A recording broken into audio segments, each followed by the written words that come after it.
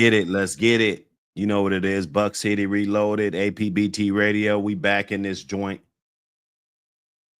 We back in this joint, man. What up, y'all?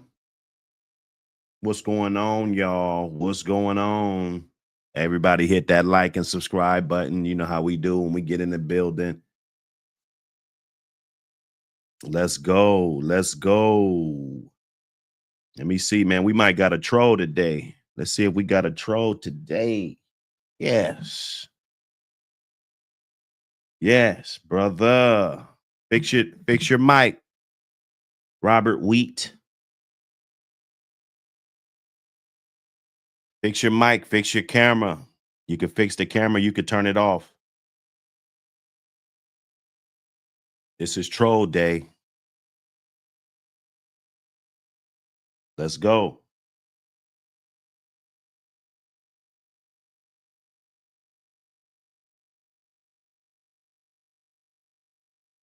Robert Wheat, fix your mic. Come on up. Let's see if we can get some of these trolls today. See if we can get some motherfucking trolls today, boy. Yes, sir. Salute everybody. Look, you got to get in, man. You got to get in here. You never know what's going to happen, man. Big Logic in the building. Paul Harris, Lamont Grant in the building. Appreciate you, my brother. Prophet Google in the building. Salute everybody. Smash that like button, subscribe button. Get that magazine if you haven't already. That's what's going to make the haters even more mad. When we keep selling magazines, copies get the flying. You know, they know me at the post office now. They actually know me now. You know what I'm saying? I feel like I'm a part of the community and shit. When I walk up in that bitch, you know, with my little bag and shit, with all the magazines in the bag and t-shirts, I put it on the counter. You know what I'm saying? They like, oh, you know, like, oh, it must be good. Whatever's in there. You know, the old lady keep calling it a calendar. Like, oh, is it a calendar? Okay, yeah, bitch. It's a calendar. Nah, she's not a bitch. She's a good lady, man. You know, for all I know. You dig? Salute everybody. Salute everybody. You're rocking the building. Salute. We in here early. Smash that like button. Smash that subscribe button if you haven't already. Carolina Blue in the building. Salute my brother. Let's get it. I got a little something rolled up. I ain't really rolled up yet. I'm gonna roll up one though. I got a little something from last night. All 10 bullies, appreciate you, my brother. Salute. Hope you got that mag. Hope everybody got the magazines. You know, been a little bit of delays here and there, but you know, we're getting it. We're getting it. We're troubleshooting. We're getting through it. Appreciate everybody, man. Appreciate everybody. Let me see. I told my guys to send the links to a couple trolls, and you know, we'll see if they pull up. I sent some links to some trolls. Hit that number. If you're trying to order the magazine, if you're new here and you don't know how this operates, you know, we got the magazine out. We're trying to make this magazine the best, most popular, best everything, you know, everything, best picture, best ever. You know, we're trying to do that. So get the volume 1. This is how we basically started this thing. Volume 1, A.P.B.T magazine. Get your copy. We don't have no dates, but we got a stud mag coming soon. We got a stud magazine coming soon. Make sure you lock in your spot. Hit me up for that. If you got a stud, you got a litter, or you just want to showcase your stuff, you know, in that magazine, it's a good opportunity. I think there's going to be a lot of sales on that one. We're going to be picking up steam. It's always going to be in circulation. Shit, 10 years. This shit could be in circulation for 10 years. So whatever your fee is to advertise your dog in the stud magazine, shit, this shit's going to be in circulation forever, man. So make sure you put something in there that's going to represent you in a positive way, because it's going to be out here. You dig? It ain't last call, but I'm just letting you guys know before it's too late. A lot of people, they waited on the first magazine, you know, to get a page in the first magazine. It's 4 times more. Like if you want to get into the next A.P.B.T magazine, it's going to be 4 times more than what you would have paid to get in the first one. You know what I'm saying? And those people that are in the first one, it won't be 4 times less than the price now, but it'll be significantly lower just because I consider you grandfathered in. I consider you partnership when it comes to this. And that's just what we want to do. We want to cater to the people that take that leap of faith and jump out there and and just want to get it in, man. That's they kind of like me, jump out there, do it. You know what's up. You're gonna either get a good return on your investment or not. You know what I'm saying? And most of the time you are. So appreciate all the support, everybody. Hit me up for anything. If you haven't got your order yet, we got orders going out. I got some new dates. Everything I dropped off yesterday. Let me see the dates. Hold up.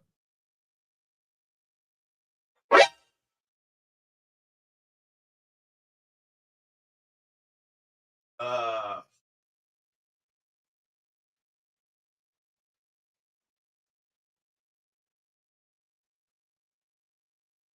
28th and 27th. That's what we're looking at.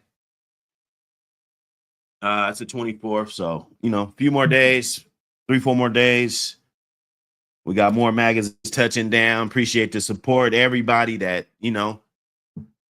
that got one, that supported everything that we're trying to do. We're trying to bring awareness to the unfair treatment of dog men across the country that get fucked over behind these dogs. It's a lot of picking and choosing and who they want to flip upside down and who they don't.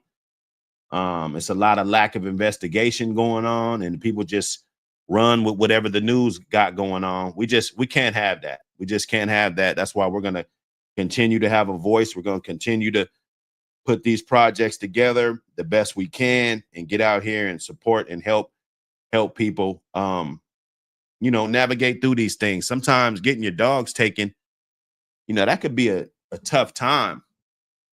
That could be a tough time in your life. Financially, emotionally, it really could take its toll on you. You know what I'm saying? So we just want to be there to support our fellow dog men, give them the courage and support that they need, and yeah, this dude don't want to call in, man. This dude, boy, I tell you, boy.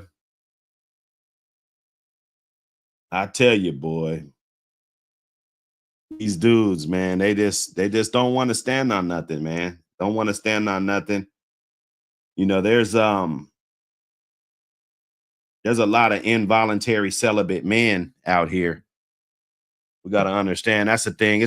We're not talking about dogs on this particular topic, but a dude that don't have a woman, don't get no type of sex, don't type of, nothing. I don't want to really just change the subject like that, but those dudes can be real crash outs, bro. They could be real crash outs. They don't really got shit to lose. They, a lot of times those men are the ones that run out here and do crazy ass shit up in malls and schools. And, they're doing all this because they don't really get that. They're not a select male. It hurts them inside. So every now and then we get a troll like that has nothing better to do. And no, I just want to invite him in today. It looks like he just wants to keep posting shit on his feed and all of this dumb shit, just promoting. You know what I'm saying? Like, you gotta come on, man. Come on. We want you to call in, Buster.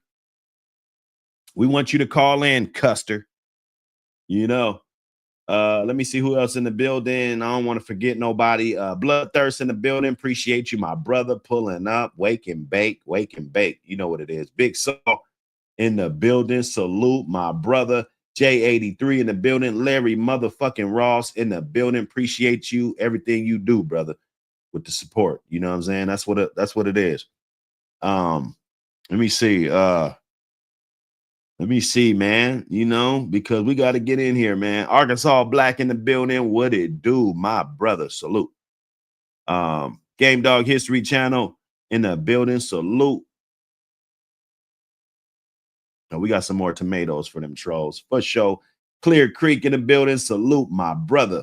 Glad you can make it in. Everybody smash that like button, subscribe button. We getting it in. Melee in the motherfucking building. RBG in the building. Salute. Everybody, wake and bake. Roll that shit up. Etched in Stone in the building. Salute. My brother, hit the like button. Support the channel. Hey, this is the channel where they throw us lemons, and guess what we do? When they throw us lemons, guess what we do, man? Oh, yeah, you already know. Make lemonade. You know what it is. You know what it is, man. Let's get it. Melee in the building. Let me see. Mert Dog in the building. Mert, what up, Mert? Man, I ain't chopped it up with you in a minute, Mert. Come on, Mert. You got to come fuck with your boy one day, Mert. You know, let's talk about this Cali. Let's talk about them Cali dogs. Who's this? Somebody just called me. I don't know who the fuck this is.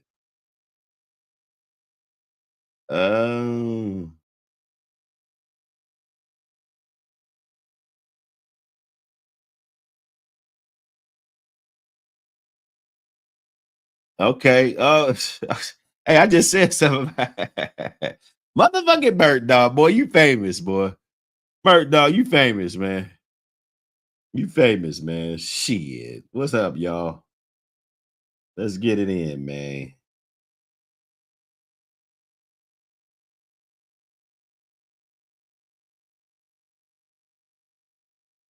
Let me see.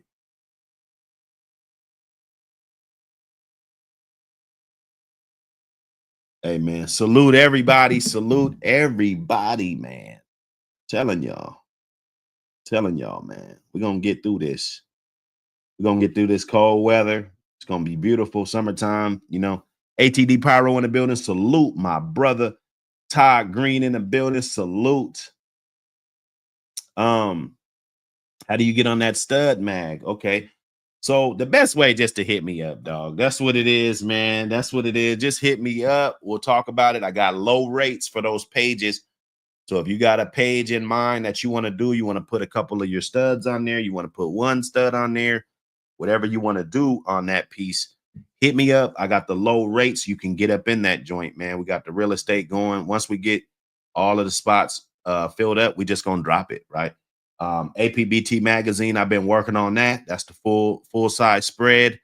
Because we this is what we want to do. When they see another one, then they can, because right now when it's just one, some idiots actually think they could stop it. It's like, okay, he only did one, so maybe we can stop it. But once we get to 4, 5, 6, 7, you know, and I can definitely see that far. You know, that's what it's all about. Doing good business, sending people their shit in a timely manner, right? Customer service, people haven't received their orders, being there, being transparent, checking out the order, taking the time to check out the order.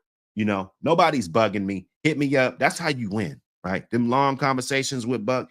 That's how you find out what's going on. That's how you put yourself in a better position. So let's do it. You know, this is what we do. Okay. Right now they're mad because we're live and they're not. Mike Dan, what up, brother? Mike Dan, Wayne Milne in the building. Salute, my brother. Let me see, man. Let me make sure I got everybody, man. You know, Crockett in the building. Salute. Get down to that South Bottom. Hey, we support South Bottom. We support South Bottom. If the Lord's willing, shit, I might be able to get a ticket last minute and just go. You know, fuck it. You know what I'm saying? Just like, you know what? I got it. You know, let's do it. But, you know, financially, I just got a lot of things going on. And I just don't want to spread myself too thin, man. Salute, man. But man, the pussies ain't gonna call in. The pussies ain't gonna call in, man. That's sad. But A.P.B.T magazine hashtag. I'm also giving away a magazine if you share this live stream on the Facebook platform. I'm specifically, I want this live stream shared on the Facebook platform. I went there yesterday to see if somebody shared it on the Facebook. I didn't see it. So share it in the groups, share it.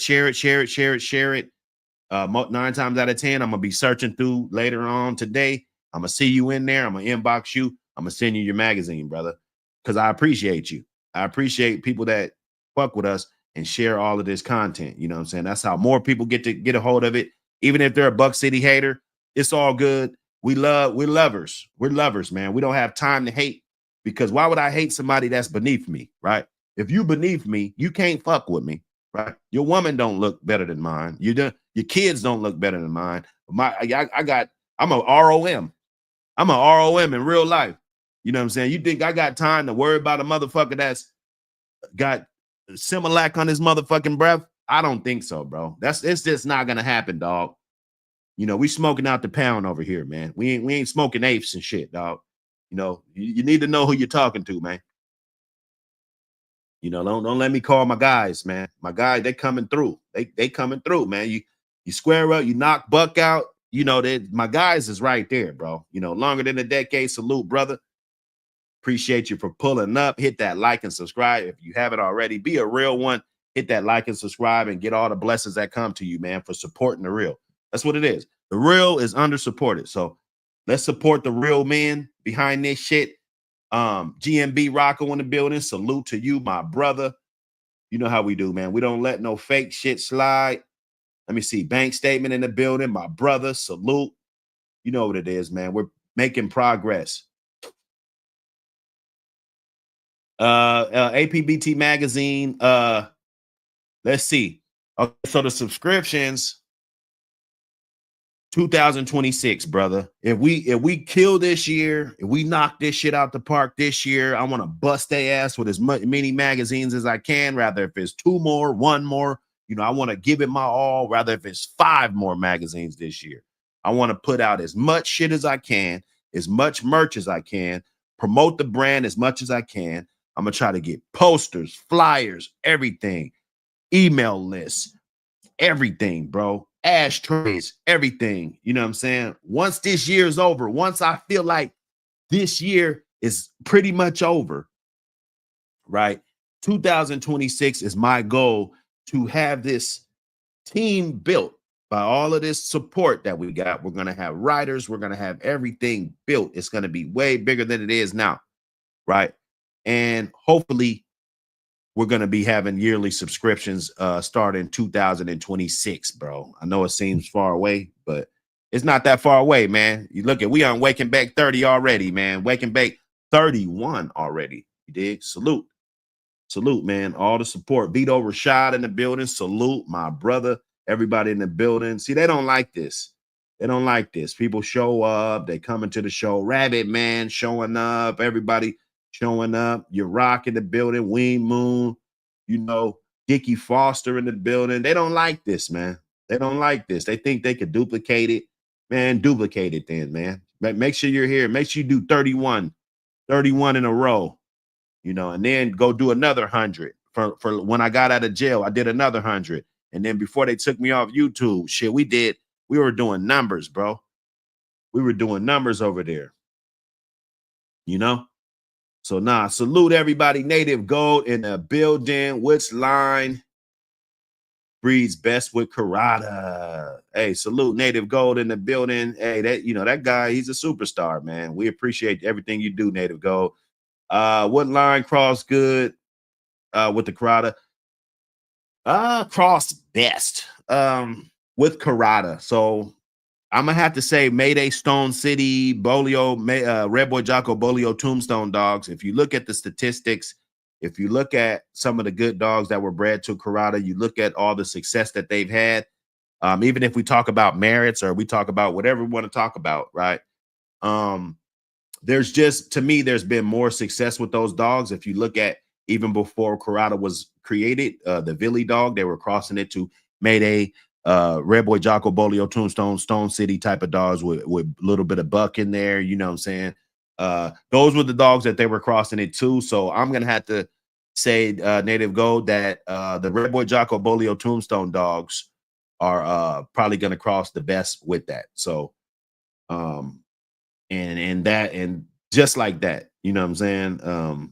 Yeah, I think, yeah, for the win. You dig? Let me see. Let me see, y'all. I don't want to miss nobody.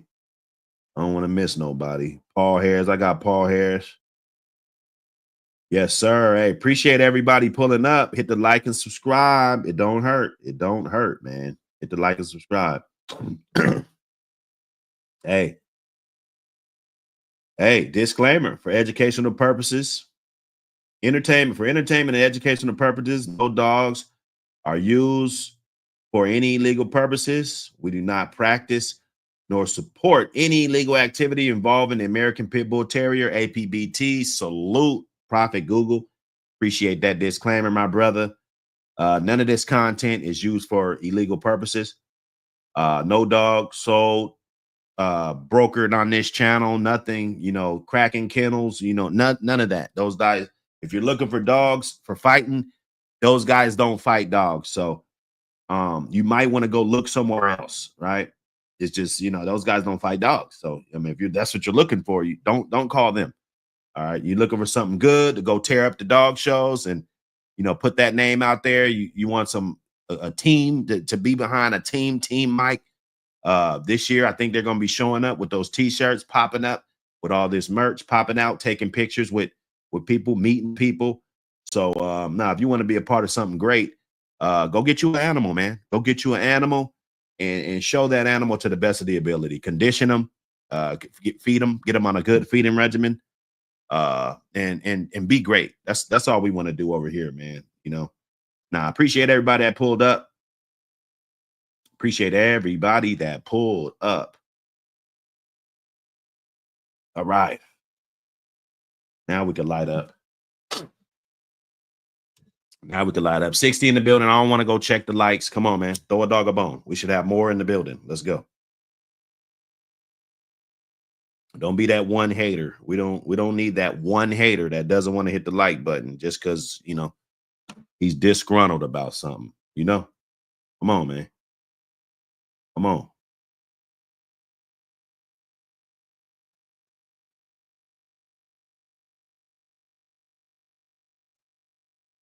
Let's talk about changing yards and quarantine. Changing yards and quarantine. Changing yards and quarantine.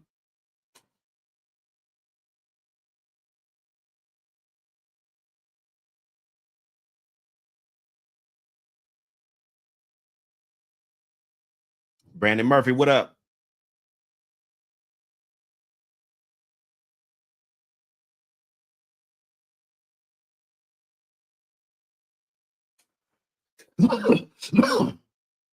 He said, y'all going to get your raffle tickets for the DW pup. What's the DW pup, brother? I'm lost.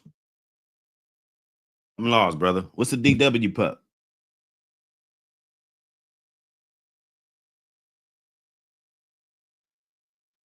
We want to know. We want to know, brother.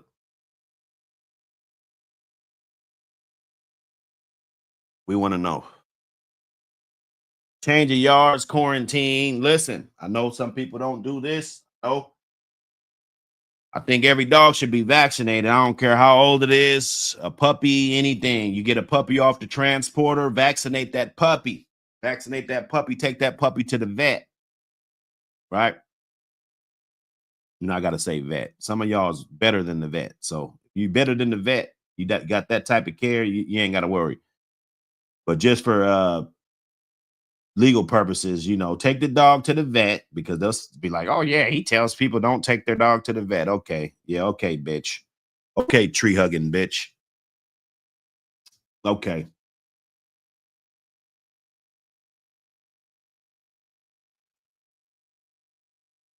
Okay. Crockett, the raffle. Okay. I got you. I got you, man. Get them tickets. Get them tickets. I think he said you got to show up. I would have got one, but I wasn't guaranteed if I could show up.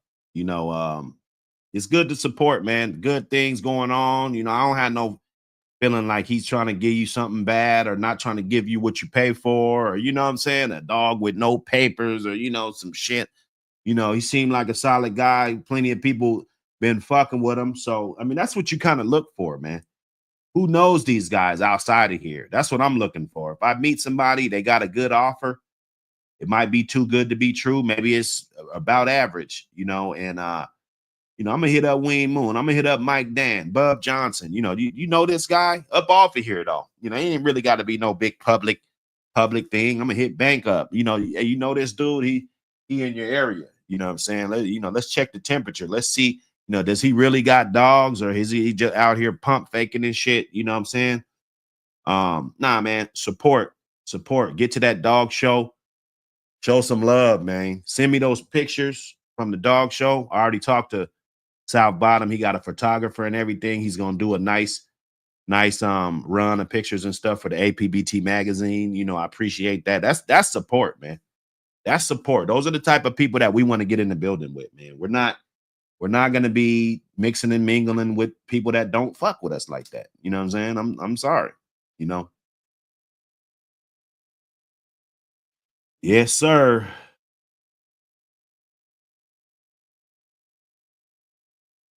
We got a few topics. Live your life, dogs. Appreciate you for pulling up. We got a few topics. We talking about change of yards right now. Change of yards. You know, I don't care how old them dogs are. Let's get that vaccination in there, man. Let's get that, rather if it's $20 or 12 or $7.99, fucking $14.99, you know, however much it is. Some of them is $19, $20. You know, spend that. Get your dog a good vaccination, right? Clean him out. I like to put my dogs on a 72-hour quarantine. If it's a puppy, I got a big crate or a big area, a kennel or something that he can go to where he's isolated, right? Okay. I spray bleach around the area, you know, make sure everything's quarantined, nothing's seeping out of the areas that the dog is in. I'm gonna go ahead and give him a shot. I'm gonna let him empty out all his bowels. I'm gonna go ahead and find out, you know, how much food the fella likes to eat and different things, keep him hydrated, right? Play with him, this and that. Of course, I wash my hands before I go fuck with another dog. That's something that we don't do. We cross-contaminate one dog to another, one side of the yard to another. You know, this dog can have kennel cough, a lot of transporters. I'm not going to say it's their fault, but, you know, they're picking up dogs and they're driving somewhere 20 hours and shit, you know what I'm saying, to get to a destination. And, you know, they might get there and the dog may not be in the best shape that it is. Instead of the transporter turning it down, you know, most of the time, you know, they're going to fucking take the dog anyway, man. You know what I'm saying? Because it's like, damn, you should have told me before I headed in that direction. I'm already there. Motherfuckers might be low on money. It's a lot of reasons, bro. So you never know what type of dogs are going to be getting picked up on the van or truck or whatever they're traveling in. So you got to take it into your hands to quarantine your animal. He's from a different yard. You know, he's being exposed to different things. He might not be showing any type of symptoms of being ill, but he still could be carrying viruses, parasites, different things. So you want to quarantine that animal. Chained in yards. I don't care if the puppy's 8 weeks old. I don't care. Okay, he had 2 sets of shots. Okay, he gets in my house at 10 weeks. Guess what? I'm going to give his ass a 5-1. You know, I'm going to give his ass a 5-1 right away, because I know that the transporter could be stressful. You're out of your environment. You've probably been away from your brothers and sisters at that age. You're probably getting away from your mom at that age. There could be some type of anxiety that could possibly break down the dog's immune system, right? You got to think about that. It's the small shit you got to think about, right?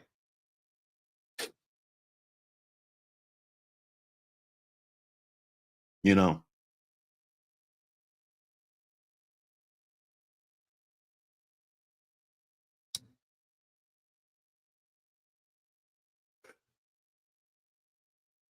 Oh shit. And when motherfuckers say check that cash app, man, I did be, woo, hey, Dickie Foster.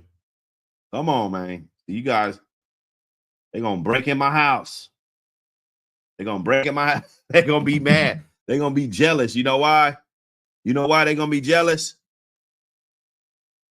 I never knew. I never knew that I would do numbers like this. I make a move. I'm trying to win.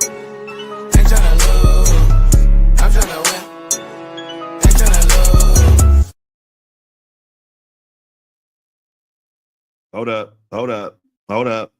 I'm looking on this app. We got another magazine purchase. T Triggs in the building. T Triggs, man, I got yours coming out today, brother. I ain't got that many to take today because I went tomorrow, but I guarantee I'm gonna make that stop today. Your magazine will be in the mail, brother. Appreciate you. I never knew that I would do numbers like this. I made a move.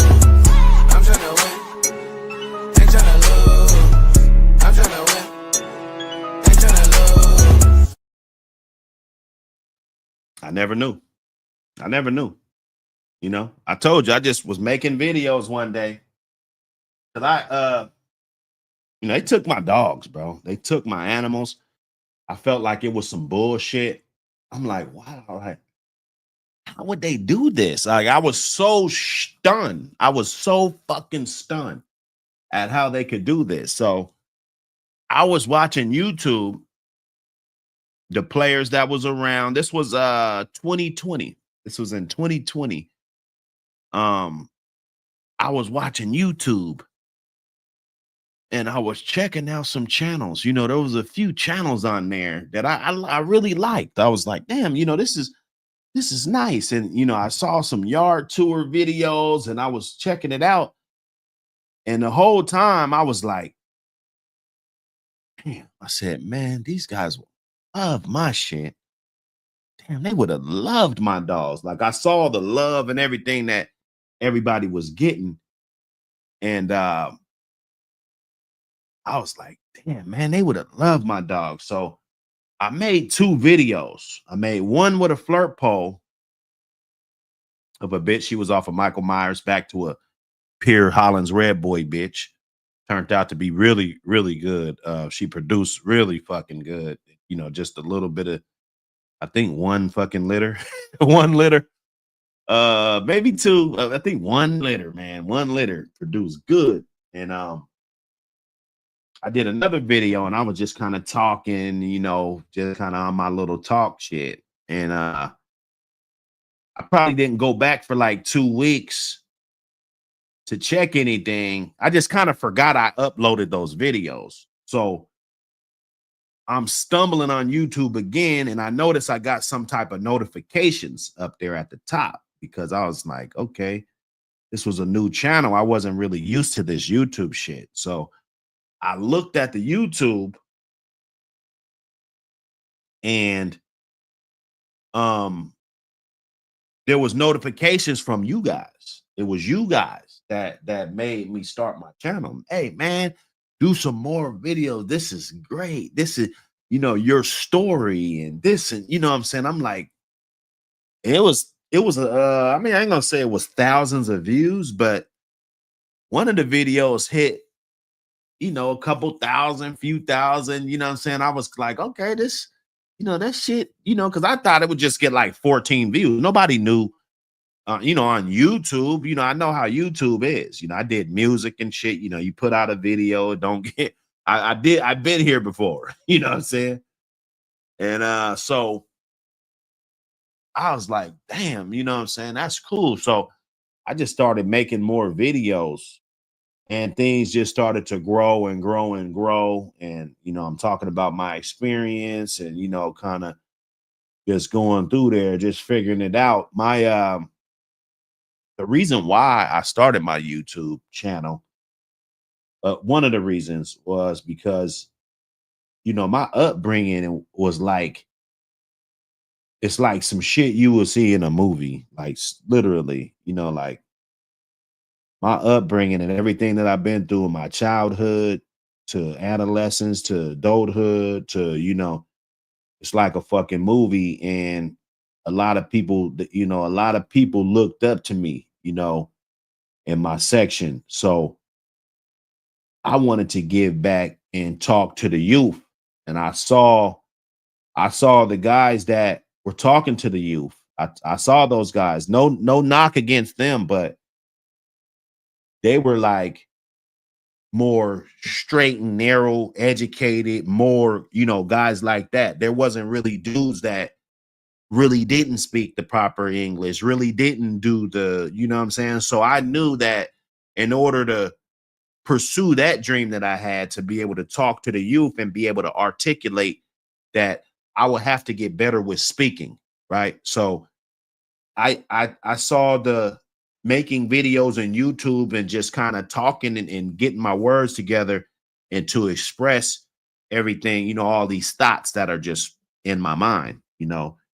And it was a real good thing. You know, I got better. Like if you look at my videos from way back when I first started, you know, they're good. But if you tell now, you know, I use a lot bigger words. I use a lot, you know, I articulate, I paint the picture a little bit more now. You know what I'm saying? So that's thanks to y'all, the community, everything. Hopefully I can do more for the community and be able to go in those assemblies with those kids and talk to them about why they should stay in school, why they should get a trade, why they shouldn't go down this path, why those friends that are hanging around them just because they want to get high and not do their homework. And, you know, you think that those are your friends, but they're really not your friends. And then you hear that from a guy like me that's been through it, right?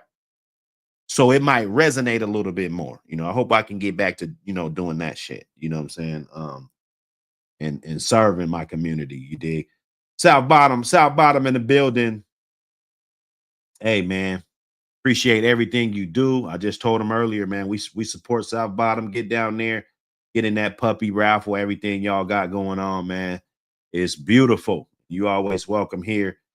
And that's what it is. I got to put my arms around the guys that support me, bro. You know, I don't have time or the energy to support people that don't support me. I just don't.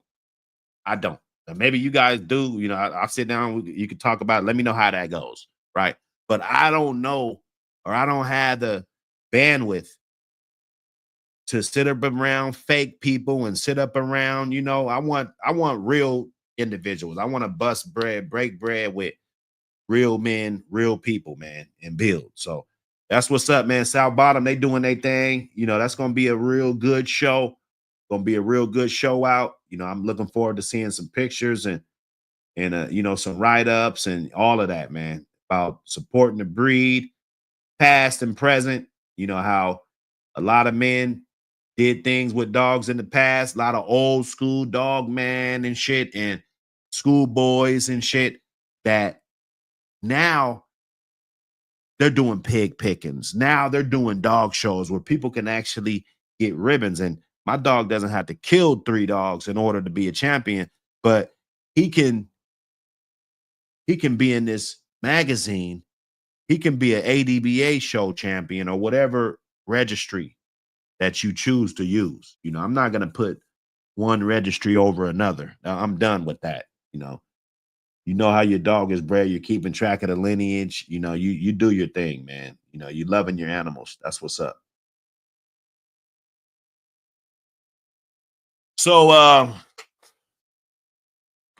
yeah, man, them dogs change yards, man. I'm quarantining them. I'm not just gonna throw you in there with foo-foo. I'm not just gonna throw you in there, so that I got 7 pups in the kennel, and you know what I'm saying. You new to the yard. You come to my yard, and I just throw you in there with the other guys and shit. I'm not gonna do that. You know, I know people that do it. I've done it before. You know, you're fucking around, you go in there, you see some shit, you see a little blood spot and shit, and you don't know which one did it. Pretty soon, all 2 of them shitting blood. 3, you gotta quarantine your dogs, man. Them dogs shit, they eat each other's shit, you know. Quarantine your dogs, get him on that schedule. He runs a couple cycles of your food, you know, he gets used to the yard. That vaccination gets to kicking in, then he's free to be out of quarantine, right? And wash those hands. Wear gloves, wash hands, either or. You pass kennel cough just as fast as me walking through the yard, pet everybody. I got this new dog in, the motherfucker got kennel cough, but he might not show any symptoms. And then pretty soon, 2 dogs down the line is coughing and shit because I walked from him. I went straight to you, straight to him. Before you do all of that, make sure you quarantine that animal. Thank me later.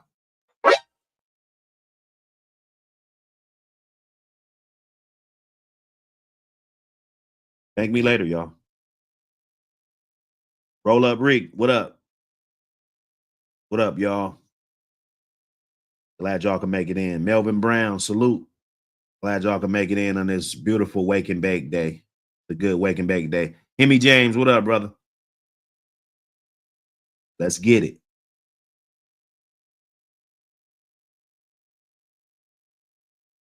Oh yeah, now that's it takes time. It takes time.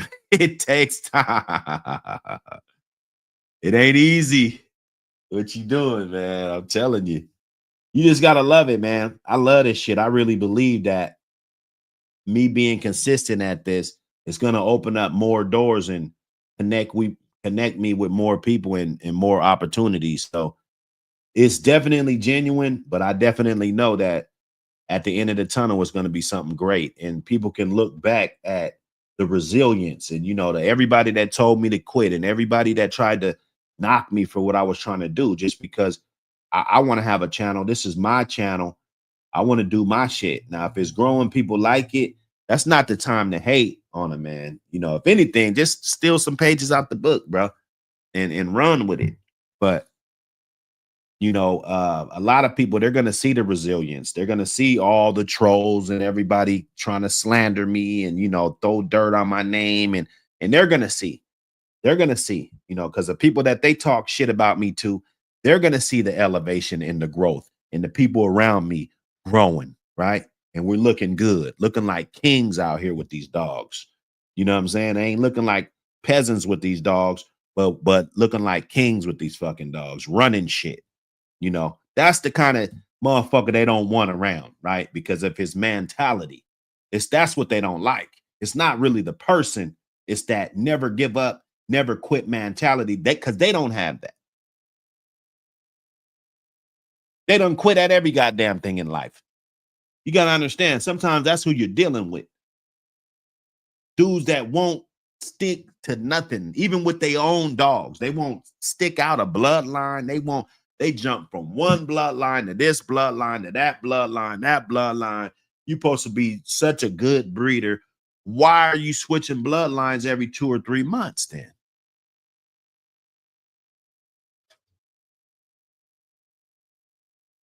It's because you lack dedication. Dedication is a trait that you don't have, right? You want your dog to have it, but you don't have it. We 50 in, man. 60 in the building. Hit that like button. Hit that like button. It's time for these joints to go up, man. We can't just go up when the trolls is, we hitting the bell and, we just can't hit the like button and troll and, we get a lot of views, We got to get it. Yes, sir. Hey, appreciate you, Crockett.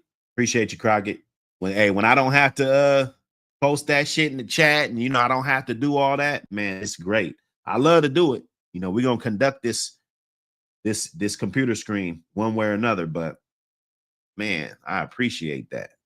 Definitely, man. Every time. GGK, appreciate you too, brother. Always posting it. Always reminding them. Robo reminding us. 60 people in here. Let's get that like button hit. Let's get some more in here. Get some more in the building.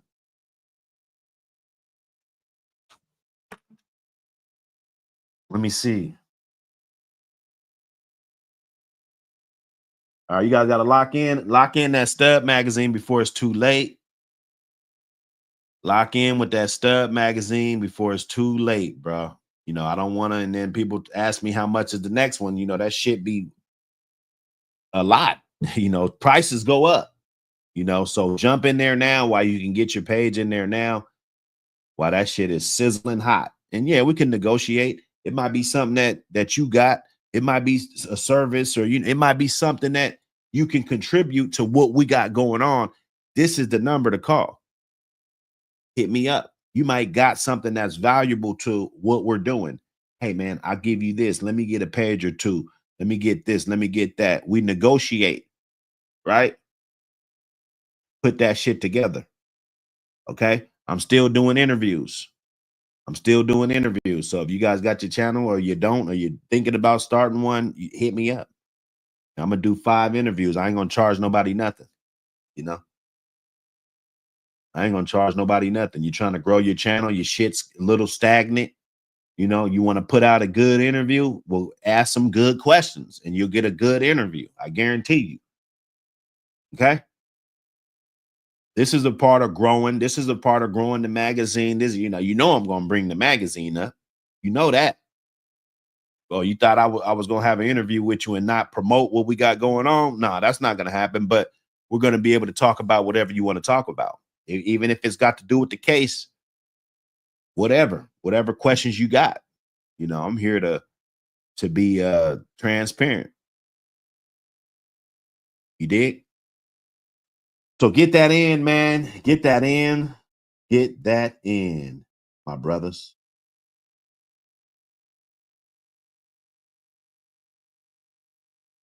Let me see.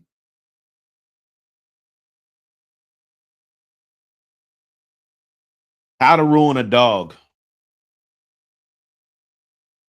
How to ruin a dog, past and present. How to ruin a dog, past and present. And you guys,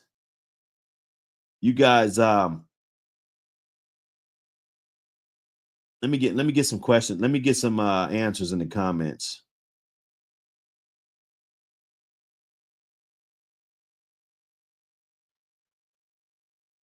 How to ruin a dog.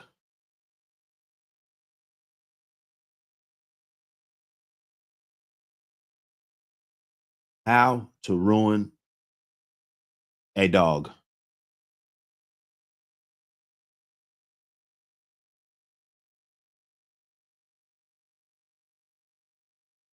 Leave those answers.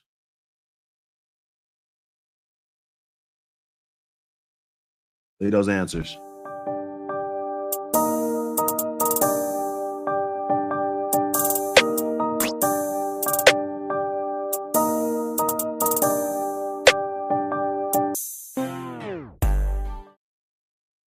Leave those answers. Leave those answers.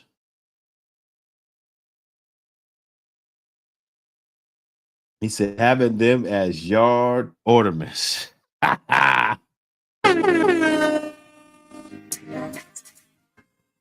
Hey. Yes, sir.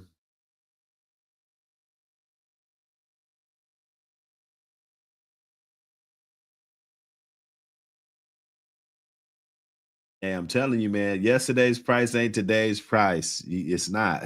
It's not. Inflation, shit goes up.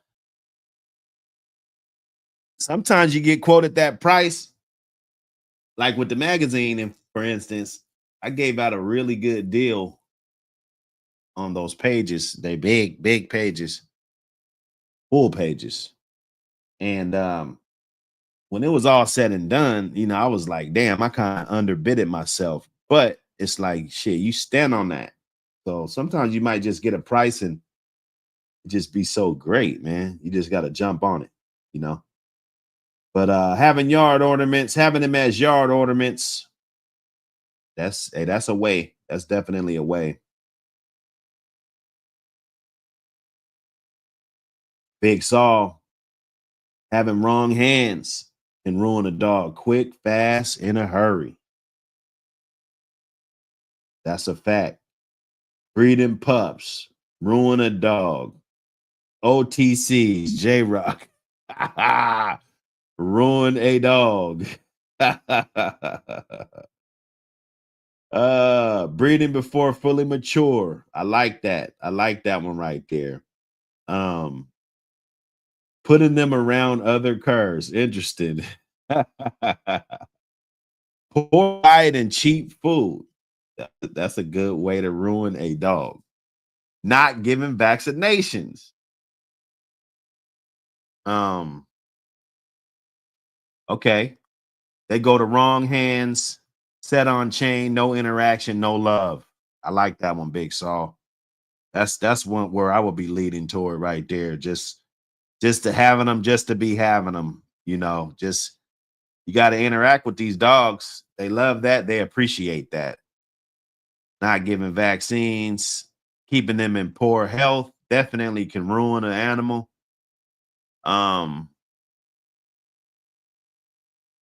Having too many that you can't handle, that's huge right there. FD81. I like that one, brother. That's what's up. Over supplementation, that's huge. That's a good one that we can have a topic, a discussion about that. Ego, yes, ego can ruin a dog faster than anything, for sure. For sure, man. Hey, these dogs aren't for everyone. That's underfeeding, bankroll rate, underfeeding, right? Yes, sir.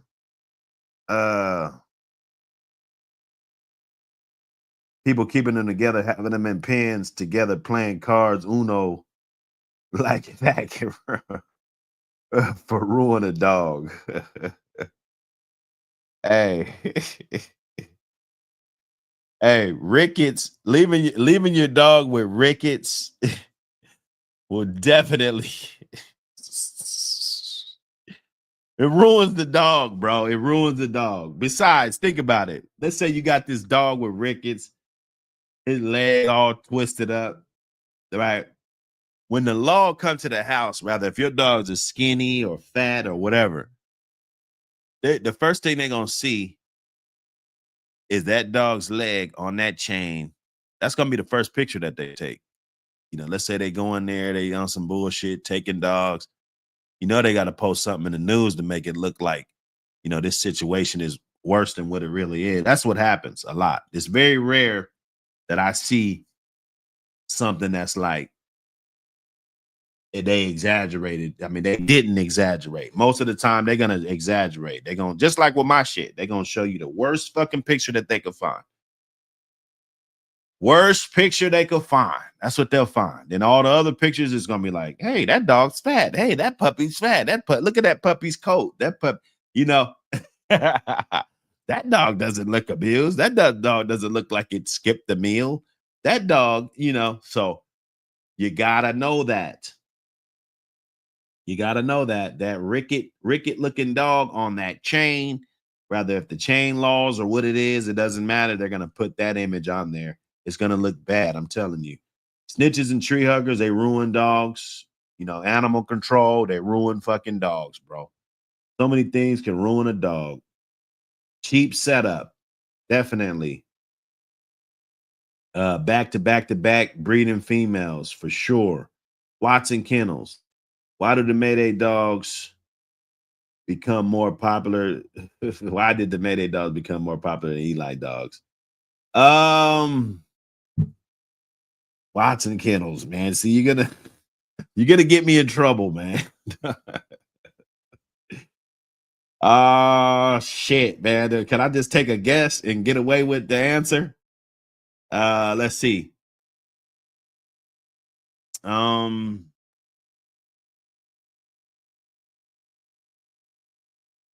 They gonna hate me for this one. Maybe because a lot of people saw those Eli dogs and they wasn't really what they was supposed to be cracked up to be. Hey, man, it's only so much bragging you can do on a dog before we actually see what's going on, man. I don't know. But we talked about Eli and the concentration of that strain in these lines of dogs. We can go get the gurus, the biggest of the Eli motherfuckers. And, they only fucking 25, 18%. And, we got Maverick and Skull and, all these dogs, Midnight Cowboy, might only be like 25%, maybe. So when you start diluting it down from that, people just start to realize that smart dudes, they're really not going to call those dogs Eli dogs anymore if they only got 10% of fucking Eli in them, bro. They weren't really concentrated and compressed up to, 50, or they were 50, but 75%. I didn't see any that were 75%. I didn't see any 87.5s, no 90. 94.25 or whatever it comes out to, percentage of Eli dogs that people tried to make pure, so that when you start diluting the line down, that it will be 37% still here in fucking 2025. Like, you're just not going to get that content. And as the years go on, unless people keep breeding these little 8s and 9%, that's what you're going to have, 8s and 9%, or it's going to be less, So I think the Mayday line became more popular because there's more prevalent dogs in today's age, Barracuda, all these dogs that have been bred on the way Eli wasn't bred. And you could say it was because he was stolen. We could make up all these excuses. I had dogs that were stolen too. I'm not making any excuses for them. All right, fine. My dog Nipsey, he should have been better than Eli. He should have been a better producer than Eli, but he's gone. So, or he died, or he, like, we just can't keep making excuses. That's my thing. You know what I'm saying? We can't compare them dogs to Mayday. Man, it's always gonna be a war between the Red Boy Jocko guys and the Eli guys. I think that's healthy fun. Some people like those Eli dogs. You probably got something in your yard, and what it'll probably come down to is, how are you treating this dog? How are you, the socialization? How, this dog is just a good dog, but he really doesn't know you. All of those things play a factor when it comes to what dog is going to be the best dog. Most of the time, I look at, you want to get this dog over the fence, we'll put it in somebody's hands that's getting dogs over the fence. I'm not going to put it in the hands of somebody that's never been over the fence before, and then all of a sudden he just, what I'm saying? It's not going to happen. Not going to happen, man. Not going to happen.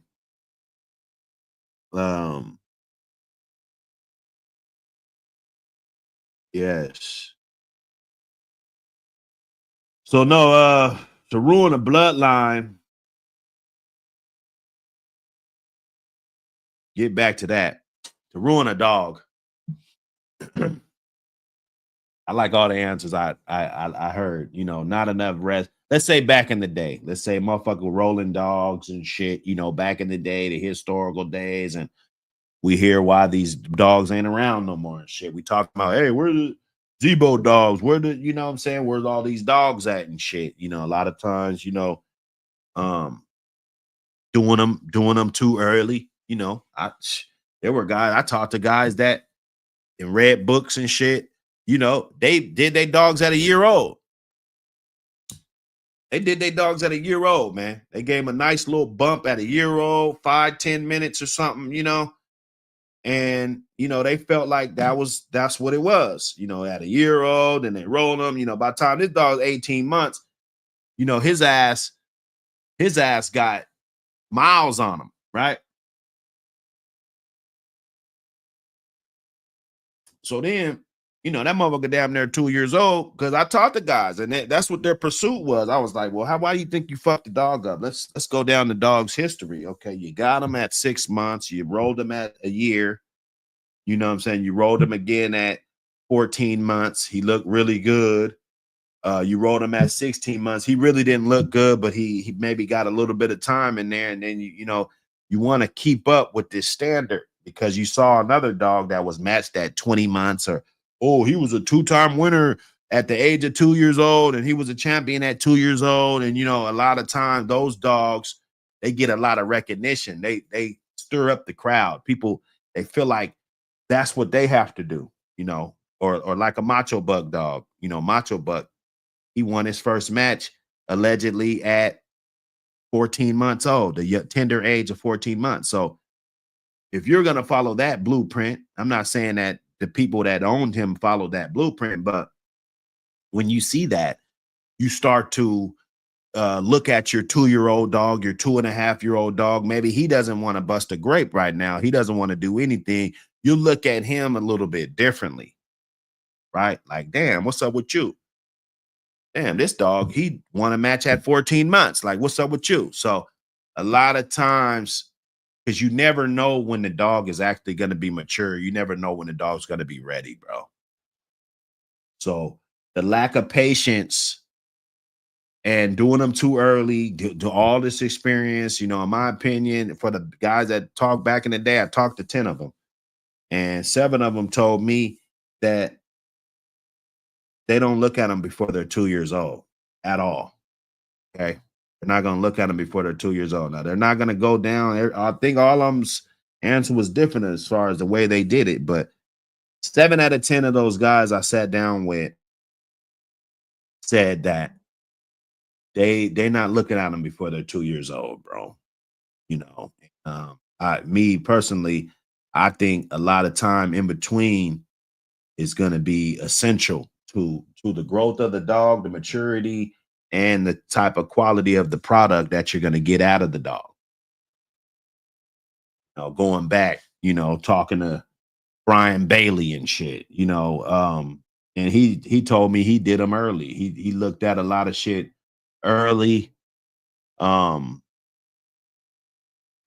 kind of that's what he was on. He had a lot of dogs, that's kind of what he was on. But if he could do it all over again, and some of the best ones he had and things of that nature, were the ones that came along a little differently, and they, you give them time in between, right? I asked, it was another old man. He went by Wolf.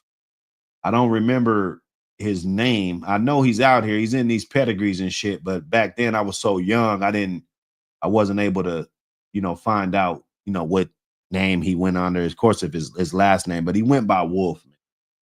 He said, at 2 years old, he would look at his dog for 5 minutes, and he said he would put him back, and in 3 months he'll look at him for like 10 or 15. At 2.5, he'll give him one more look. At 2.5, 2.5, maybe 30 months, 32 months, he'll give him another look. And he said that'll be the last look. He said he'll sit on that dog and let that dog mature until he's 3 years old.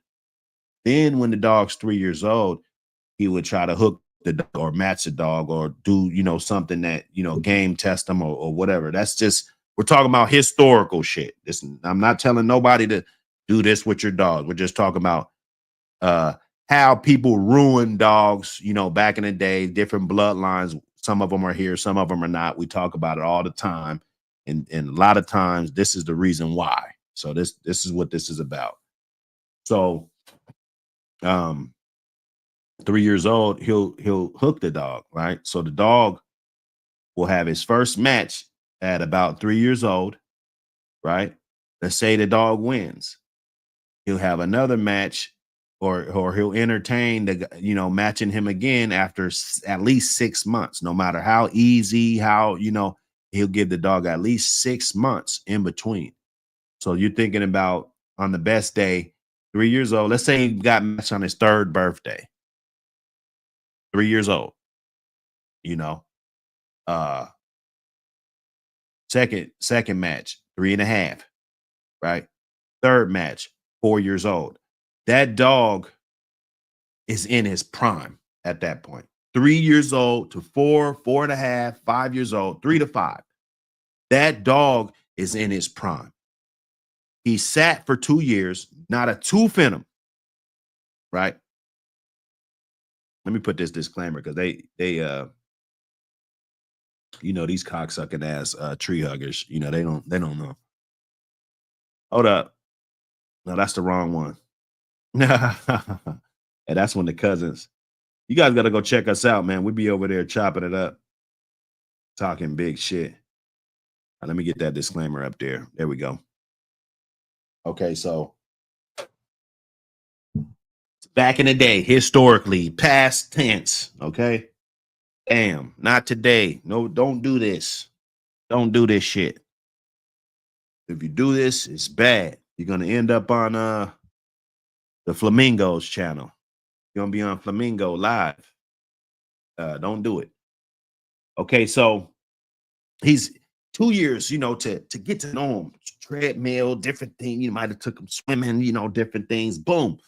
You look at him, just a little small something. Maybe he wanted more. Maybe, what I'm saying, he really wanted more and he didn't get touched at all. You know what I'm saying? Okay, that's fine. You sit on him 6 months, 2.5. Well, let's say 3 months, right? Because it was just a little bump, right? Nothing major. You want to put something good on him at 2.25, 27 months. You want to put something good on him. That is a good dog gonna come in there, you ain't gonna be playing with him and shit, right? That's number 2. So that could be 10, 15 minutes. It doesn't have to be no 30 minutes and shit. Oh, he's 2.5. He just, that's how you ruin your dog. That's how you ruin your shit. Don't listen to dummies. There's too many dummies out here for you to be listening to. Boom. He's 2.5. So now he's about 30. He's about 30 months. Motherfucker, about 30 months. Look at him again. This time, you wanna see him for 25 or 30 minutes. You want to see him for about that time. Okay. Boom, that's 30 months. After that's over, let's say he passes that test, right? Then what was told to me is you sit on him and mature and love him. Just so he remembering the times that, he did a good job. Those 3 times he did a good job. You're loving him. 6 months. Then you entertain after he's 3 years old, then you entertain something else with that dog, rather if it's contracted or whatever it is. You don't, after that, you don't go 2 or 3 months just because people, he didn't even get touched. He the dog quit in 17 minutes. Don't listen to that. Don't listen to that. Well, if you're back in the day, you shouldn't have listened to that. You still would have had your fucking bloodline. Okay. So 6 months in between each time, 3 to 5. Those are the peak times. Not 2.5, not 2 years old, not 18 months, not 20 months. All of that bullshit people talking about. If your dog is in his prime at 18 months old and at 3 to 5, he's no longer in his prime no more, guess what? That bloodline is trash. I'm telling you right now. Because a bloodline should mature where in the sweet spot. 3 to 5. Right? Everything else is just getting to know them and schooling. That's it. That was what told to me by Wolf, bro. Go argue with fucking Wolf. I hope he's still alive. He was pretty fucking old back then, and he went all the way back to the goddamn 60s. With his dogging, right? He went to 68, I think. So everybody do their thing. You gotta know when too much is too much. You gotta know, supplementation, everything. There was a lot of good answers that we had as far as how to ruin a dog. It's a lot of good answers,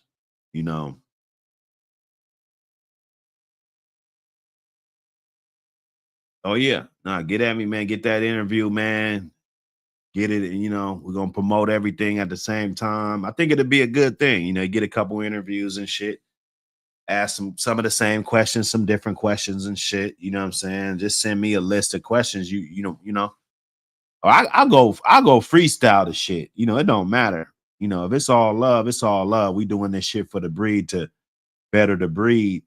Yeah, there's gonna be people in the chat that used to probably fight dogs and shit, but now that we got all these different avenues, all these different dog shows and shit, when people get into this game, they won't just be subject to one thing. It's like, if you're not fighting your dog's not worth shit.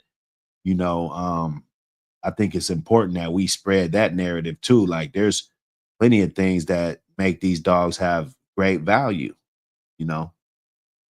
in real time. It's real world. You dig? Hit the like button, hit the like button, hit the like button.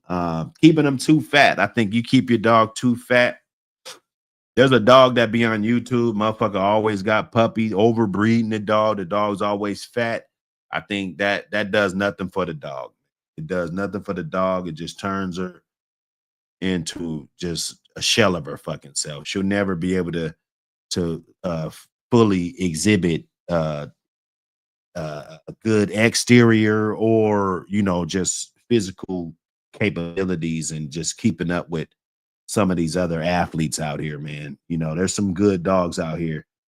I remember I went to my first dog show and I brought my dog off the chain. She wasn't babe, she was dusty and shit, fur and shit. Like I looked like a joke out here. I looked like a joke. I didn't know what to expect. Okay. And I went in there and immediately I was like, damn, my dog is fat.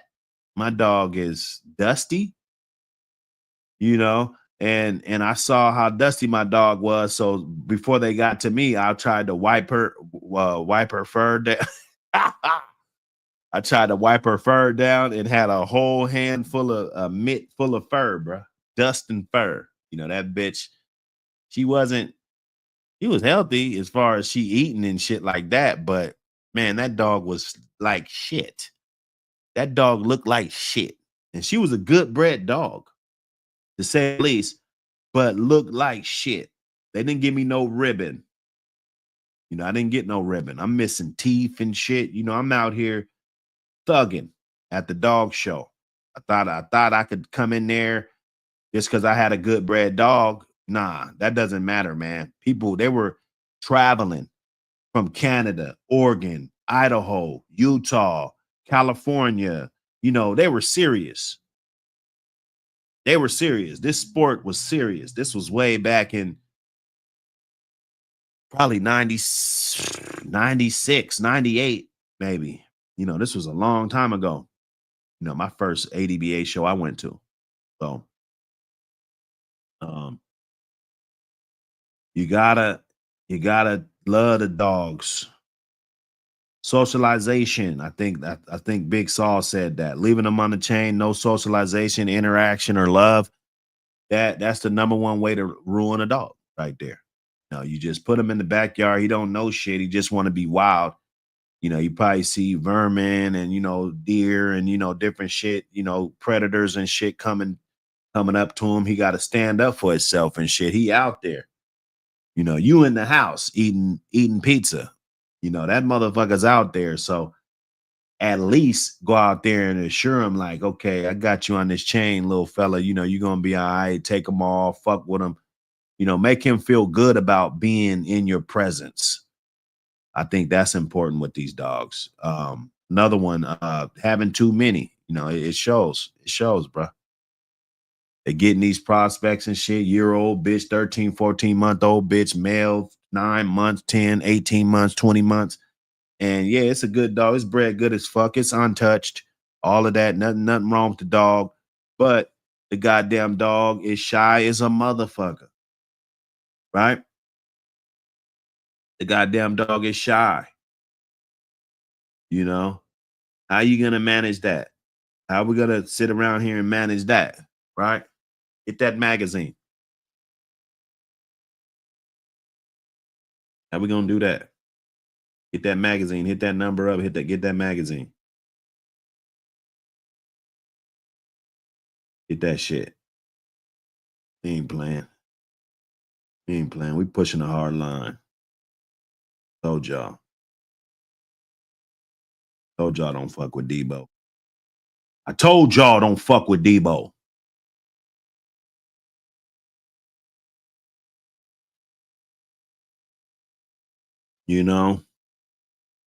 What were some of the other ones?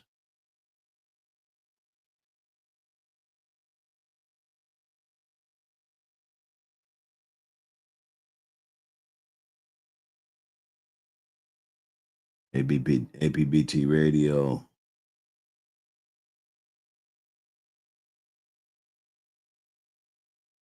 Get that mag. Get that magazine now. Get that magazine.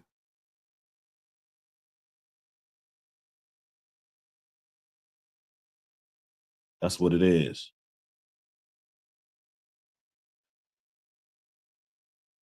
He said, made a dog become popular because of good marketing from Southern Kennels. Don't get me wrong. They are good dogs, but they marketed behind Mayday in the 90s with some shit. Hey, come on now. Come on, Munity 901. You know that. I used to go to that website all the time, dog. Man, I love that website. That's one reason why I built the Buck City website. And I could build a website. Because it was so professional. It was so nice, man. I know you remember that page they had. It was like prospect page. It was like a prospect page, and it had at least like 16, 20 goddamn prospects on there. Nice, good bred dogs. Good bred dogs, man. You go on that page, man, it was full of good dogs. I was like, damn, man, that was nice. That was nice, man. They had all the promotion. That's what matters. They marketed their dogs better than that. It was a little bit harder to get those dogs, being you had to order those dogs and different shit like that coming from South America and all of this shit. Email and all this crazy shit you had to do to get a dog. My partner went into some problems, had to use one of good dog brothers today to help him get his bread back, that somebody that was really fucking with him, and finally sent him a couple dogs. But man, the promotion was crazy, bro. I can't overlook that. It's definitely something that I didn't mention, but those dogs, the Macho Buck dogs, were promoted just like Mayday. And a lot of those dogs, with the team of guys that were around them, they were just those type of guys. They're going to promote the shit out of that shit. And, they're going to bank up. They're going to get rich off them dogs, essentially. So now, yeah, we all made rookie mistakes, man. Sure. You got to learn from them. No? Yes, sir. We here, man. Everybody, man, look. All my guys, all my motherfucking guys. Oh, shit. He said, drop the link. What's some smoke? What I miss? What I miss, y'all? Talk to me. What I miss? We on this wake and bake. It's still early. Still early.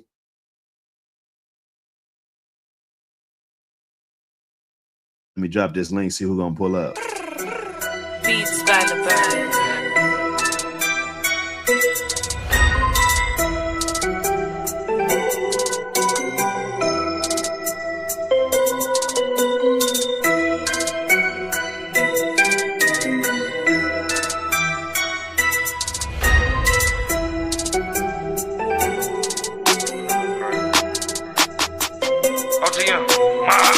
Drop that work, we gon' get it in.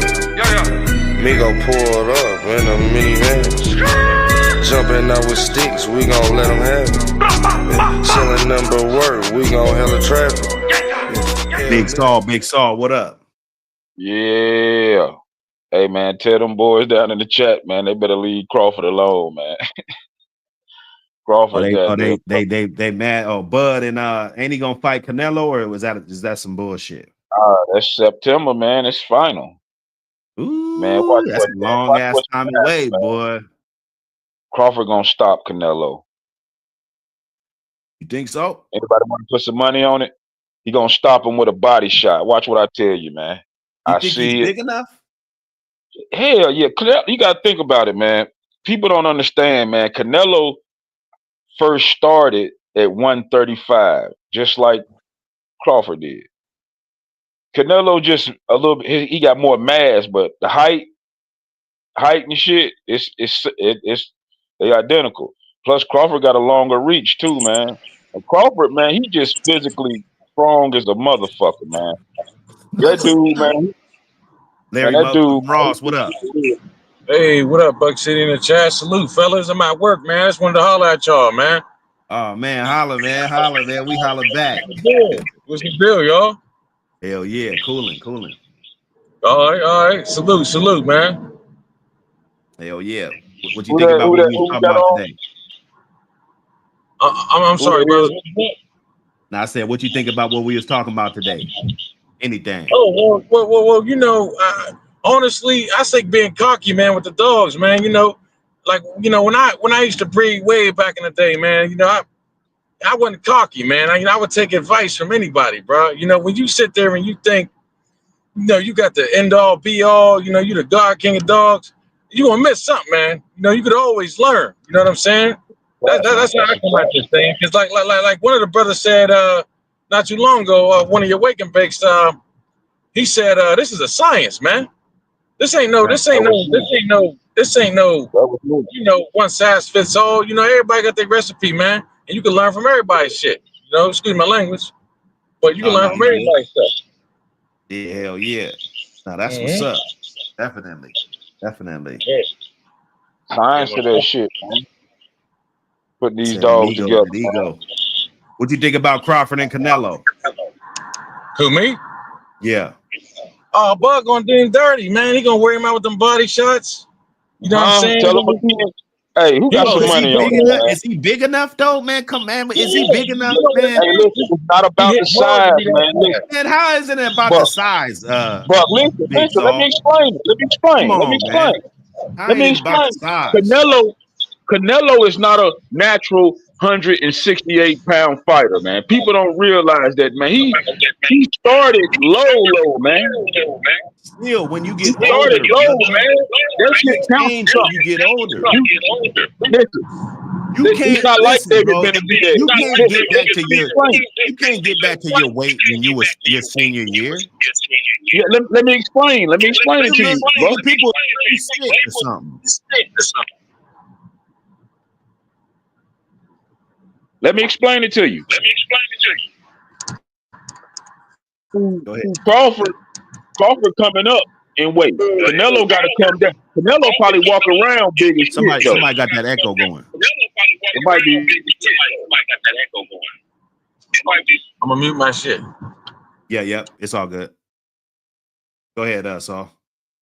Yeah, man. I believe Canelo started low, man. He started low. So he's not like David Benavidez. He's not like a natural 168-pound. Benavidez been at 168. That's, you know what I'm saying? He started there. Canelo ain't start there. You see what I'm saying? That's a big difference, man. That's just like with dogs, man. You know what I'm saying? Motherfuckers 5 pounds over some shit like that, man. You know what I'm saying? But the dog they actually the same size. If you look at like size wise, not like weight, but like size. You know what I'm saying? Right. I'm telling you, Crawford got a little bit more dimensions to his game. Vito. He got a little bit more dimensions, man. Longer reach and shit, man. Crawford know how to use that reach and counterpuncher. Canelo gonna have to find him.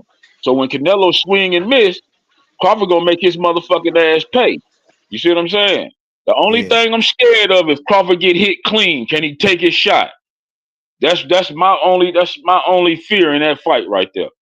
But we just talking about just straight up, man. Crawford done defied the odds, man.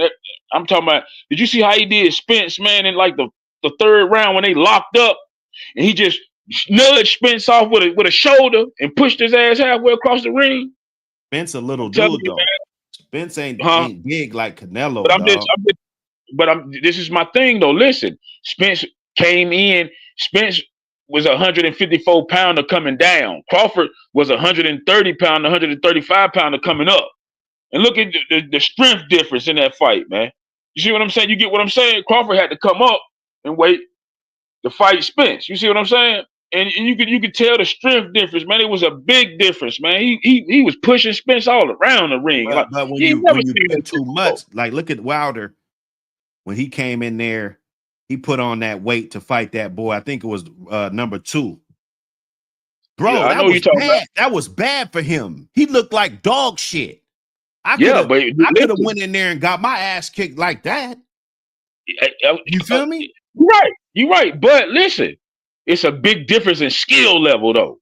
I love Wilder, but Wilder ain't got the skills that Crawford got, man. No fucking way. I'm telling you, if he puts on, like you playing around, okay, you put on weight for Spence, that's fine. But now you talking about putting on more weight to fight this boy.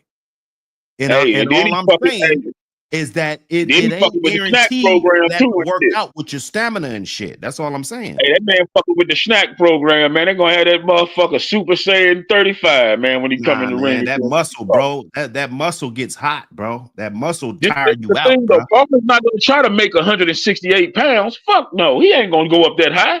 So he's gonna push weight. This is Crawford gonna come in that motherfucker fight at 160 pounds flat. And he gonna wear that motherfucker out. Watch what I tell you, man. If you can take his punch, hey Ross, I'm about to take the overlay off. You want your cam on or not? Let me know. Cause I got an overlay. I can't hear you. You muted. Yeah, my cam off. Yeah, you can shut it off, bro. Yeah, you can turn it off. Well, no, you got to turn it off. I can't turn it off. Oh shit! All right. There you go. I just wanted to let you know before. Thanks, my bad, brother. It's been a while. It's been a while.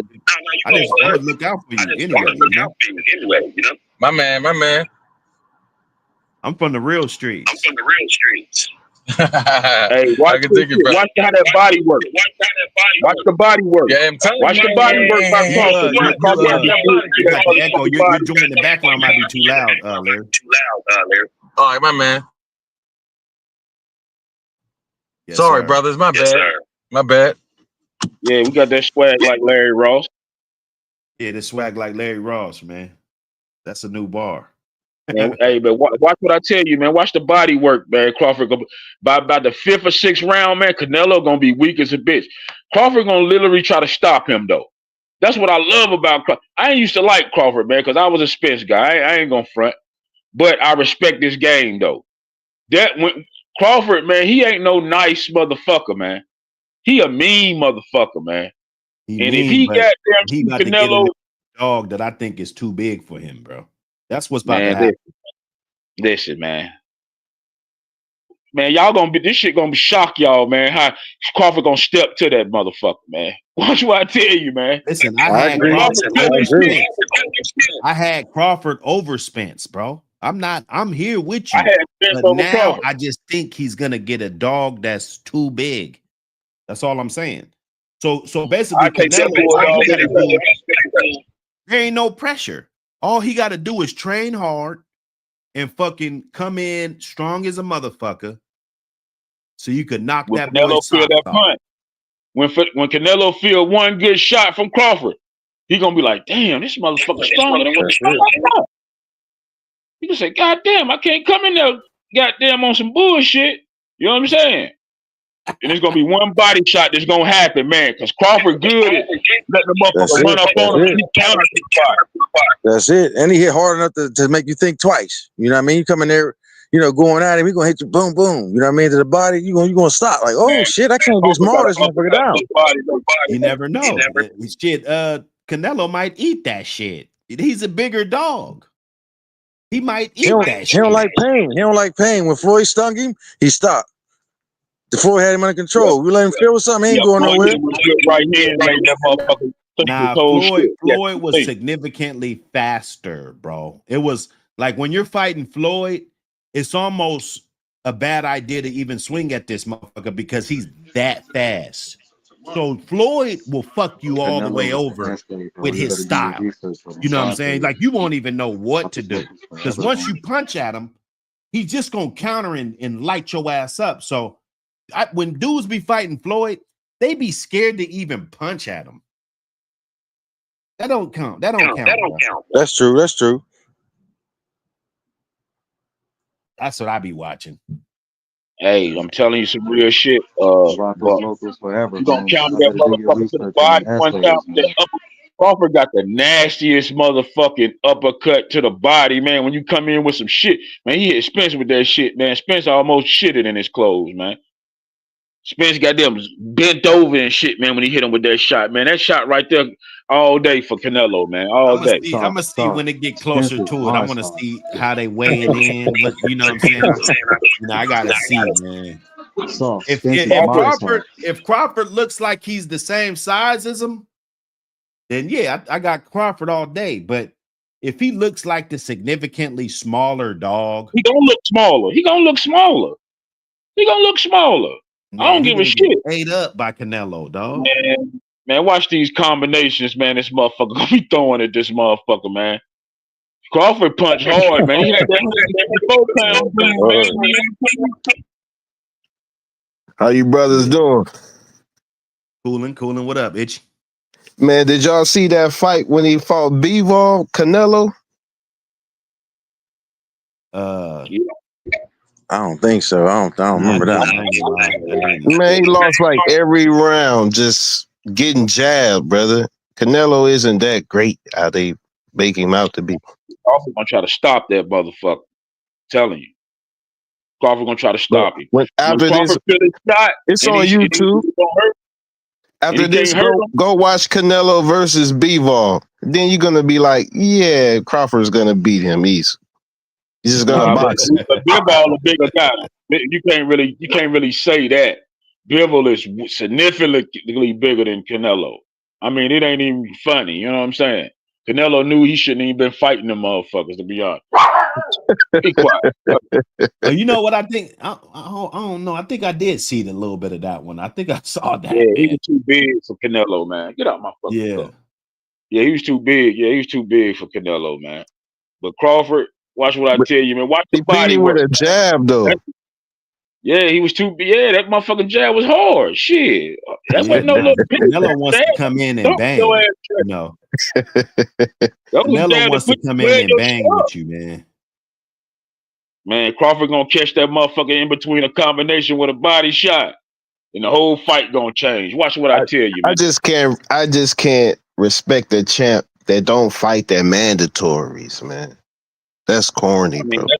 Man, he done been through, you know what I'm saying? He done fought everybody, man. He can't fight everybody. He done fought everybody. He didn't fight Boots. Who you talking about? Crawford? Man, he would have. Boots ain't ready, man. Boots just a little bit more seasoning. Maybe so.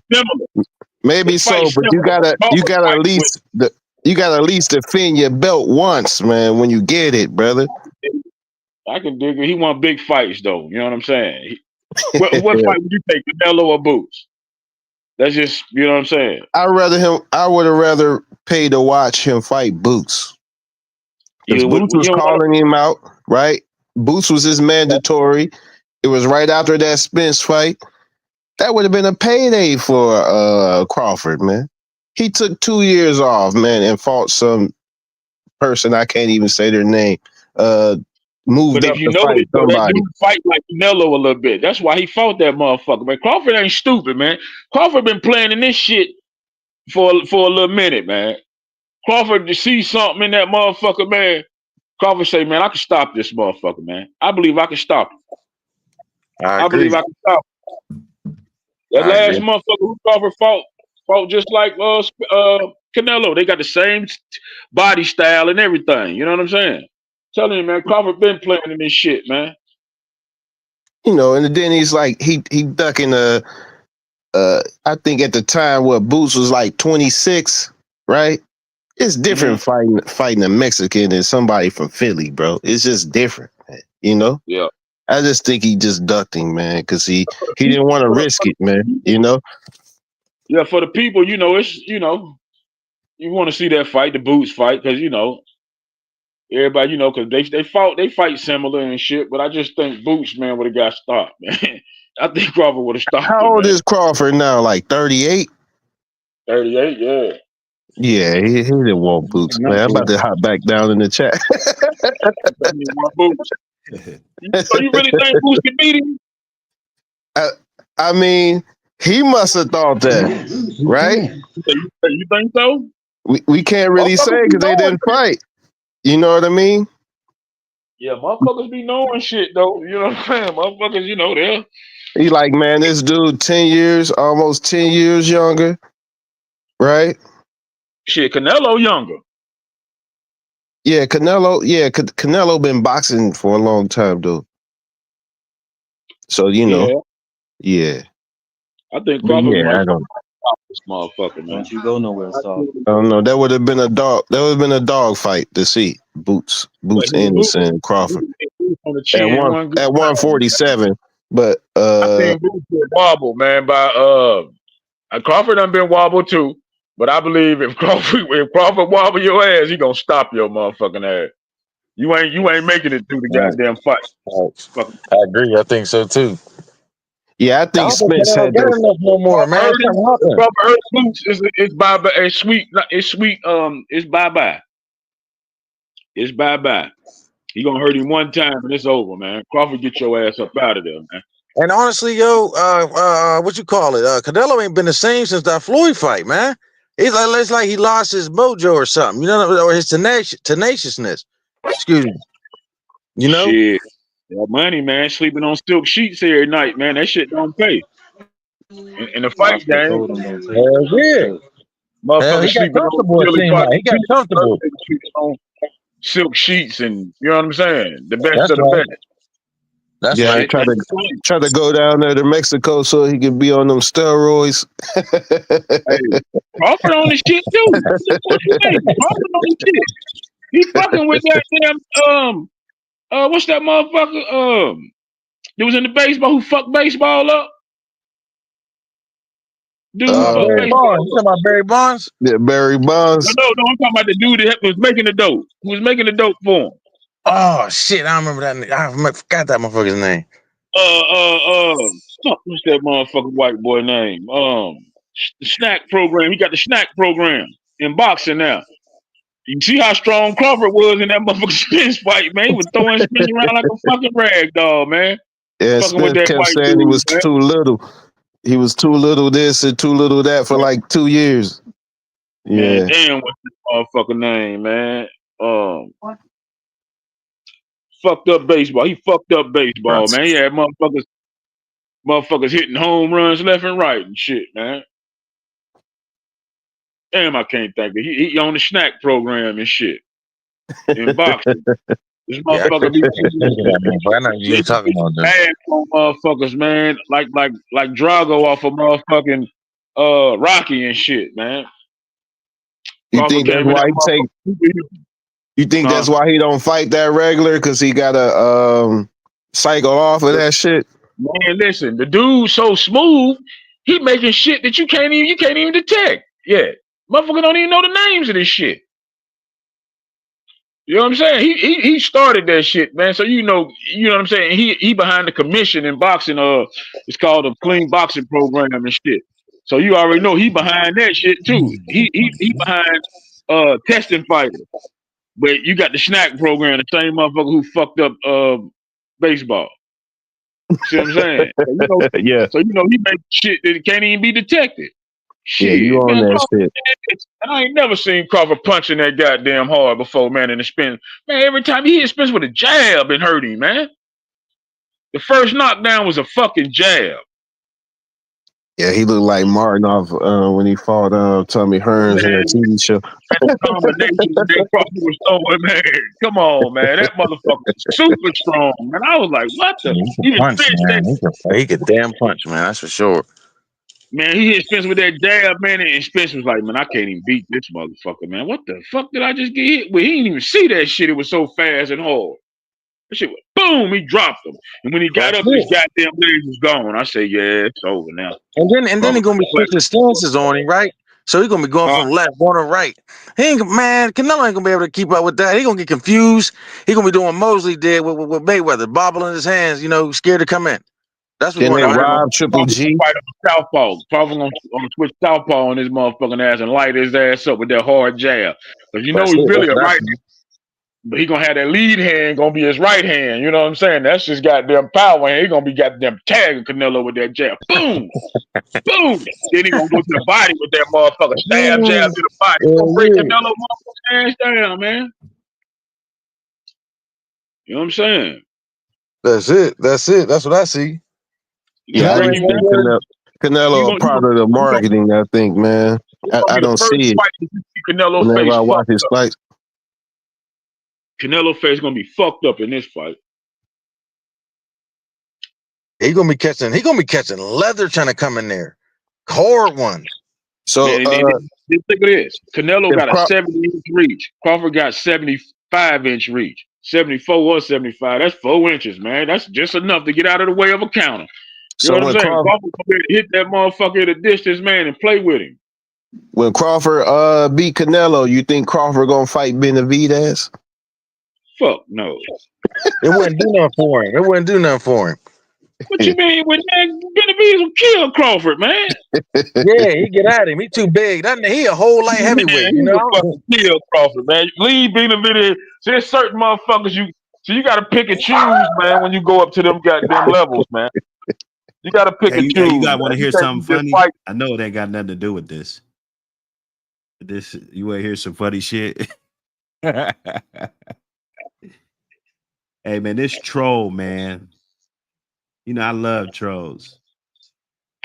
You know, me and trolls, you know, we work together to make shit even more funny. But this guy left me this message, man, yesterday.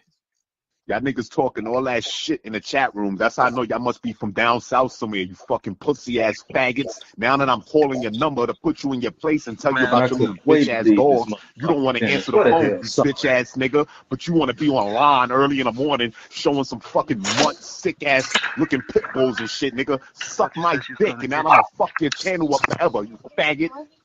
Rhode Island, nigga. Huh? Damn, he was hot. Can y'all hear me? Oh man.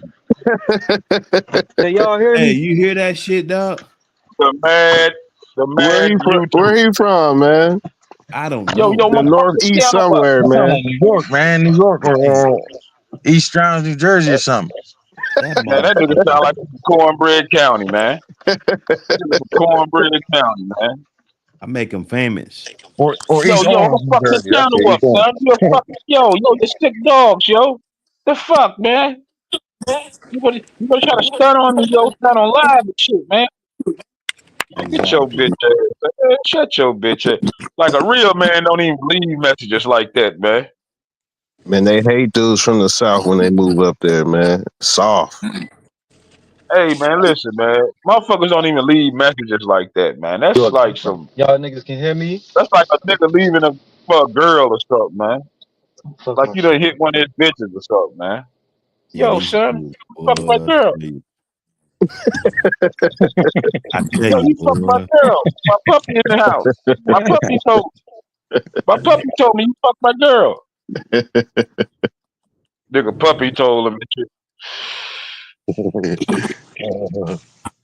That's right. Yeah, these niggas wild, man. Some niggas. Is that shit clear though? You heard it clear? That was the Man, dude play it above, one more time, man. Play that it was one the more dude time, above the rim. Yeah, that's above the rim. It's above the rim. Oh, it's above the rim. He birdie. Yeah. He That's think he above the birdie. rim. Man, play it again, man. Make this Yeah, above motherfucker the famous. rim. Hey, he be wildin', B. Birdie from above the rim. Yeah, above the rim be wildin', B. Word the mother. Yo, B. Y'all niggas talking all Yo, that shit B. in the chat room. That's how I know y'all must be from down Yo, south niggas somewhere, die you every fucking day, pussy B. ass faggots. Now that I'm calling your number to put you in your place and tell you about your little bitch ass dogs, you don't want to answer the phone, you bitch ass nigga, but you want to be online early in the morning showing some fucking mutt, sick ass looking pit bulls and shit, nigga. Suck my dick, and now I'm gonna fuck your that channel goddamn up special forever, like one faggot. fight, man. That wasn't no fucking fight. That's like me beating up on the nigga Hey, in he front of said the he corner gonna store. fuck my channel up. Soft, dude. You soft. You gotta watch that. Yeah, that's Word. crazy. Man. That's what make live. You don't do that. You gotta watch that. Man, them brothers be having on the inside. staffies and blues and shit, man. You don't know what a fucking pit bull look like. That nigga got a fucking lab. He said, why Black niggas lab. think the South sweet? He said he think the South is sweet. What he He say? said, "Why niggas think the South is sweet?" You know. Oh, so he must be from up top then, huh? Man, he know Oh, they okay. not. Man, No, that's he asking why Yeah, they he think. asked you like, why niggas think the South is sweet? Like, like shit. Oh, he man, from them the South? Not sounding like that. Yeah. man, them brothers from Nah, down south go up there and be No. nah, we ain't claiming that nigga, going man. Nah, ham. we ain't claiming him. He got that southern He swag said, on. "Why you do?" He Hey, said, don't put "Why that you dudes motherfucker from on New us. York so corny?" What's worse is when they come down here trying to be tough and Hey, shit. man, we ain't claiming that Ooh, motherfucker. shit, boy. We ain't When they claiming that come down, motherfucker.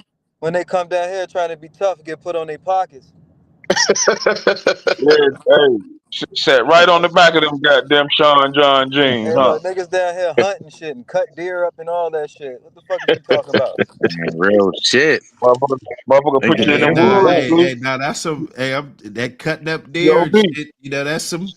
That's some shit now. Yeah, You B. know.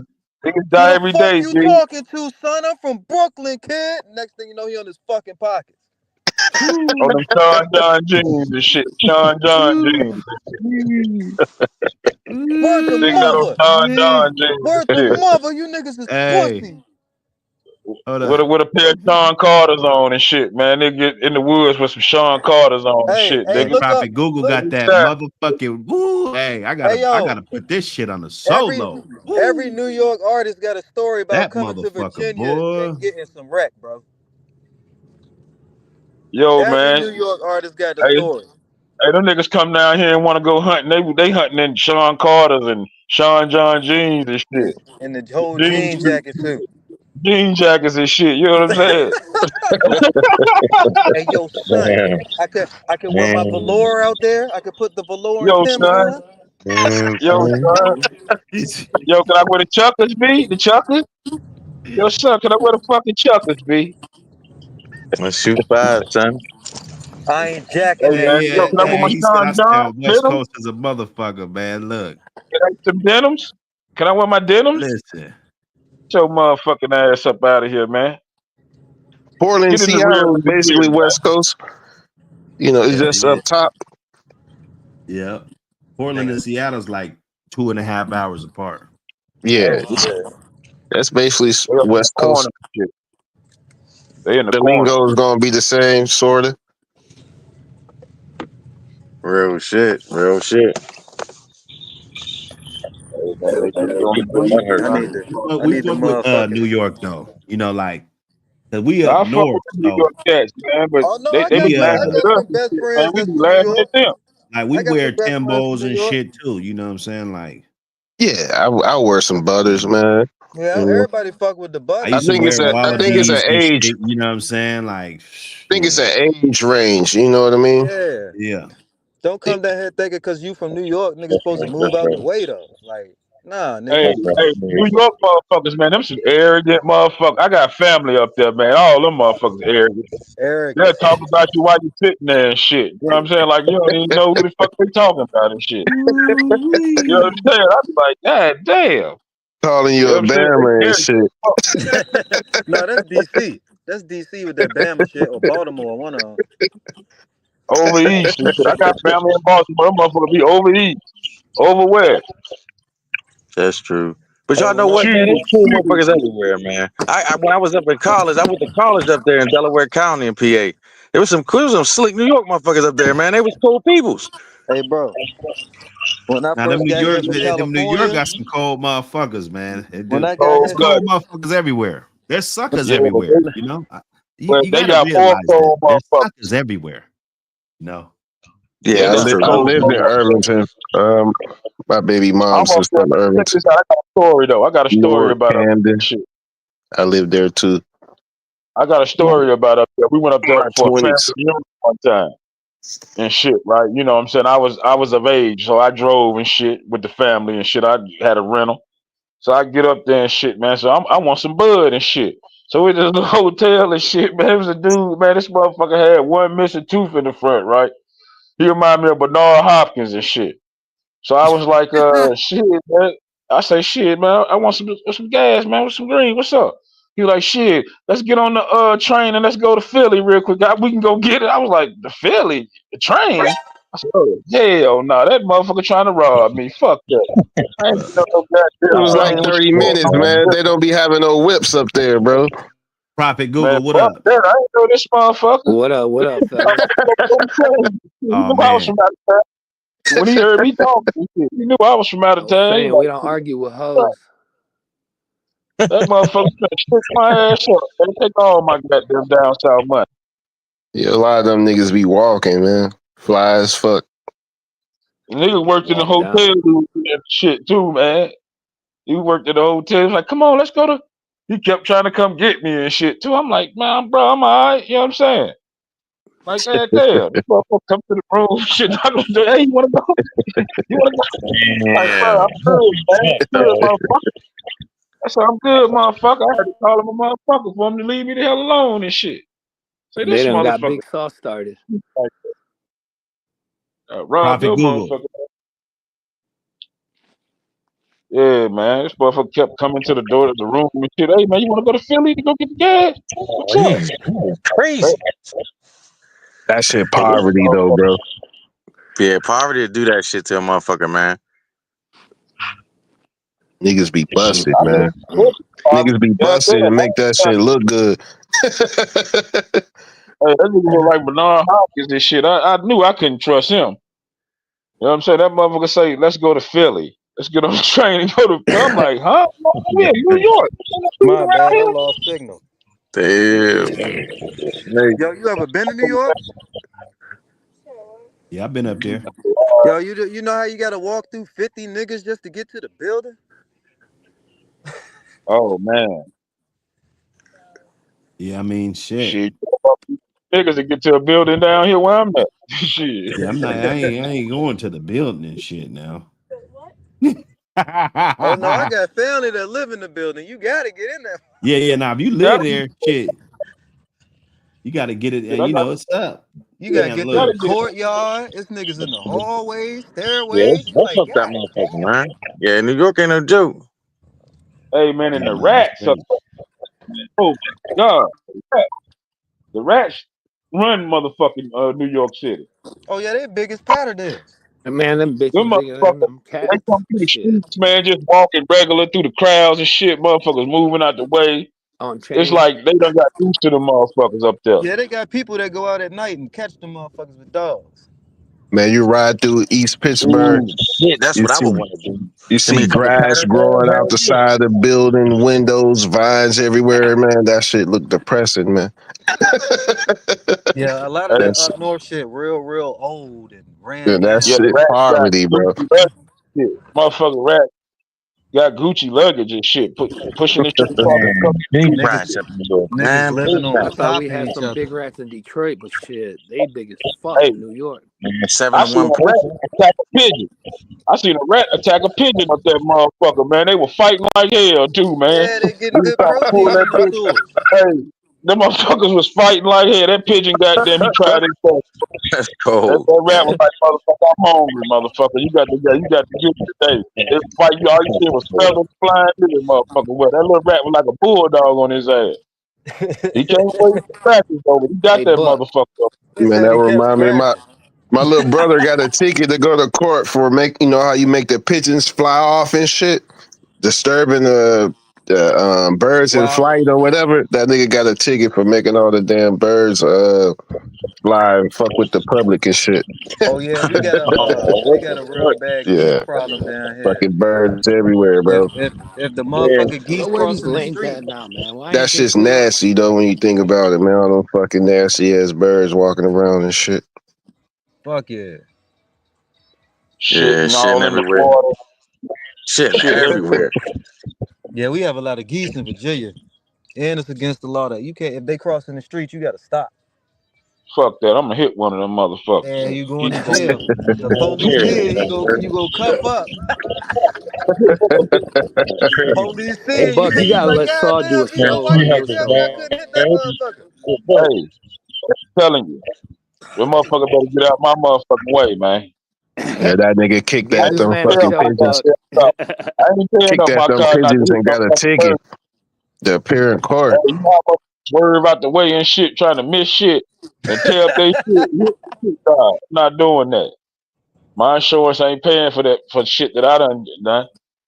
Fuck Crawford that. might tire him out though. Oh yeah, Crawford gonna get Oh on the no. soft part of his ass. He Hey, gonna like take I it say, slow, that and then he that gonna that. open up in them later rounds. Hey, Big Shaw. Like I say, that Yeah, Spence Crawford That's fight right. went to He a gonna fight, tire him man. out. He gonna make him work. He gonna make him work, and he gonna get tired of working. Canelo don't like to work no more. I'm telling and y'all. it's Look gonna at be the look at first look at fight. after what Too much head movement, that and he Floyd gonna get fight, tired man. out. Somebody Yeah, that's echoing. right. He ain't gonna want to work. Yeah. That's probably me, y'all. My bad. I'm gonna get back to work though, fellas. I'm fucking this shit up. My bad, Oh y'all. shit, I ain't even know Appreciate Prophet y'all, was Fuck brother. us, up fuck there. us, What's brother. good, Prophet Google? All right, brothers. I'll talk to y'all, man. All right, peace. All right. Look, I'm gonna Crawford. bounce too, fellas. I'm gonna get back in the chat. Peace. Man, peace, brother. Appreciate y'all for pulling up. Yeah, I'm gonna be in the Indeed. chat. Yes, sir. Yeah, Crawford gonna get on the soft part of his ass, man. He better. Watch what I tell you. That big old boy fuck around and wear him down. Yeah, them rounds start getting late. It start to Hey, be an Buck. even Steven match. Hey, Buck. What's the name of the dude, man, who was giving the steroids to the motherfuckers in baseball, man? What's his name? Victor Conte. Something Castellano. Victor, yeah, no, it's Victor Conte. It's Victor Conte. That's his name. Victor. Victor Conte. Yeah, that's his name. Yeah, that's who Crawford fucking with for this fight. Man, Crawford gonna come in there, goddamn. What? What's the He rules on that he shit? They gonna be can on the use that shit up PEDs. to That's a what you're certain saying. point. No, Victor Conte making that shit you can't goddamn detect, man.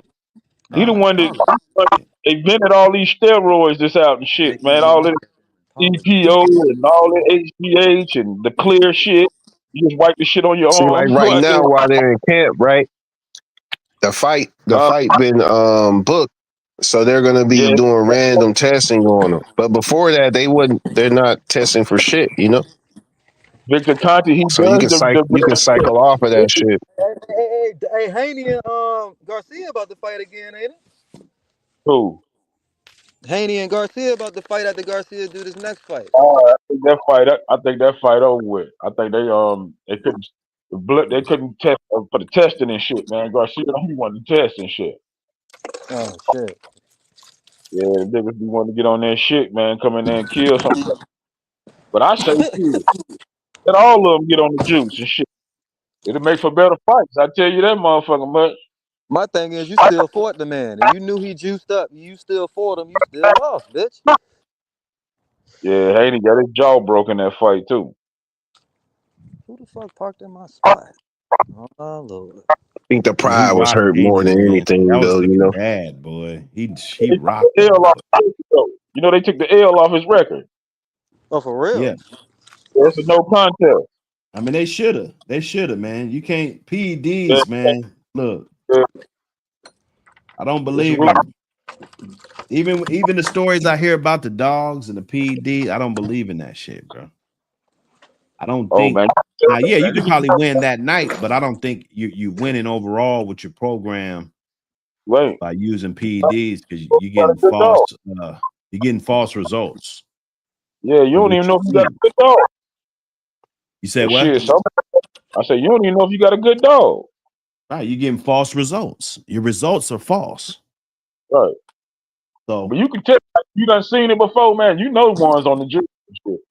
When they just be cut up just too much. Like when you just every muscle is just you know what I'm saying? You Oh can yeah, you tell, could man. tell. You could definitely It's tell. You like could see human. that. Like you could tell, nigga.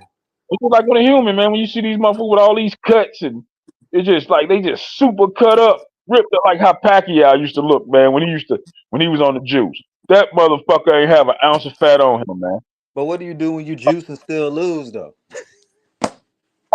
Oh yeah, that shit doesn't happen because the other motherfucker on the juice too. Shit, and No, yeah, I'm the other saying motherfucker. like, what if you I go up heard that against a what's up with natural that juice, motherfucker? man. That shit ain't cool. What do you go up Yeah, against a natural motherfucker and you want juice and you still lose? yeah, but shit, Cause wouldn't you that know what I'm shit burn them out? That's like on some fast lane shit. Like if you go up against a real game goddamn dog.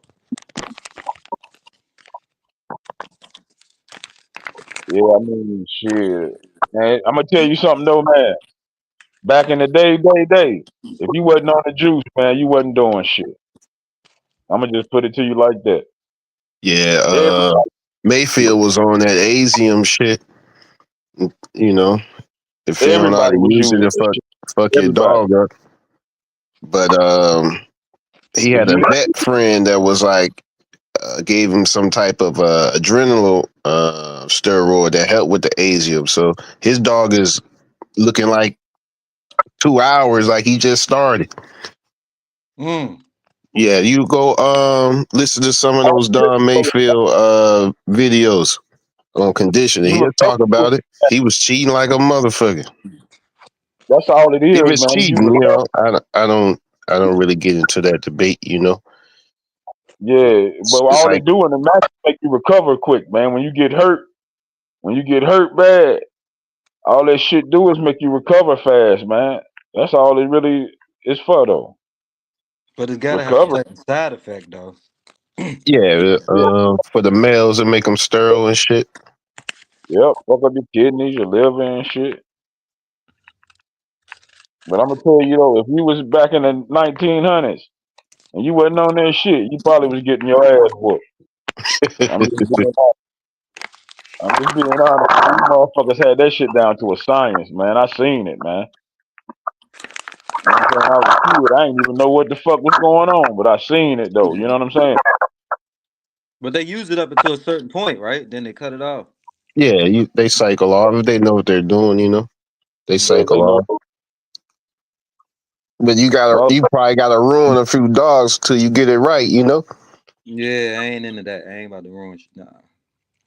be blood doping with the dogs and shit too, man.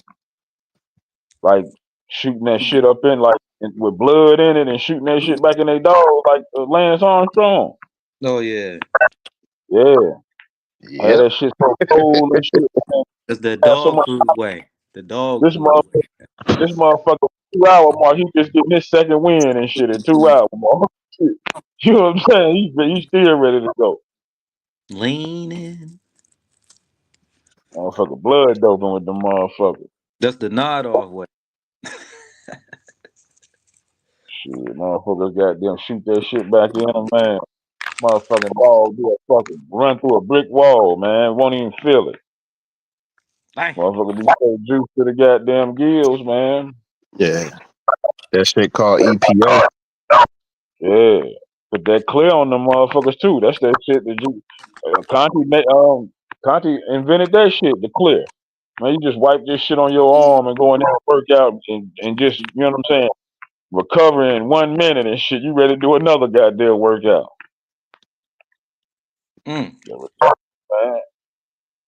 Yeah, You ain't gotta that's where it benefit you at when you're working out. You know, and then motherfucker, you know how we it ain't gonna give you no superhuman strength, no shit like that. But It just you're gonna be able to recovery. work out harder, so you're gonna be better.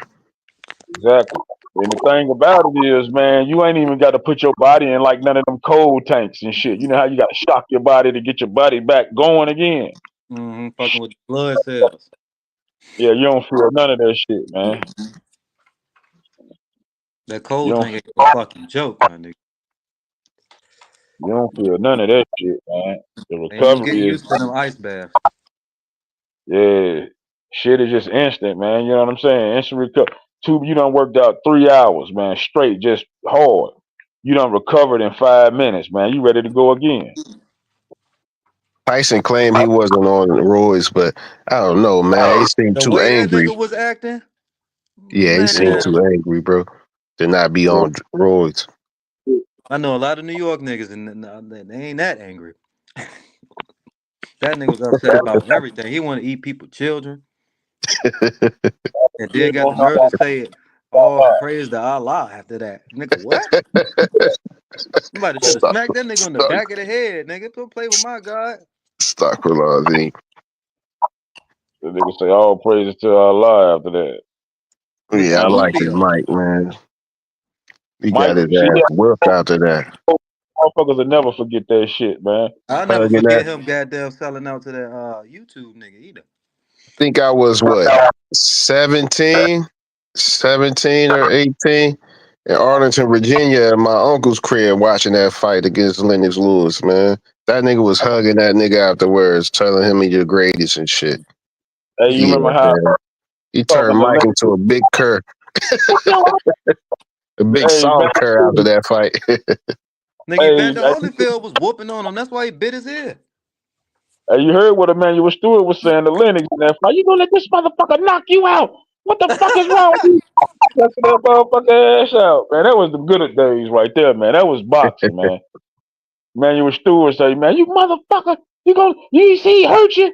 Motherfucker, you gonna let this motherfucker knock you out? Hey, that was Hey, Emmanuel look. Stewart talking about that. Motherfucker, you better goddamn knock this goddamn motherfucker out right Gonna goddamn be a now. bloodbath.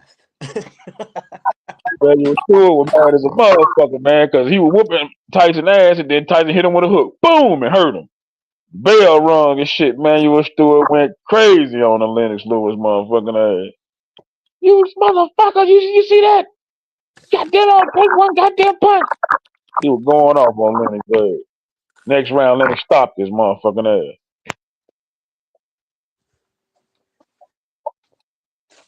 Yeah, I think Riddick Bowe probably was the man back then. Nobody wanted to fight him. He was too big. He was too Shit. big and he had skills. He just was kind of lazy. But yeah, I think Riddick Bowe was the man. Riddick Bowe a chump, and that's one of my favorite fighters. He ain't want to fight motherfucking Lennox Lewis. He threw the belt in the goddamn garbage, man. You know why? Because Lewis goddamn used to whoop his ass when they was coming up and shit. He knew he couldn't beat him. Just like Roy Jones knew he couldn't beat Tarver.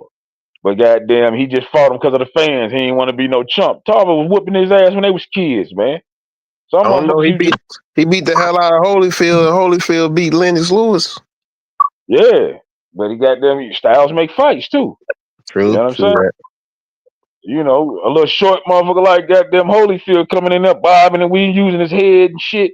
That little style kind of hard. It's kind of hard to hit goddamn Holyfield. You know what I'm saying? Keep his head down, tucked and all that type shit. You know what I'm saying? You know, shit. Fuck Riddick that. Bowe, That he nigga looked like he was born to be Holyfield punched was on. a counter puncher, bro. that's Holyfield why was a counter puncher. he can't talk. He was hell That of a counter puncher, my nigga. He was waiting for you to hit him so he can hit you back. nigga Get your goddamn nasty he ass off me. that motherfucker Like that. it was hard to hit Lennox. I mean on Holyfield though. You had to Yeah, go it to was. Holyfield. Beat Holyfield. You gotta go to his motherfucking body. His head was hard as goddamn steel. You know what I'm saying? You had to go to his Bro, get motherfucking off him, body. man. Yeah, but Crawford, man, Crawford gonna beat Canelo. I see him before I left. This gonna be the first time y'all see Canelo face all fucked up too. Crawford always leave his mark on the motherfucker. I ain't seen not one fight where motherfucker shit ain't goddamn fucked up from Crawford. 'Cause he made Spence look like Martin and shit. And Tommy Hearns got on the soft part of his ass.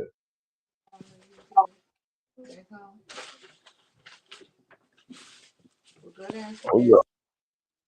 I put money on that. Motherfucker wanna bet me. You know what I'm saying? But we gotta put the money up. The money got to be in somebody's hands and shit.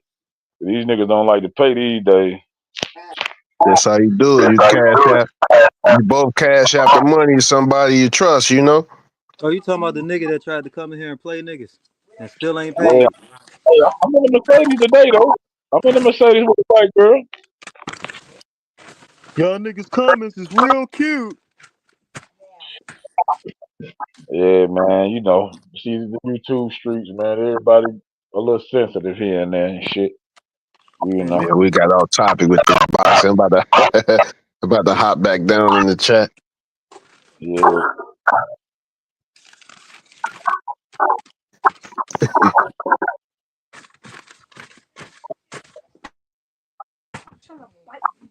What we gonna talk about, man? Eli dog, Red Boy Jocko dogs. What y'all want to talk What's about? new out there? What's new out there? How y'all feel about them voodoo dogs?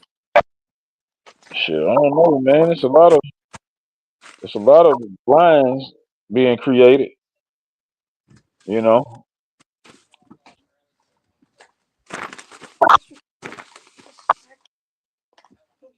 ain't no pure bolio stuff out here, is it?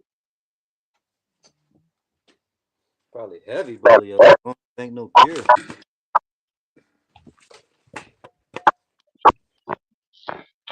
Ain't nothing pure but the red boy shit, is it?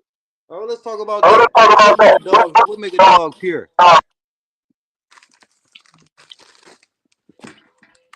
Pure when everything got them thing, all four generations. I think top and bottom. Yeah, that makes sense. Bread or bread on something. Get in the cage, bro. Like what's that dog? Yellow John. He was a pure red boy dog. Like that, like cookie bread. Roll that shit up. He say, what makes a dog pure? I said like Yellow John is, like how Yellow John bread. Like that's pure red boy. Yeah, they say damn, you got the echo. They say 4 times inbred makes it pure.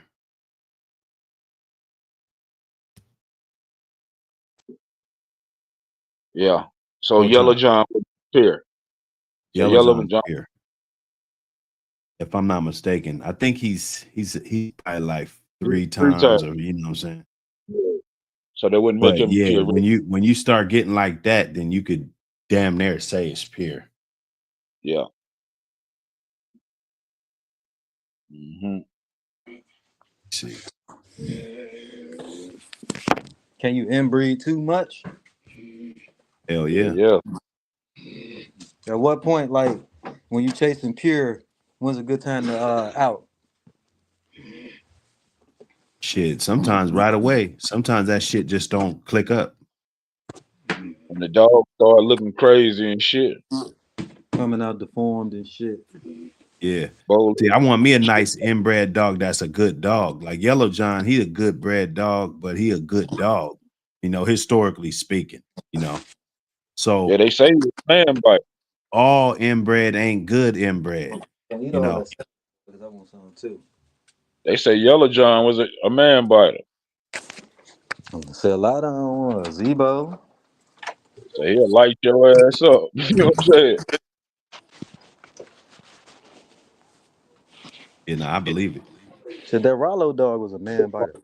Sneaky as hell. That little picture they show him, he looks sneaky. He's the type of motherfucker you turn your back on him and walk off his chain spot, he'll get you. Y'all like sneaky dogs.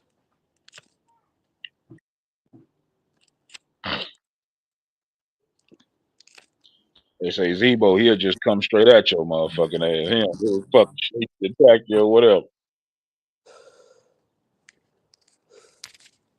I know that ride home was scary as a motherfucker.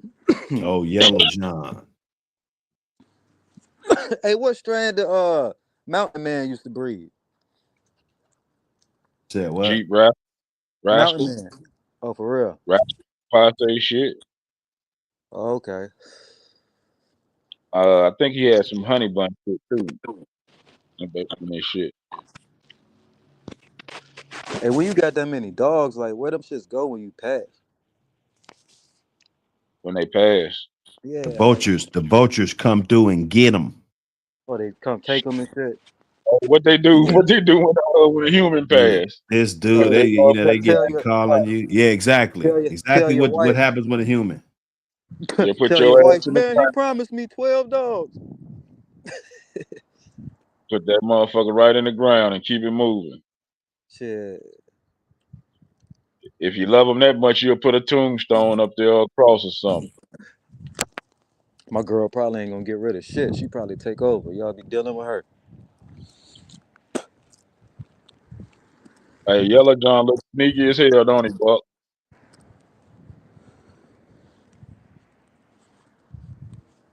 Look at Yellow John, man. He just look like he'll so Now I asked y'all about that voodoo shit because I'm looking into that shit. I like that shit a little bit. that that Boyer shit, ain't it? Is it Boyer shit? Boils, bolio. I'm in the group. Hold on, let me go look. The touch of that Hank shit up in there, I believe.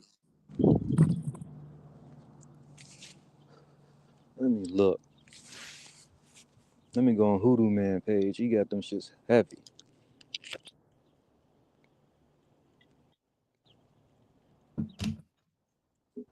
Man, let's get it, chat. What up? Hey, Buck. Yellow John looks sneaky as hell, don't he? Hard to finish. What up, brother? That's him right there? Yeah, he look like he'll grab you. Yeah.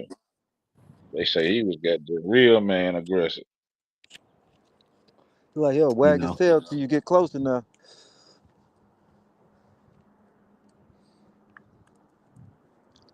Yeah, he looked real good. Just they wanted that. They wanted that. Those were the traits. That's what it is. You know what them red boy dogs are. And I like these ones.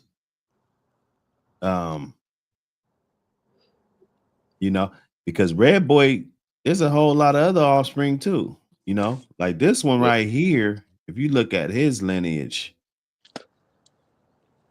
I don't know, Mutiny. he I'll be got honest. bred to certain yards, certain I yards just of know a dogs. couple people that carry it. Is handicap? That what he said? Mutiny? That voodoo shit, handicap. Vice grip has some close coefficients. Okay.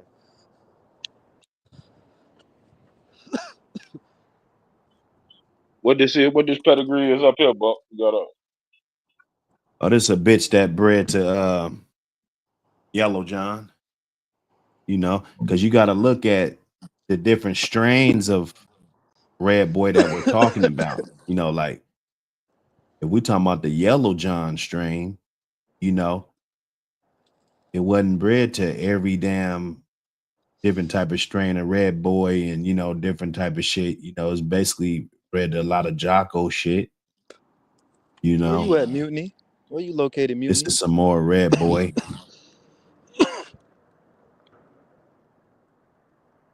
Or just a different type of dogs they bred to. Oh, we Let me see might what gotta this look goes into to. that. We might gotta look into that, Buck. Somebody Tense just said, Bob. So that's Deadlift's daddy. So they'll get some of this. The heavy on the red boy side with Bob. That's Hey, they say that Gainey's dog was a black dog. Gainey Jr. JR. Yeah, JR, yeah. You ever seen a picture of him? Nah, he was a Brindle. So he was the same color as Sassy. Sassy was Yellow's litter mate. So they all litter mates. Yeah. I think there was a picture of her. oh yeah, my They people's don't have a across the picture, bridge got but that just turtle like a buster black itchy. brindle. Yeah, like a black brindle, yeah. So he Yeah. was My people's in Norfolk got that turtle buster itchy. I ain't never seen his pads. I don't know how good it is, but it's my cousin's cousin. I wanted to see a picture of JR, man. Fat Bill said he had one, but he couldn't find it though. I ain't never seen a picture of him, There man. gotta be one online. Let me look. Somebody want to know how inbred did they go with Red Boy? Shit.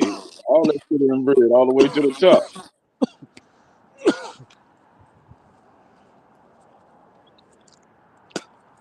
I don't know if they went more than they probably did though. I mean, we could just look. They probably look at some shit.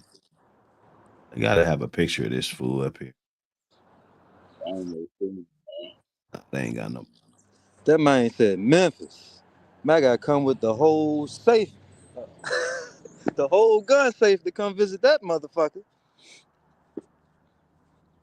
Yeah, you got to take the goddamn National Guard out that motherfucker. And a couple niggas fresh home too. Shit. Only a dog, man. Goddamn. Somebody said Morgan's voodoo is more of a bolio dog, not Eli. Oh, okay. That's Yeah, I Mr. bet. Garcia. Thank you, Mr. Garcia. I bet. I bet. Hey, Ooh Mr. boy. Garcia, I never seen a picture of Gainey's grand champion Jr. I know you in the chat. I want to know what Mr. Garcia's opinion is on that Eli conversation we had.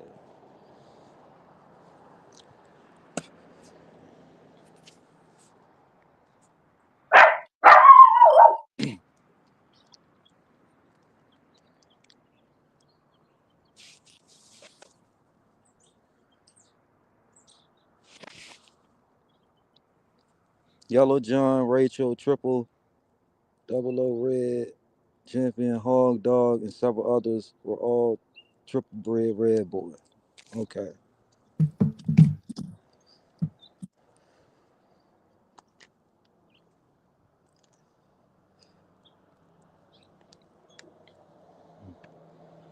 So this last up, he see the So picture of that's them why my dogs up. mentor was like, voodoo, you basically got it. He a firm believer we got everything we need. But he ain't against bringing nothing in. That's voodoo, but I he like ain't. that ship blood. That's voodoo, but they say Too. that's not his right pedigree.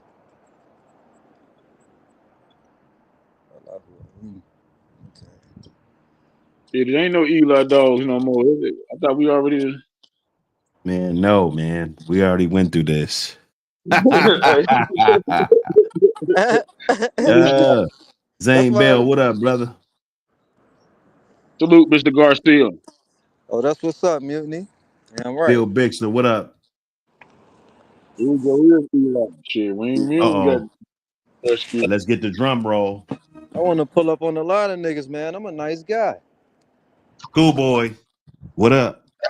Hey, what's going on? Salute to What's the up, Mr. panel. Garcia? And you had to put him straight about that voodoo stuff. Yeah, yeah. Voodoo Junior has. I think they went to the Eli Satmore Eli with him, but Voodoo himself, no, he's more Bolio because handicap and he's bred.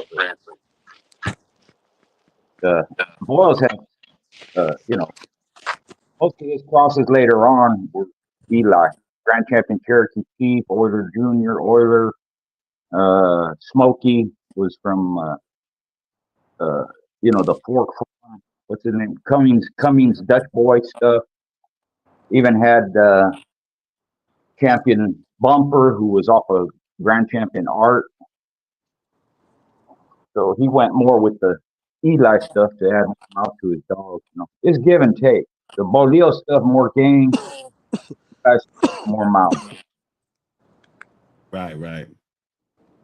I like the Bolio better,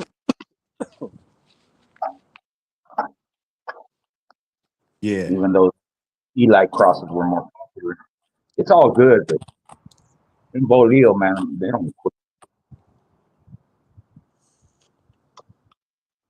To that Bolio dog, that's what it was, huh? I love my Yeah. bully. Hey, go ahead, Wayne.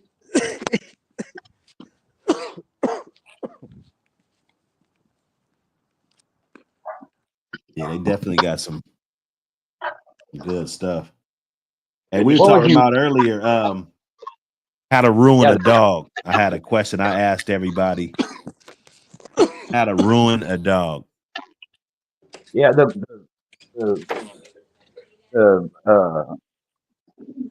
not the best way, but the easiest way is not to socialize them. You know, just sitting there and you don't do nothing with them. They get freaky, scary. They're afraid of people and noises and all kinds of stuff because they ain't used to nothing. They ain't familiar. They ain't comfortable in different situations. Right. That's not so prevalent now. It used to be in the past. A lot of guys, they just sat there, didn't do nothing with them until they were grown. Didn't teach them how to work nothing. Didn't take them out in public. And they do that more now. Hopefully, because all these cats, we always talk about work your dog, get them out there, socialize them, get them used to different stuff. So it's had an impact, I think, in the last 10, 15 years. And then, if you're talking about the past, you just, you school them too young, you're too rough on them, don't let them develop. You break their spirit, basically. If you do that, they're pretty much ruined. Not all cases, but most.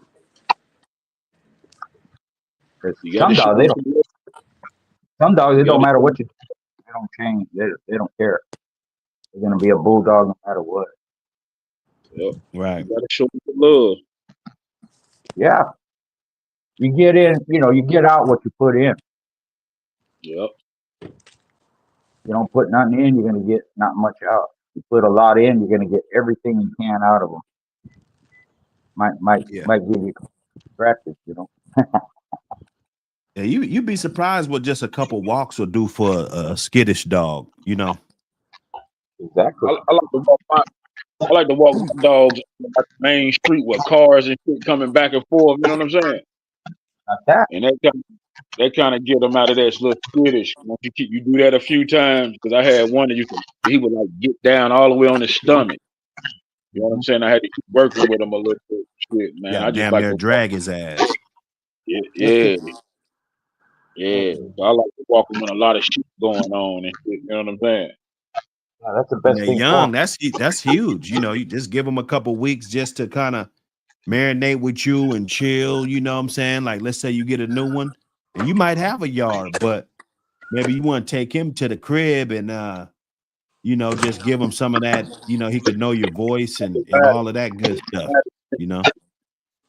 Yep. Put him on a leash, take him in public, maybe maybe to a couple parks or something. You hop in and out of the car, maybe in the car with the window down, just exposing them to as much as possible. I think that's gonna pay dividends for the dog not turning out like that. Like, even if you just do it for a couple weeks or a month while he's young, that could play a huge part on his psyche when he grows older. Yep, exactly. They get most of their influence when they're young. We used to take our decision. I take them to the drive-through and let the drive-through pet them and show them affection and all that. He'd stick his head out the window and he'd take them, like you said, out in public because they'll conform to the situation. So if their situation at home is, I don't see nobody, I don't hear nothing, I don't know nothing, they're going to stay like that. You take them out and about, they see you, and if you have kids, your family, you see the public, the way they act, the dog's gonna do the same thing.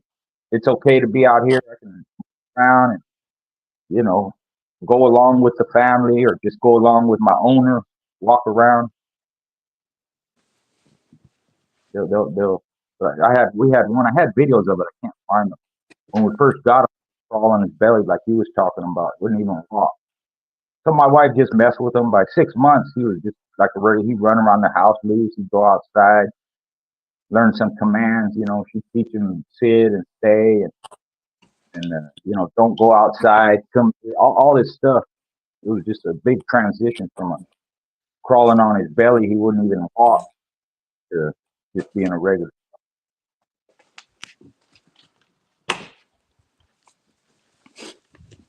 I take dogs to work with me if I have to. Yeah. Play with them on break. Check on them. Early morning wake and bake, Buck City. What it do? Wake and bake, my brother. What's going on with it? Hey man, just quick question, right? I wanted to ask while I got you and Mr. Garcia up here, man. My mic is probably crazy right now, so I'm gonna just let y'all talk after this. Hey, But Schoolboy got a little echo. Why is it that when you're dealing with these red boy dogs, right? Why does it seem that when you stack them on top of each other and you inbreed them and you line breed them, you dig what I'm talking about? Why do they get better and better and better when, like, if you try to inbreed some certain lines, you dig what I'm talking about? They instantly just don't work.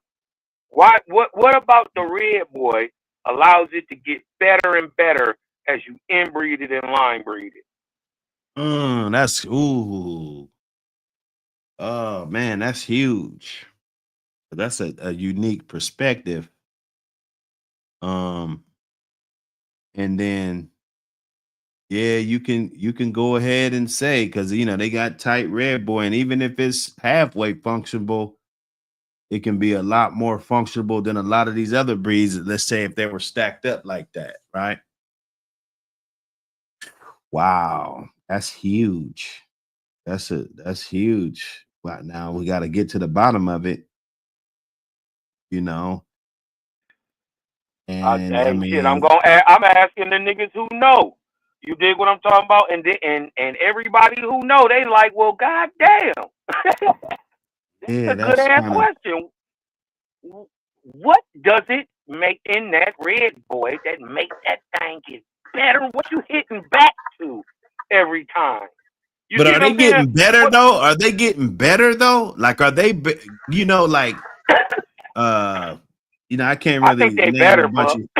You think they're getting better? Like you see, overall, I think at one time you had great representation. Just certain dogs that were just great. You dig what I'm talking about out of that line, but they weren't dominant yet. Like you didn't have like the scene is dominated by good red boy dogs now. You dig what I'm talking about? That wasn't necessarily true in the early '90s, mid '90s, till they start catching on. You dig what I'm right? saying? So I'm because I think the overall breed. This is just my idea from dealing with bulldogs since I was 6 years old. I'm 46. I got my second bulldog from Mr. Abraham, Slick City Joe. That's my my daddy OG. You dig what I'm talking about? So I've been dealing with bulldogs since the goddamn dog jumped out the car and whooped my daddy Bouvier.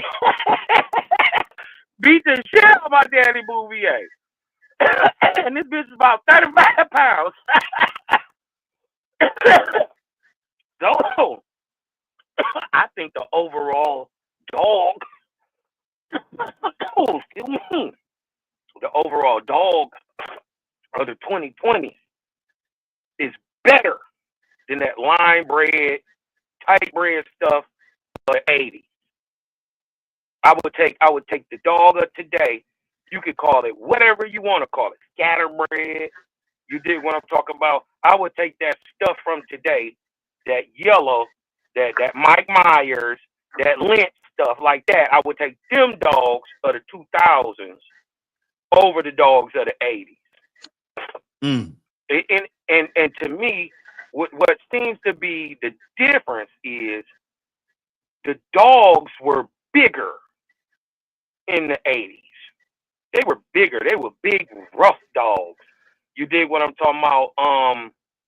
And it seemed like you either had a bunch of mouth or you had a bunch of ability.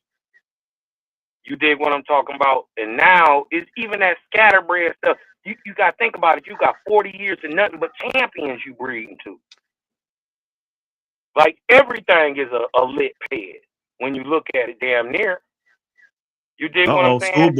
Schoolboy. I like to hear that Schoolboy get in here a little bit because you can talk about the dogs for the 80s and how they looked and they function and stuff. Ding, ding, ding. I'll say this. What you think? What's your idea? Schoolboy. The question was, why? Yeah, I got it. Yeah, I got it. Yeah. As far as nutrition science, health wise, actually doing things with your dogs, they've gotten better in that respect. Performance wise, it's for me, what I've seen is it's based on an individual basis.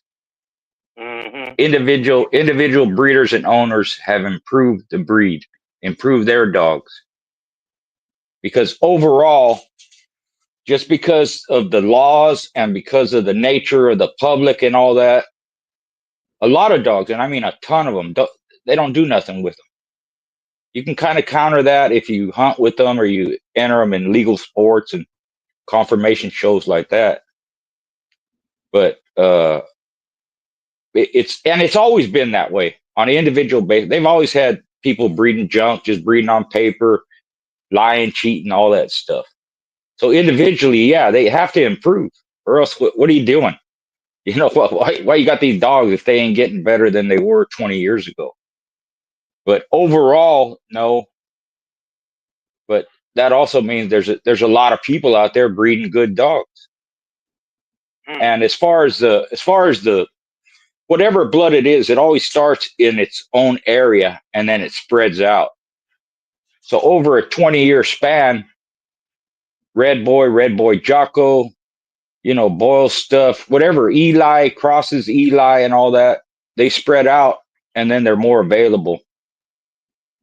And all kinds of, like he mentioned, all kinds of different breedings. Every ped looks good. They're all nice peds, but what are the dogs been done with? What do the people do with them? If you ain't doing nothing, you're just breeding them, then where's the improvement? How do you base that on? And you have to see them over that long stretch, like he was saying, over that long stretch of time to make a accurate judgment, educated assessment. If you ain't, then you're just repeating what someone says, or you read something and repeat it, or everybody says all kinds of stuff. My question, where do you get that information from? How did you come to that? What do you mean by that? And if they don't have an answer, well, they don't really know their dogs or what's behind it. If you don't know what's behind it, then, and if the dog is not representative of its blood, then somebody changed it, or they haven't kept up with it. As far as the size, in certain areas, the dogs were big. Some areas they're small. And with breeders, generally you have consistency. So the dogs average a certain size. But even within that, you have small ones, you have big ones. And again, it depends on the blood. Some Eli dogs are big. Some alligator dogs are big. Some Red Boy dogs are big. Red Boy Jocko can be big. Mayday stuff can be big. But even within that, you have smaller dogs. It's just, I think it's true. The size depends on who has them and what their breeding methods are and what they like. I know, like, for instance, I know a lot of conditioners, not a lot, but several. They don't like small dogs because they have to bend over too much to lift them up. It's a hassle to handle them because they're so big. So they prefer the larger type dog, 45, 55 pounds. Because then they're just bending down a little bit to snap, or leaning over, to pick them up. Or if you a big guy, yeah. And you heard the second question, and thank you for answering that. But the first question, and this is the one I want to know. I want to hear your idea on this. Why or what is it in the Red Boy dogs? What is it in the Red Boy dogs that allows people to stack them on top of each other and line breed them very tight, and they get better? What are they drawing from that allows the genetics to stay so open and not closed off like that? What is that? What are they pulling? That's a good question, and you're right, and that's true. And I don't have an answer for it. I don't know. It's an anomaly. It's a exception to the rule, because you can't do that. But the Red Boy says you can. and it's been proven. So I don't know. There's something in it, and it could be that they were not tight bred to begin with. His pet is fake, so the inbreeding didn't start off from tight bred dogs, but as they move forward, they tight bred them, or they were tight bred or line bred or whatever it is, all that pure Colby and all that, and you're able to do that. Because even other Colby dogs, they do that with, and it doesn't work. And I've seen some of those heavily inbred Colby dogs, and they look like a Colby dog, all the markings, the build, and all that, but they weren't very good dogs. And then you have some, especially the Colby, when you throw a cross in it, they're as good as they were back in the day. So that you're right. I don't know. Honestly, I couldn't tell you. Dog, yes. what up? Hey, what are we talking about here? Like, we're talking about dogs, I guess. You trolling, huh? I'm trolling. Nah. What's up, brother? Hey, how you man. doing today? How you doing? It's a Wake and Bake show. Yeah, we talking about dogs. Hey, can I tell you guys like a little bit of a poem or something, or a Hey, joke? man. How about this? Would you like a poem or a joke? Uh-oh, here we go. Yeah, here we go. I'd like to hear your response, though. Would you like a poem or a joke? Uh-oh, here we go. What's up, buddy? I think I'm gonna default to joke. So, why when you open a pill bottle, like maybe it's vitamin C, vitamin D, or whatever, why is there cotton at the top?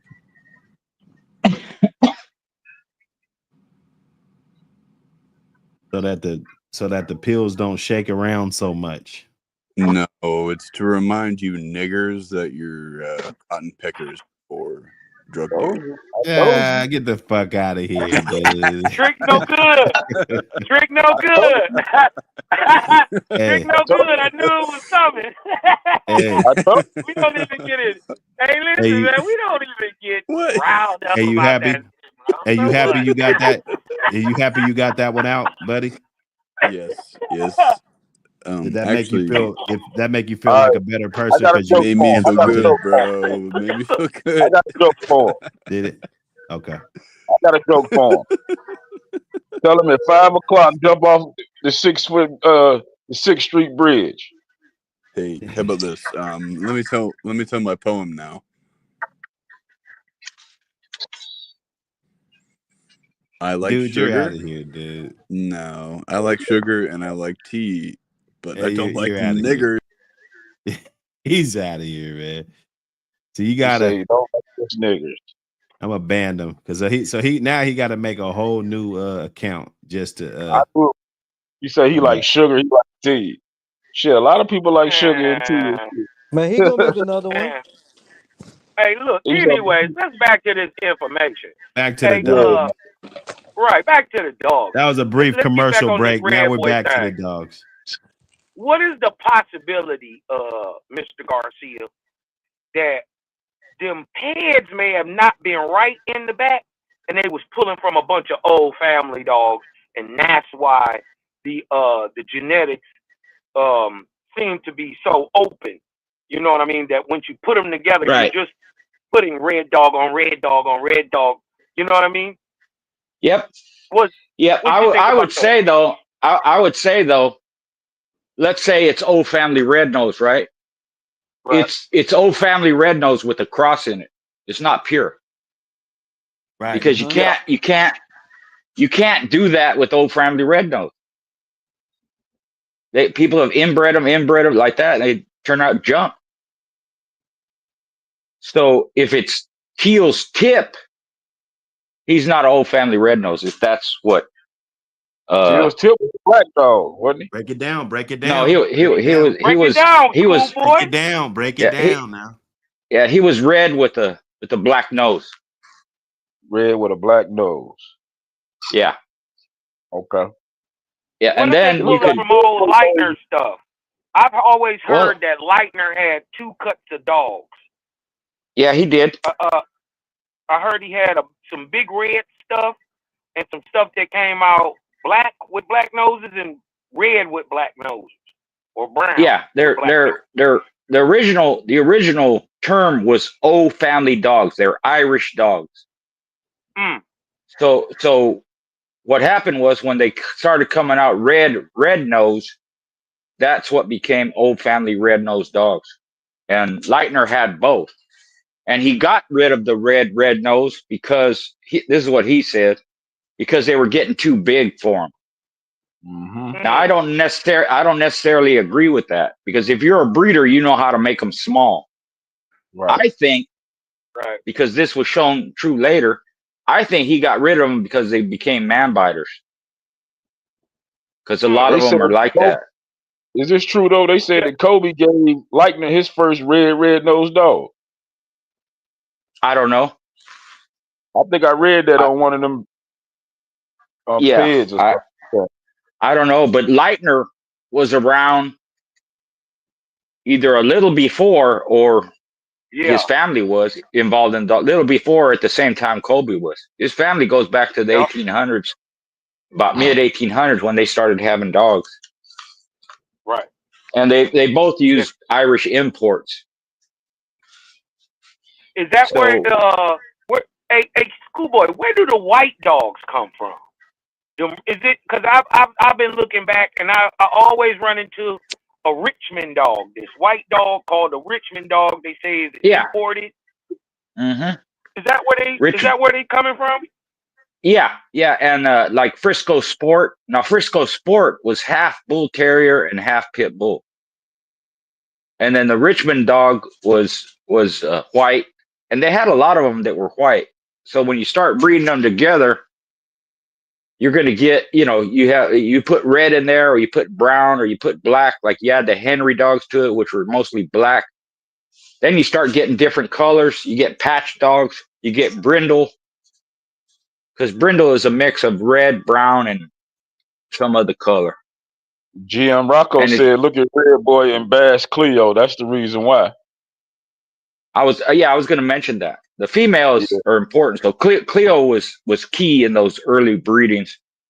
Most of the inbred ones have Cleo in them, or most all red boy dogs have Cleo in them. Mm-hmm. And then later on, Brandy Girl. But and Brandy Girl was I think she was red. But because there's different stuff in there, whether they admit it or not, you're gonna have black. Like you see red boy dogs that are black.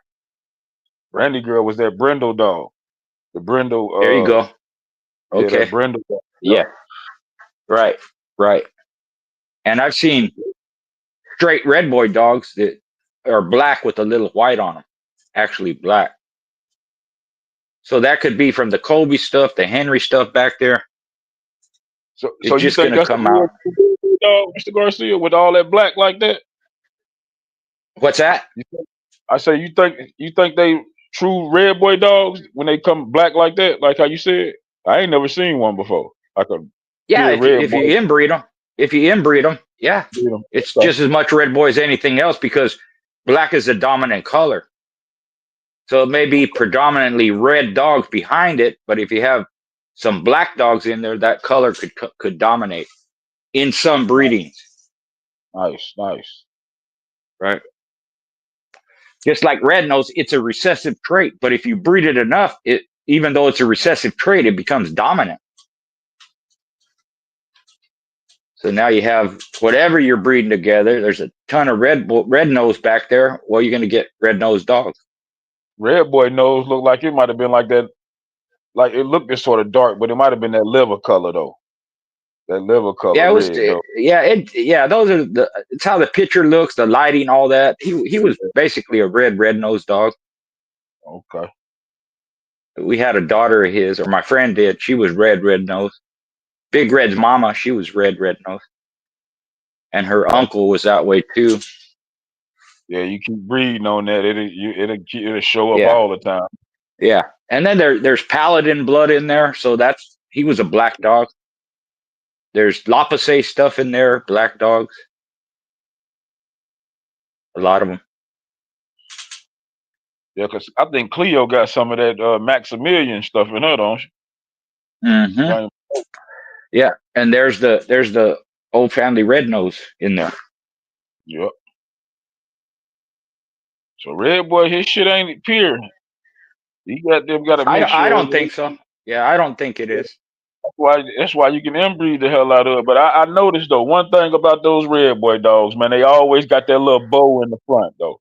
Like Red Yeah. Boy had it too, like his legs was kind of he ain't had rickets or no shit like that, but Yeah, they was yeah, they was kind of bold a little bit. All the yeah. A Red lot Boy of them. dogs Yeah, a feature lot of to them are them. like that.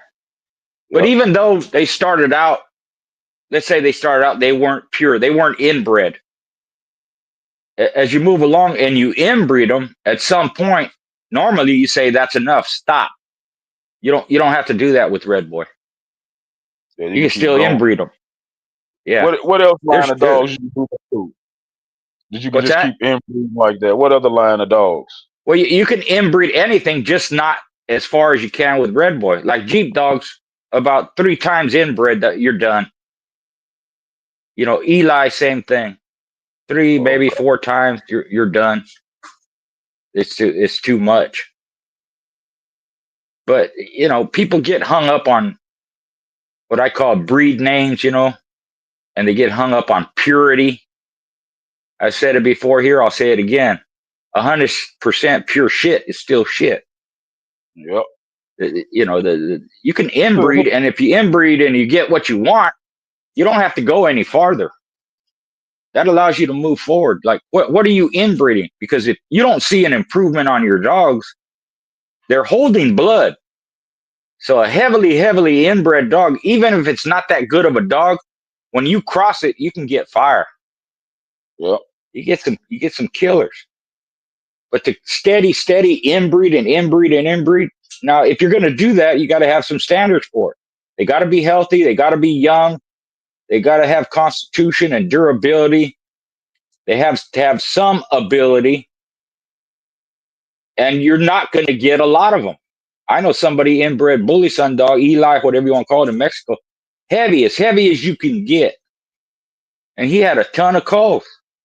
But he would get 1 or 2 out of every litter that were decent, that he could work with. He could match them, and he could breed them. So the numbers drop exponentially. And you get into inbreeding depression, eventually the dogs are not going to produce. They're not going to be fertile. And he got a lot of that too, and other people have. They wonder, why my bitch not taking? How come my dog's sperm is not working? It's all fucked up. Little tails crooked, and they swimming all over the place or swimming in circles. Yeah. That's inbreeding depression, which people don't realize. You don't have to do that to get what you want. It's not necessary. I seen one heavily inbred like that. This motherfucker would only run to the right every time. Yeah, He didn't even know how to run left. Shit. Yeah, like that. I was like, what the fuck? Yeah, just Well, look at the bull terriers. They inbred them so much, and they bred them to have their head shaped a certain way. They run in fucking circles, like that. They're nuts. They're crazy. Yeah, motherfucker couldn't even walk on the chain, man. Going circles. Yeah, like that. So what's the point of that? Yeah, exactly. If you're gonna inbreed till you come to a wall, now your dogs are fucked up. Why go that far when you don't have to? Stop before you even get to that point, because now you gotta wait 2 years for these dogs to grow up, and you see they're a bunch of junk. You just wasted 2 years and a whole litter or 2 litters, whatever it is, to find out these dogs are crap. Now you got to go back 1 generation and go a different direction with it. Where you could have not done it, gone a different direction, and you're still good. And if you want to keep it straight, when you have an inbred dog and you outcross it, you take the pups from that and go back to your inbred side, and they have that cross in there where they're not all fucked up.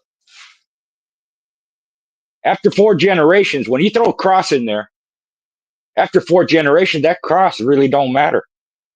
But it helps keep your dogs healthy and athletic.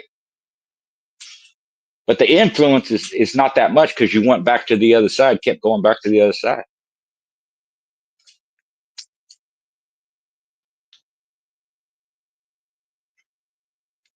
So it looks pretty on paper, but functional, it's not that good.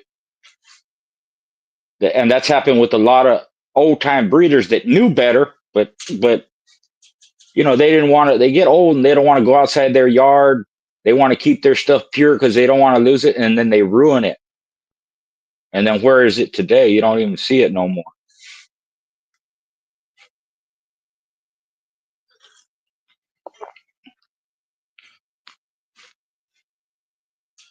Where's all the good Kobe dogs? Where's all the good Heinzel dogs? Where's all the good Soros dogs?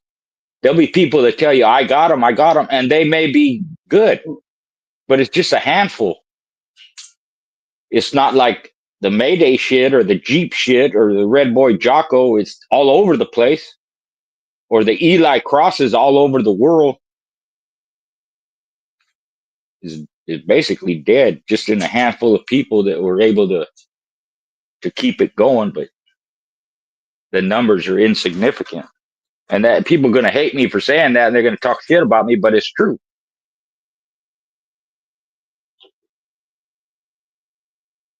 Hey, tell the truth, shame the devil. Hell, you know, just saying. But you know, you got to keep track of stuff. You got to follow it and see what's what. You know, I'm in contact with a lot of people, and a lot of the information I don't share it because they don't want me to. So I respect that.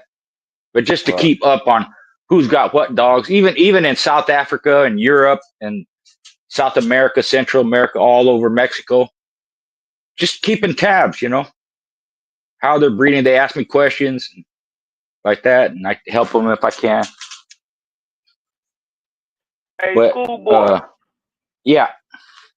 Hey, I be looking into these old peds and stuff, man, and I be hearing about certain little kennels or dog men that be breeding up, and I hear about them, but I don't know a lot about them. Could you tell us something about Buzenbark and Kazaminski? Like what they ran, like, any first, did you see any go, or, you know what I mean? Oh, yeah. Buzenbark, in fact, he had a litter mate to my sissy female. They were inbred Jeep. So he used Jeep dogs, he used Carver dogs, Eli dogs. He's actually the one that bred Irish Tom's Justice, who was a brother to Rebel Kennels champion Sundance. He had champion Swamp Dog, was a Jeep dog. He had shit, now I'm forgetting. But he had a ton of dogs. He was from the mountain area of the country. Competed with a lot of dogs, had basically, he had some Irish Jerry stuff, but it was basically Jeep, Eli, Carver dogs that he used. And he sent them all over. Yeah, good breeder. Komasinski, he's old breeder. He had mostly Kobe dogs, but he was around the time of Kobe back in the day, and Leitner and Armitage and all that. That's how far back he goes. He was a coal miner in Pennsylvania and a tough old dude. And he also had bull terriers.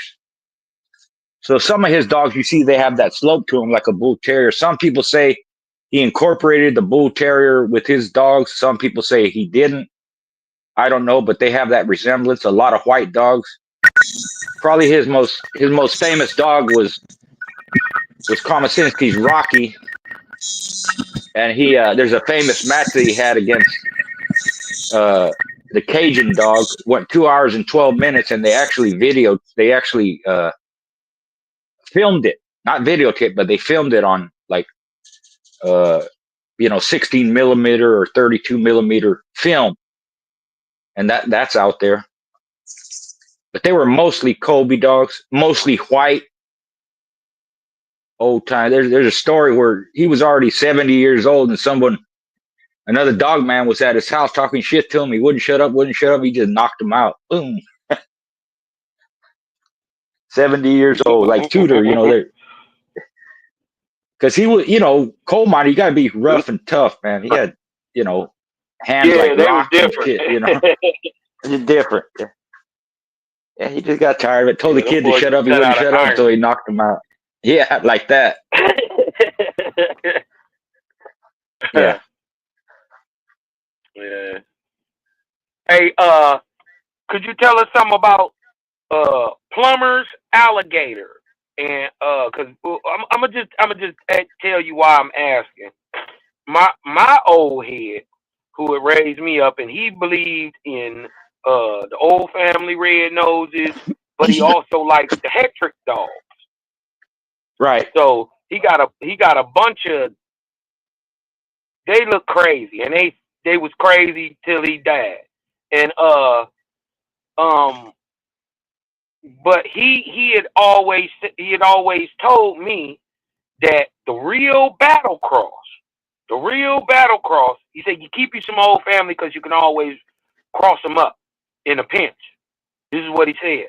And then he said, but he said, you keep your alligator dog nearby because that's the battle cross. He always said the Daibo to the alligator, the Plumber's alligator, is the original battle cross. What do you think about what he was saying? Well, alligator himself is a heavy Daibo dog. So what he might have meant was that old family red nose with the alligator is the battle cross, because that's the original English Irish cross. And the Hetrick stuff was heavy lightener. And he don't get a lot of credit, but I have not found anyone to say anything bad about him or his dogs. Even as an older guy, he still had badass dogs. They were rough as hell, game and all that. In fact, Frank Roca, his Cherry Bomb dog is a Hetrick dog. If you look up Roca's Cherry Bomb, she's a Hetrick dog. He's from the Ohio area. But Alligator himself is a heavy Daibo dog. And he was a champion, big dog, catch weight, 59 pounds and 60-something pounds. Great producer.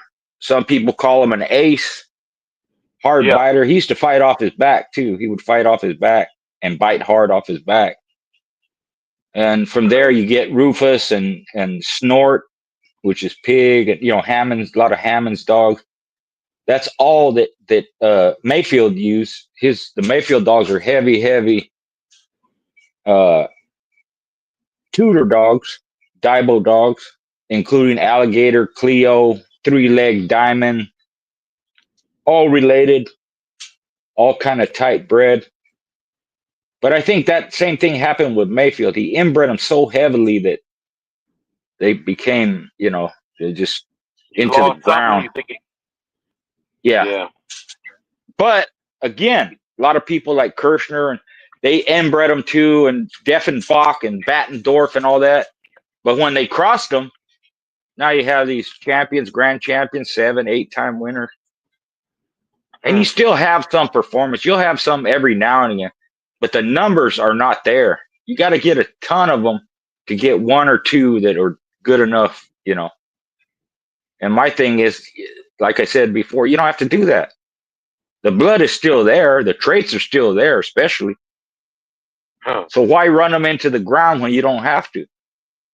Right. And a dog like Mayday, you can because he's a 4-way cross, basically. You can inbreed them, outcross them, lion breed them, go back and forth here and there, add buck to it, add this and that, and blah, blah, blah. And it'll keep going and going and going because he wasn't inbred to start off with. And now you got Mayday or whatever you want to call it, Red Boy that Jocko, make a bunch Bolio, of sense, Mr. Garcia. Yeah. That makes a bunch of sense. Yeah. So, even when they father-daughter bred Mayday, they got match dog because he wasn't inbred himself. So it's just one inbreeding with several different bloodlines behind it. So same it's not thing with really even my inbreeding. dog. Right. It's inbreeding, but behind it is not inbreeding. And I think that's why my dog, Big Red, produced so well. He was a 3-way cross. So you could breed him all different kinds of stuff, whatever's in his pedigree plus other stuff. and you could inbreed them, line breed them, outcross them again, and all that, and you got match dog and producers too, not just performers, but producers too. And that's one of the reasons why they go so well with almost any other bloodline, because they have several bloodlines in them. And if you throw something across in there with those several bloodlines, it's a cross that already worked with those bloodlines before. So it's going to work again. That makes a ton of sense. Yeah. So that stuff, in my opinion, you can breed it to anything, and you have a potential of getting something good. Don't matter what it is, as long as the dogs are good and they're up to standard, then you should get something out of it. Because that makes sense. Because now this is just what I hear, Mr. Garcia. This is not real, okay? What I'm about to say, you dig what I'm saying? None of this is real. But I've been hearing that these quote unquote scatterbred dogs that's just really line bred on good dogs. It's not really. It doesn't seem like there's a method to the madness. Yeah. And these so-called scatterbred dogs been beating pants off of everything. You dig what I'm saying? So I hear. Yeah. People call them scatterbred because they're not familiar with the dogs behind it. Because they don't know the names, they don't know the dog. But if you go back and you see, there's a lot of commonality. Or like I said, there's bloodlines being put together that was done before. It's just the names change, and the breeders' names change, and the dogs' names change. So it's not really scatterbred. People call Títere a scatterbred dog, but he's got a fair amount of Chinaman in him, and he's got Big Red in him. So Big Red is basically Bully Son, Jeep, and Red Boy. Well, that stuff works with Chinaman. There's Carver blood. Chinaman's Carver. Chinaman's Eli. So they're not really scatterbred. It's just people don't know the dogs. They say Mayday is scatterbred.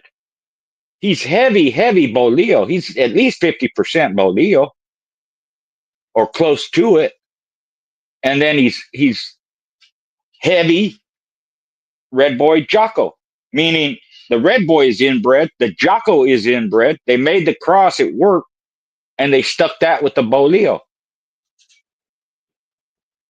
So it's not, and I think on the bottom side of Mayday, if you go back far enough, you're going to see Red Boy Jocko along with that Boleo stuff that's in there, if I'm not mistaken. You might have to go back 4 or 5 generations, but it's there. So I don't call them top and bottom. So they put it on top and bottom, and it's just hitting 4 or 5 generations later. Right. Wow. Yeah. And then you have the heavy Boleo, and it's Boleo, straight Boleo. It's Tombstone Red Baby, which Red Baby's off of Boleo. Got a little bit of Klaus in there. That's the old family Red Nose influence, which if Red Boy's papers is right, that connects with the Red Boy. It's old family Red Nose. So that's why I advise people study and look at them, and you start seeing patterns of how these people put this stuff together and why they did it.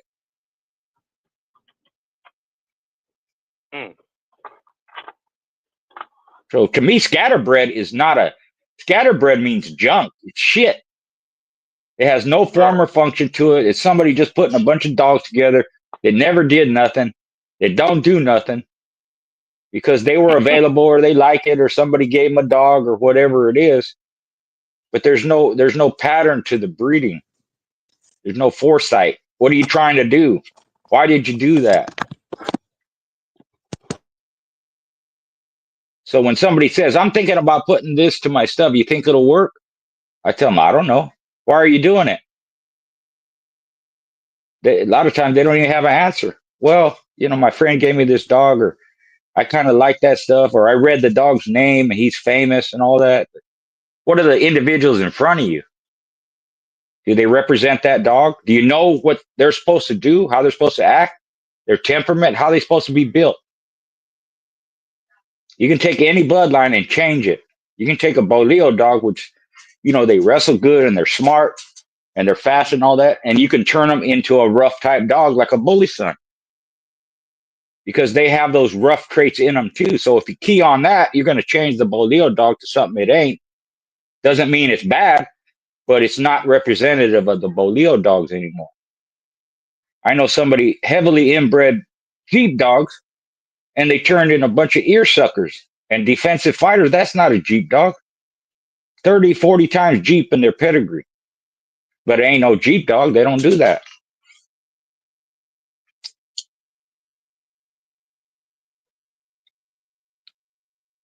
Yeah, man. Sound like a sales pitch to me.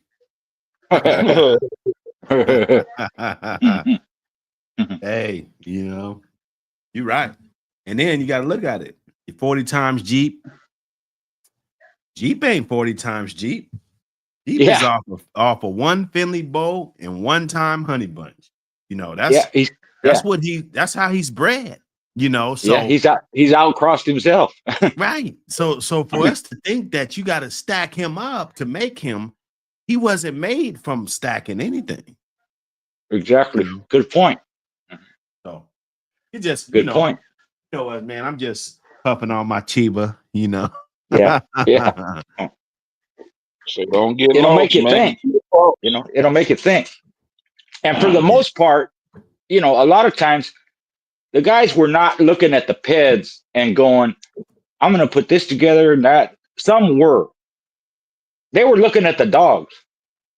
That's why Crenshaw bred to Bo, because him and Bob Finley were friends. He conditioned Bo. He knew Bo. He had been in his matches, this and that. He liked the dog, so he bred him. Yeah, and that happens more often than not. It's not till after you make the breedings, and then you start looking at the pedigrees, how they line up. He bred to a dog. What's that? But he knew the dog. I say he bred to a dog that lost, but he knew the dog though. Yeah. And there's controversy over that loss. I don't know the truth, but Finley, Crenshaw, any major guy you hear of, they called dogs. So why would they not call that dog? Because the dogs are not famous at the time you're using them. Right. They're not. It's just a dog, and you like him, and he's a good dog, and you match him and all that. But you're not looking at the potential. Oh, I'm gonna breed this dog, and he's gonna be a ROM and all that. That's not how they do it. Nobody should look at it that way. You should do that after the fact. He's a good dog. I won with him or whatever. Or he's tested or whatever. I breed him. Look what he produced. Now I'm going to key on this dog. Boom. And put him here and there like that in your breeding program. Right. Because depending on where they are in their career, the people are not famous. You go back to the beginning. They're famous now because they have a whole career. But you go back to the beginning, they were just like everybody else. They were nobody, myself included. You're just out there doing your thing. Then over time, you build a career and you build a bloodline and family of dogs. And then you get notoriety for it, or, you ain't no good at it and you stop. Well, I talked to a lot of guys. They didn't even start the breeding career till their performance career was over. Yep. That's true.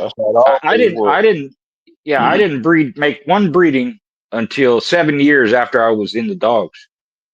And I was matching dogs, but I wasn't breeding them.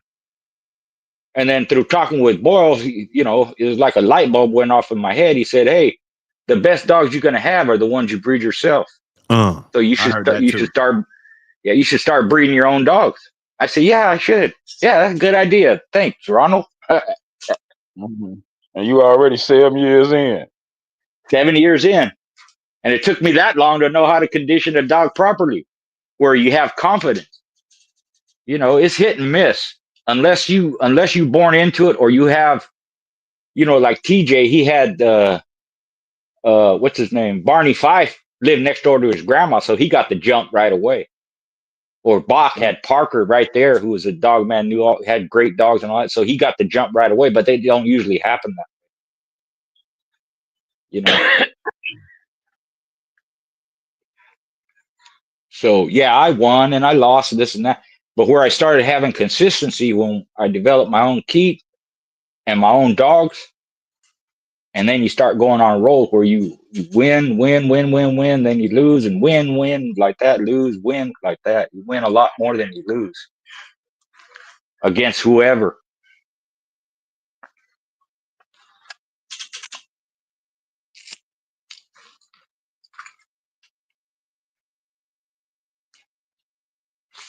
Yeah, even Mr. Gray, he calls himself a grand champion loser because he lost 5 matches in a row. Yeah. So what he did was that, you know, his dad used to have hunting dogs, and his dad asked him, "Let me see your keep." And he showed it to him. He looked at it. He balled it up and threw it in the garbage. He goes, "That's crap. That's shit." So his dad actually developed his keep for him. But yeah, Mr. Gray, man, he got stories out the ass, man. I love listening to Mr. Gray. Yeah, man, he got good stories, man. And oh, I've been man. around a lot. He's that way. He's that way, just sitting there talking to him. And we talk about all kinds of stuff, horses and guns and, you know, history and all kinds of stuff. But he'll be the first one to tell you that his keep was shit. And so was mine, for that matter. Yeah, Till you get the nutrition down. Yeah, until you get the nutrition down and actually the concepts of conditioning, what are you trying to do? What do you expect in the end result? You're just going to be trying all different kinds of stuff, which you should. But you got to come to a point where you know what you're doing, and you got to read the dog. And the first thing you got to have is a good dog. You can improve on an average dog a little bit, but if you already have an above average dog and you improve on that a little bit, now you got a good one. And every once in a while, you're going to have a great one. Right. Me and Frank Roca were talking back in the day, and he goes, Richard, he goes, what if what we call average to everyone else is above average? And I said, then we're ahead of everybody else. So that's what I looked at it. Your average to me is below average. My average to you is above average. So we get to that point. Mert Dog got a question for you, Mr. Dawson. You say, yeah. When did you realize that you were spot on with your keeps? When they went smooth, and I saw the results every day of how the dog acted, how he recuperated, his intent to work. No glitches in the keep. Because when you have a glitch, now you got to adjust. It may be giving them more food. It may be resting them more. They may need no more hydration. So as you go along, you got to know your dog first. How I'm going to work them, how much I'm going to feed them. People ask me all the time, how much should this 45-pound dog eat? It depends on the 45-pound dog. What's his metabolism like? What's his work ethic like? Yeah, that's and once you get the feed down, the dog naturally comes down to weight. So if you judge a dog's weight and you're pretty close and the keep goes good, he's going to hit that mark. I don't know how it happens. I don't know why it happens, but I've done it too many times to know that's what happens. You're not going to miss. They just make that freaking weight. If you judge them incorrectly, now he's either too light or too heavy. But if you got the weight right, he's going to hit that mark.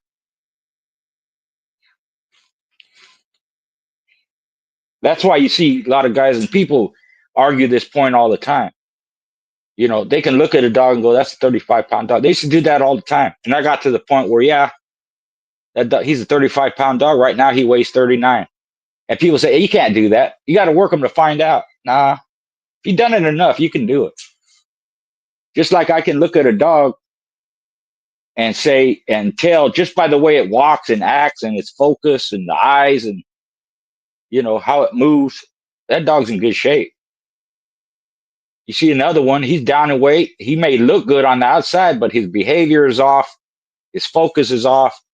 His gait is off. He's not in good shape.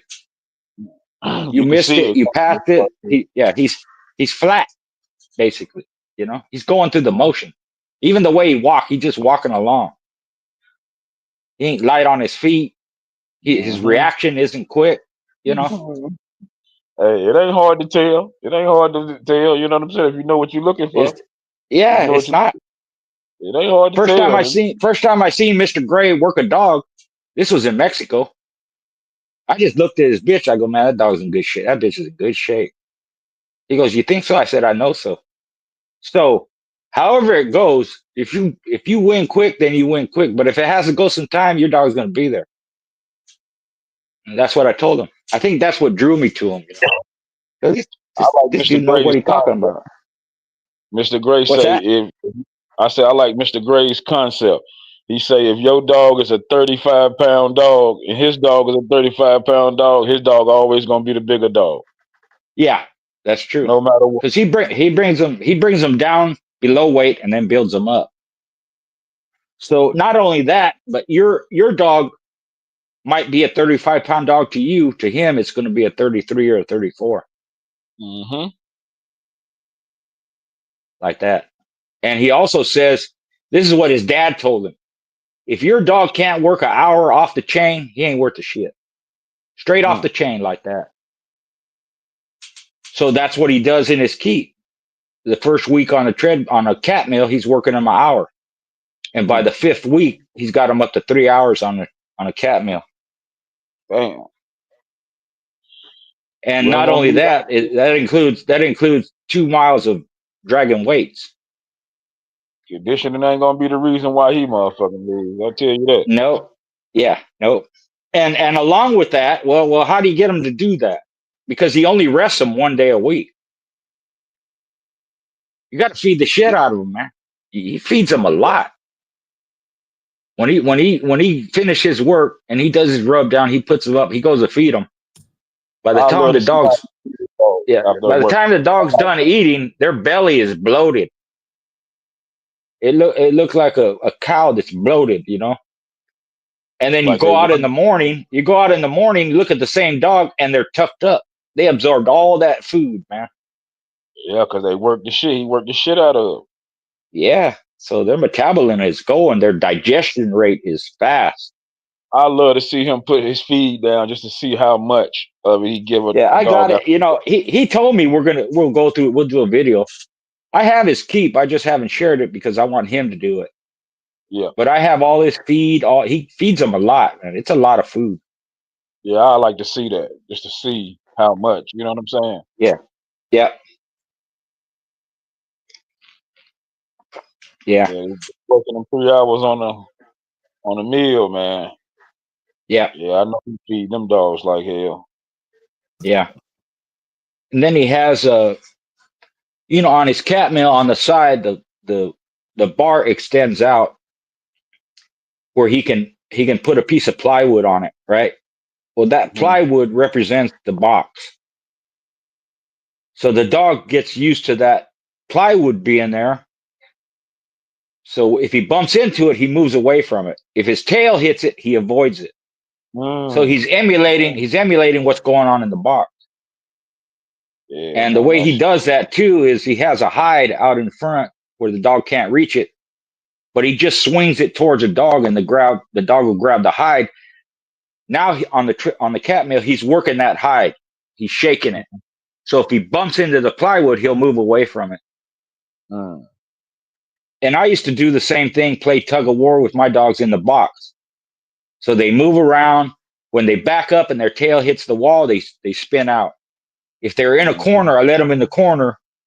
If they're balled up in the corner, they have to work their way out of it and keep hold of that tug that I'm using, and just maneuver them around. You can pull them around, back them up, side to side, swing them, all this stuff. It's kind of like sparring. Boxers they spar in the ring to get accustomed to the ring. Well, I know you and Mr. Gray, boy. Y'all was some tough outs back in the day, boy. Hey, y'all had to bring a bulldog. Mr. Gray, boy. I'm telling you. Yeah, A yeah. real bulldog. I didn't lose too many in short time. I never got blowed out like you see some guys. Maybe I never went into that type of dog, but I fought some hard biters, some killers, supposed to be killers and shit. But it was going to take some time if you beat me. Hour, 2 hours. So you ain't there for a short stay, is you? So if you got to Nah, go to long haul, nah. you can go to long haul. I'm gonna be there. But most of my matches were under an hour. The shortest one we had was 23 minutes. I had 31 minutes, 47 minutes, like that, like that. You don't get paid for 40 overtime. minutes. Yeah. So I'm like everybody else. I like to get in and get out too. But if it don't happen, you better have the dog that can be able to go some time. But no matter what anybody says, it happens. Happened with Zebo. He's a killer. And because of the circumstances, he still had to go almost 2 hours. If he wasn't a game dog, if he wasn't an ace, if he wasn't a killer, he'd have been out of there quick. Nah, he couldn't have went no 2 hours. Especially the way he was biting shit down. Yeah. He knew he could bite. He knew he could bite. Yeah. Dogs know when they know they got a hard bite. And Yeah. he couldn't get him out there. His last match, which was his 7th win, he was over 7 years old. He won in 18 minutes. He's still a killer at 7 years old. 7 years old. Yeah, them dogs know when they bite hard and shit. Yeah. Yeah, they do. When they make shit squeal and holler and shit, they understand that shit. Yeah. It makes them do it more. Yeah. They love it. Oh shit, I done hurt this motherfucker. Let me do it again. Yeah. Yeah, do it again. Yeah. Definitely know. Yeah. So that finish that's an important trait to me too. I like dogs that have to be that standard has to be that. It don't even matter if they bite hard. Because most of mine, the ones that went into the throat, those I kept that trait. So if you get in the throat, you don't really have to bite hard. You just got to choke the shit out of him. Yeah, that's it. The dog can't. If he can't breathe, he can't do nothing. And yourself, if you ever been choked, it makes you panic, and that's what happens with the dog. They'll start panicking. Most of the best finishers, I say most of the best finishers in the dogs didn't have no mouth. They just knew how to get there, get where they needed to get to. And that was that throat thing. Yeah, exactly. I mean, you see predators in the wild, they do that. Wolves do it. Big cats do it. A lot of them, they go right in that throat. Yep. They just hold on. Nah, they hold on till they choke out and die. Yep, that little soft bone up in there, they break that little shit up in there. That ain't nothing. Yeah, Mr. Gray went into Coy's BB Red, Grand Champion BB Red, and he said his bitch got into BB Red got into his bitch's throat and broke her esophagus, cracked it in half. She was done, man. He said BB Red was a badass bitch. Finish.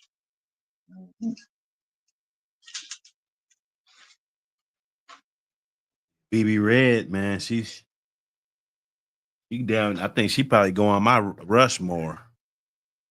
Yeah, you could say that. Grand Champion 9 milli, that was a bad one too. There's several of them. Grand Champion Badger was like that. Champion Bad Billy was like that. He'd get in your brisket, in your chest, and you could see the air coming out of the holes where his teeth were. Dog would be breathing, and the foam would come out from the dog breathing. Tyrone too. Yep, him too. He like to finish in the back end though. Yeah, and he would fight foul. He'd grab your dick and balls. Yeah, yeah. Motherfucker don't want to do nothing after that. After that shit get took away down there. It don't take long. Oh, go in the shop. Yeah. Yeah, I saw a little female. What was her name? I forget her name, but she beat a champion in 9 minutes. She broke her jaw. Done. Oh, you can't do Another nothing with one. that. Another one. Daisy. She beat a 2-time winner. She had her on her back, and she got in between her back legs, grabbed her vagina, man, and just tore it up. She couldn't do nothing because she spread eagle. She couldn't reach around to get her out. It was over. 22 minutes, man. Hey. Danny Burt was there, and when they called the fight, he got up. He goes, "You ain't gonna beat that bitch." Oh, you had to go into it, Mr. Garcia? No. She was actually had some of my blood in her. Oh, she But did. Oh, okay. Danny Burton, we were sitting in the audience. Me and Danny were sitting there. Soon as she won, he popped up and said, "You ain't gonna beat her. You ain't gonna beat that bitch." It was devastating, man. And she won a second one, and then they retired her. She lost all her teeth, but she was badass. Nice. Badger, Did you Grand ever Champion see Shady Badger was Lady? like that. He get in your kidneys. Did you ever see Shady Lady, Mr. Garcia? I seen her on film. Oh, you did. Yeah, Was she was she a whirlwind, man. like that? Yeah, she liked that. She beat as soon as you cut her loose, she's in the other corner. The other bitch Damn. didn't even have time to step out. And then it's not that she was like a devastating biter, but she was so violent that My granddad she'd always talk either about that though. cur a dog out or just beat them up so bad they couldn't. And it didn't take her long. My granddad always You know. just say that though, man. He always liked them dogs, man, back in the day to get across that line before you do. Yeah, You know what I'm saying? that's how mine were. That's how Yeah, mine were. That was another thing I like. You know, you got to scratch hard, man. Scream in the yeah. corner and just go 100 miles an hour. 100 miles per hour, yeah. Yeah. They say Shady Lady was in the corner before the other dog. Yeah, damn. She was a rugged. Yeah. Woo. Yeah. Just like that. Didn't even Damn. take one step out. It's like once she saw it was like it took her a second to catch up. Like what's happening? This bitch is already here. So she couldn't even step out. It was over. And then she'd pick her up and slam her down and shake her whole body and beat her up like that. Man, it was done. She's done. The small little bitch too. Mm-hmm. Small. Yeah, like 30, 35 pounds. Was she a good producer? She produced I some ain't know. good dogs. Yeah. Not a whole ton of them, you know, but she produced Yeah. some good dogs. What you think, Shady Lady and what was the other little the one Crenshaw had? What you think about them two going? I know they probably wasn't in the same weight class though. Yeah, which one? Um, Holly? the one Honey Bunch. Honey Bunch? I don't know, man, because Honey Bunch was violent too, and she was a finisher. So Jeep dogs, some of them are known not to have finish because Jeep himself didn't have finish. So the way I looked at it in my dogs, the finish was not coming from Jeep, it's coming from his mama. From Honey Bunch. Yeah, so if they had it, that's where it was coming from. And she was like that. Her matches didn't go that long either. She beat some good guys too, some good dogs. So you And would her take third Honey one, Bunch. her third match, she was just off the chain. She wasn't even conditioned, and she beat Charles Gray in like, I don't know, 40 minutes or something. So you taking Honey Bunch over Shady Lady?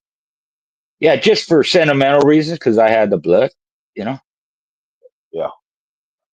People, Nice. we had a question last week, and you know, who would you take, Simba or Títere, Grand Champion Títere? I said Títere. Why? Because he has Big Red in his pedigree. That's the only reason. I don't know nothing about him. I never seen him go. I don't know what I they know could do. I don't know who they beat, but that's it. that's the only reason. So that's right. Yeah, it's like a boxer. My favorite boxers or whoever I back, I'm gonna take them no matter what, even if I think they might lose, just because Didn't I'm Simba loyal get that carried way. out? Simba got What's carried that? out though. Didn't Simba get carried Yeah, out? Well, he quit. Yeah, yeah, he did. I think Oh, because again, we're talking about socialization. The crowd bothered him. The noise bothered him, yeah, and okay. it freaked him out. It freaked him out, which That's why that you can got to coach. happen. Yeah, I've That's seen why I dogs look do for all my kinds dog. of stuff. I've seen them do that and quit. I've seen them do that and win, but it ain't good. I saw Joey. He was like that. They brought him in. He was going against I forgot the dog's name. Shorty. He was a 2-time winner, a white dog. You talking about grand champion Joey? No. Oh, Chainsaw's Joey. He was a oh, little okay. bully son, Niggerino dog, and he was already a 1-time winner, and Shorty was a 2-time winner. They faced him up, and the referee said, "Release your dog." Joey turned around in the corner, put his hands on the wall, like he was going to jump out, and Shorty ran over and grabbed him by the stifle and pulled him in. And it went 2 hours and 40 minutes, and Joey won. But if he'd have got out, it would have been over before it started. All right, Just yeah, because the lights and the people freaked him out. You know, they get wide eyed and they start looking around like freaky and shit. yeah. Joey probably was just So sitting on the chain and shit all the time. Like, yeah, social. never seen nothing. Yeah, and he Yeah, probably never been at a convention. He probably won in just a small venue, you know, a few people. Then they bring him out there. He's like, "What the hell is all this?" I've seen dogs do that. They get wide eyed and they start looking around, and it freaks he them out. lucky. The noise and the lights and the people and shit.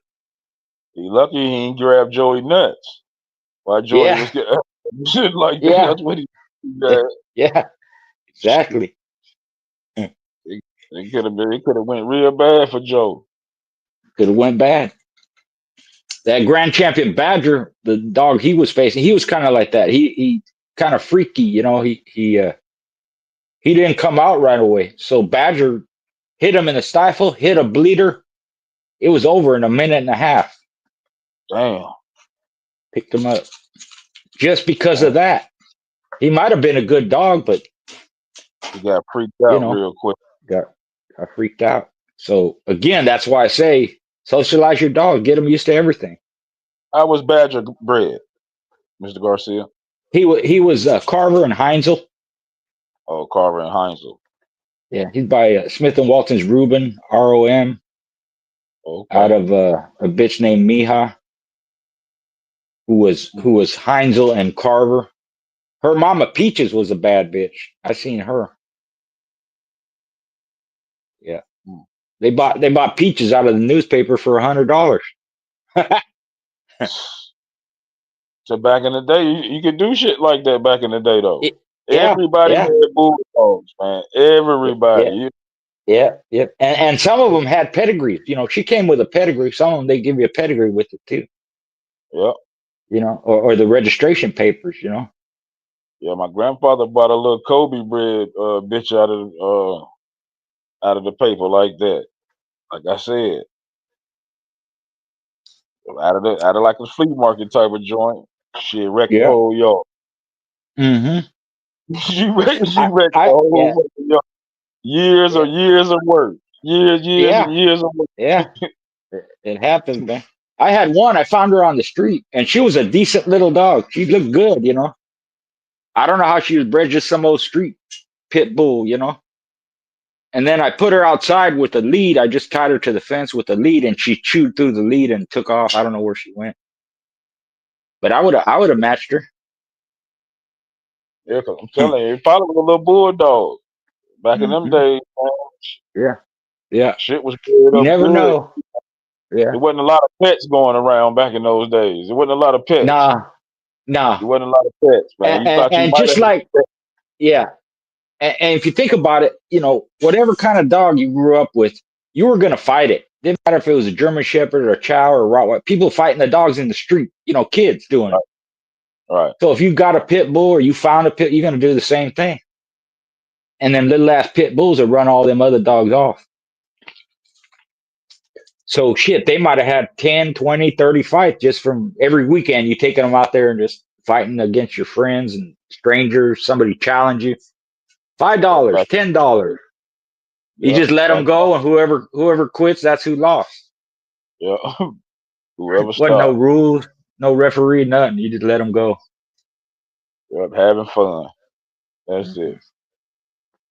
And nobody cared. And you're out there in the street in front of in the neighborhood. People didn't say Neighbors. nothing. They didn't give a shit. They watch. You know, they'd be looking over their fence and watch. Yep. They'd be looking on their porch, sitting on the porch, watching you fight these kids fight these dogs. Fact. Everybody had a bulldog back in them days. It wasn't a whole lot of pets, but you see a lot of pet Yeah. bulls now. Yeah. You thought you had a pet. You tried to make it a pet, but it really wasn't a Yeah. pet back in them Yeah. days. Yeah. Times change, man. Well, I had my granddad had some Carver stuff, and I tried to make this dog a pet. Man, I'm sleeping in the bed with it, Mr. Garcia. Everything you can think of, fake tree hugger stuff. Yeah. One day he told me why he wasn't no pet, and this was on accident. Dog ran Yeah. out there, and I'm talking about, man, he had fur flying everywhere. And I knew right then and there, I said, yeah, this ain't no damn pet right here. This ain't no pet, yeah. And they Yeah, just turn on like that, you know. yeah. They might run through your screen door. They might jump out the screen of your window. You know, they see something and they just take off after it, man. Yeah. Just Yeah, turn on one day. Him up.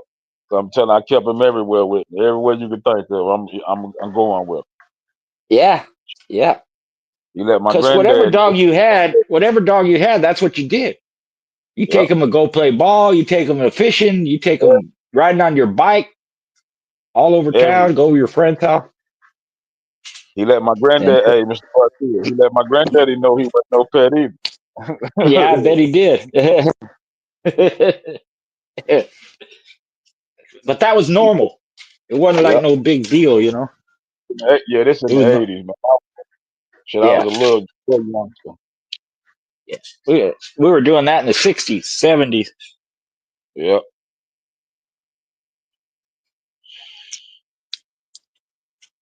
And the good old days. Yeah. The good Buck, where days. you at, Buck? The good days, man. Look. You know, it's always a good day though. Yeah, it is. What you say if the grass ain't out your ass? If you ain't got no grass growing out your ass, man, you good. Flowers and shit like that. You know what I'm saying? Maybe a little rose bush, couple of weeds. You all right. Yeah, all right. Yes, sir. Man, they Ain't talking no about dirt. bringing Pete Carroll back, man. What's going on, man? Who? Raiders Seahawks? trying to get Pete Carroll. Oh. Shit, he was the coach for the Raiders too? Now they talking about getting him, I guess. I bet you it's so much clickbait though, you know. Yeah. Can't believe nothing you see on the internet, man. Yeah. Yeah, I like the old Raiders, man. They used to step on people and break noses and bite people, fucking rough them up. Spit in people's faces and shit. Them motherfuckers was good Yeah. for that shit. Like, they spit in your Yeah. motherfucking face and shit. Yeah, They was like good that. at that shit. You'd be on the ground, they step on your leg, walking past you and shit. Yeah. Hey, they was nasty motherfuckers, wasn't they, Mr. Garcia? It was, man. It was Yeah, they ain't mean. got that no more. Shit, what You was can't the do only that thing no more. all you do was win, baby. Just win, baby. You don't give a damn how you won. Yeah. They break their fingers, they just pop them back in place, get their teeth knocked out, they just keep playing. Yeah. It was one what was the 49er safety, man? He got his whole fucking finger ripped off. And he was like, shit. I think they sewed his shit back on or something Yeah, on the they just tape sideline. it up. They just tape it up. He's all right. You all right? Get back in there. Like his whole one of his fingers got ripped off, man. They like sewed that motherfucker back. Ronnie Lott, I believe it was. Ronnie Lott. Okay. Yeah, Yeah. Ronnie Lott. Yeah, look at that. Look that up. Yeah, got his finger ripped the fuck off. But I believe they sewed that bitch back on the sideline or some shit. Taped it back up. He went out there and played, man. Yeah, I'm gonna check it out. Yeah. Yeah. Got his They finger do ripped whatever off. it takes to win, man. You know. Ronnie Lott was a savage, though. You know. Yeah, he was. If anybody did some shit like that, I believe he probably did. Hey, look it up. Look it up. True story. Look it up. He got his fucking finger ripped off, man. I think it was a playoff game. Shit, man. They like taped that motherfucker back together or something. Some kind of way they did. This shit, man. He got back out there, made interceptions and shit for the game winning, all Yeah, we type of could, shit. what they say, we could fix Yeah. that shit later. Yeah. Ronnie Lott said, they say, "What you want to go to the hospital?" He say, "Hell no, man. This is the motherfucking playoffs." Bulldog, Hospital. bulldog. Man, I would have Bulldog. got my finger ripped off. Man, I'd have been crying like a motherfucker. Shit. Ah, hey, shit, man. Crazy. Most people would. Yeah. Ronnie Lott say, "Motherfucker, cut me, Mick, and put me back in the game." Shit, That's They it. said Russ may go to Vegas too. Russell Wilson's done, man. Everybody, he was a bunch of hype. He was all hype. Shit, he won your Super Bowl, man. You He tripping, no, he man. didn't. That defense won that Super Bowl. He didn't Okay, win shit. that's your quarterback. That clown. That's Now, your what he quarterback. did do the next year after that, he threw the Super Bowl. That's what the fuck he did. Now, if he wants some credit, I'll give him more credit for that than winning the Super Bowl when you got one of the top 5 defenses of all times in history. Shit, he had to make 2 or 3 throws out his ass, and that was a game winner. That's all he had to do, huh? No, they man, I think it was the first play of the game. The defense scored a touchdown.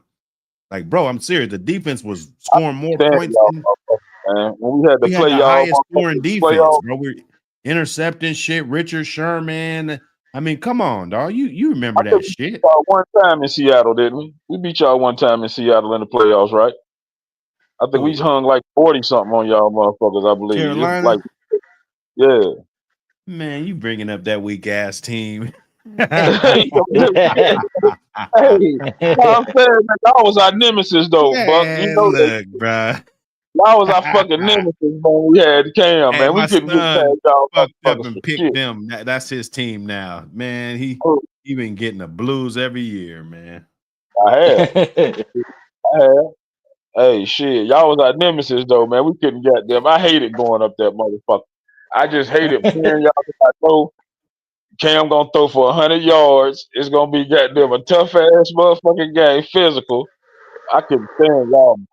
And then it's gonna be raining or some shit up there, motherfucker. It's always raining or some crazy shit.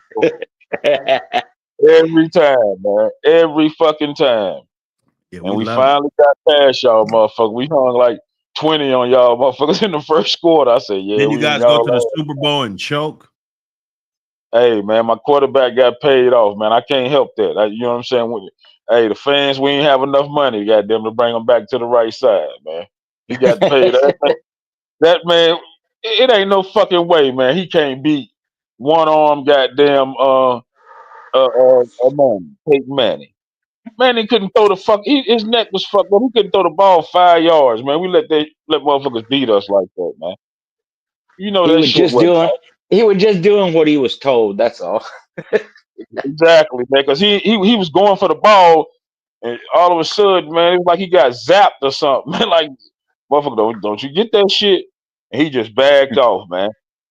And we only down a touchdown or some shit, man. We still in the fucking game. We play like shit. But you know, it's all good.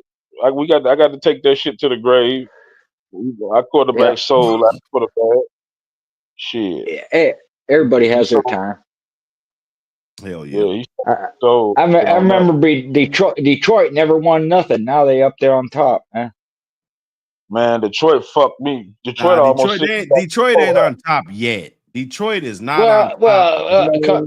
Compared to when I was younger, and they never won shit, not even close, man. 1 Yeah. and 15. 1 and 15. Yeah. They let the rookie come in, man, in their Everybody want house. to give Detroit the crown and shit. Man, I'm telling you, man, them boys, just because you got a good season or you know what I'm saying, man, that don't mean shit in the NFL, man. You got to win the big you got to be like Patty Mahomes, man. Yeah, They you Patty do. Mayonnaise. They let the rookie come in there, man. The rookie, man, for the Commanders, man. He came, man. That motherfucker was looking like Joe Montana, man. I'm slinging it all around the field, man. The rookie, man. Optimize, man. Call in, man. Talk about them staffers, man. Come on, man. We've been waiting on you. What do you say? I ain't a Kansas City fan, and all my family, friends, all that, except for one, don't like Kansas City, right? And I told them, yeah, I don't like them either, but they got the best quarterback in the NFL right now. I don't He give a gonna fuck catch who Tom. it is. He gonna catch Tom. He If he will. win That's this Keeps year, going like that. Yeah, he Tom's gonna kind catch of Yeah. Tom. Got 30. unreal. Man, he got 30 I already. He's 30, is he? Is he 30? I think he's Man, 29. don't think so. Yeah. And I don't like him, but I got to give him his props, man. He produces.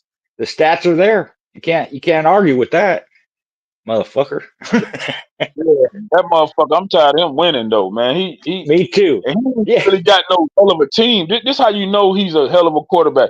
He ain't even really got those type receivers that he had at first. All them motherfuckers gone, man. He winning with like local jokers and shit, man.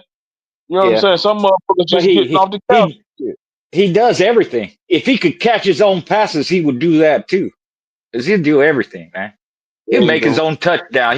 He fucking run yards and shit. And Rocco, don't man, do it's that. unreal. Don't do that, Rocco. Don't do that. Yeah. Hey, he the best thing smoking though. I think the Chiefs had 8 sacks last week, man. Don't do that, bro. Don't do Hey, that. if he was to stop his career right now, they could try to say he was the best all time. Just how quick he done this shit, man. He ain't even 30, man. Is he He 30? already in the Hall of Fame. He's already in the Right. Hall of Fame, future Hall of Fame, man. You can't take Signed that. the longest contract in NFL history, man. He already up there. 500 million, 10 years. There it Biggest is. World contract is ever. Johnny Manziel. Say I was what? a Johnny football fan, man. I was watching them games, man. I don't know about y'all. Man, Johnny football on TV, he shit. was I was excited. watching He that was shit. excited. College, He shit. was excited. Johnny Manziel could play some football. He just, I'm a he Johnny like the football limelight. fan for sure. He like He the just what they limelight. say he couldn't stay out of the bar. He motherfucker want to drink and shit, and till NFL your party face and all that. you want to drink until your face swell up and shit. Like, come on, man. You Yeah. can't do that when you're an athlete, man. They say Johnny like to throw him back though. Oh, here go Thompson. Shots fired. Hey, shots fired. He is the ref. Everybody always talking about the Chiefs and the refs and cheating, and nobody said nothing about Tom Brady. Hey, my guy Optimize, man, he got some of the best Stafford Bull Terriers in America. Trust me. What up, brother? How you doing? How's the panel doing? Man, what up, brother? Talk to us, All good. brother. Talk Greetings. to us. About the Staffords? Yeah, we want to hear Like a about the bulldog. Staffords. That look like a bulldog on the front of his avatar. Man, they nice. That's They Yeah, nice. that's my little male. I got him off of his registered name is Oshkosh Pita, but I call him Kochi. Kochi Loco, that's what I call him. That's his call name. Okay, Yeah. nice. Look good. Explain his line. What he come out of? He's out of Marcos. Marcos's Quinlet line. He's his dad was R line. His R line coming off that Quivis dog, and then the mom is off of his Superman stuff. So it's like a little blend of his M line with his R line. Okay. Where's Marcos at for the people that don't know? He's from the Netherlands. Okay. Are they Irish staffs, English staffs, or American staff? They're English staffs. Okay, cool. Yeah, I know some folks out that way. Yeah, I got one off of my friend did a breeding with an English staff and an Irish from he used a stud off Steadfast, and they just sent me a little boy from that, a little brindle boy. Nice. Yeah. Nah, that's what's up. That's what's up. In my day, they was still matching them dogs. Yeah, man, they are pretty rowdy, man. I gotta watch out, like two males or two females together. Yeah. He gets pretty rowdy, you know. So, but if I'm there, they won't like get in altercations. But if I leave them alone, they'll get in trouble, you know. Yeah. Yeah. Yeah, now them dogs are beautiful, man. That dog right there, he looks real good. Real good. In fact, He in nice. fact, Now that dog look good. a guy from there, he sent me a ton of pictures, and some of them are the staff they used to use over there in Europe. So I've been posting them. Ricky B. Psycho and Dan's Gar, and well, not Gar, but just different breeders from Ireland and England. Yeah, his front Yeah, legs is thick. He got some nice bone on him too. His yeah, front Yeah, legs. he runs the mill. He does hang time. He hangs for like 20 minutes. He runs the mill until I take him off, you know. So I only let him run the mill like 10 minutes, 5 minutes, because he goes full blast the whole time he's on it. So I gotta like I can't leave him on there too long. yeah, they got a What's lot of his weight? spirit. What's his weight? He said that motherfucker going, huh? Oh yeah, his weight's like 35. He's like 35, 36. 35, Okay. okay. Yeah, Nice. he's like 15 and a half inches tall. Oh, he's short. Yeah. Yeah, a lot of them Yeah, are stocky like that. They're pretty thick. So they don't really have the real leggy ones. well, everything's in between. I think like 17 to 14-inch dogs. Okay. That's like the standard is 16 to 14 inches. That's what because these are AKC registered dogs. So that's kind of their like but there's some people that have 17-inch Staffords. Okay. Yeah, I So think ain't they no measure from so the. if they bust out 20 inches. That's not it's not the standard. No, that's not the standard. No, but there's So has been in history and books I've read that when it was all just a melting pot, I would call it, but I don't know if that's the proper wording. But there was dogs that were 19 inches tall on record. You know. Yeah, and they measure from the ground to the shoulder, right, to the back, Yeah. right. Yes. Yeah, yeah. It's not that don't include the head, so it's to Yeah. the No, it doesn't to the include the head. shoulder. Yeah,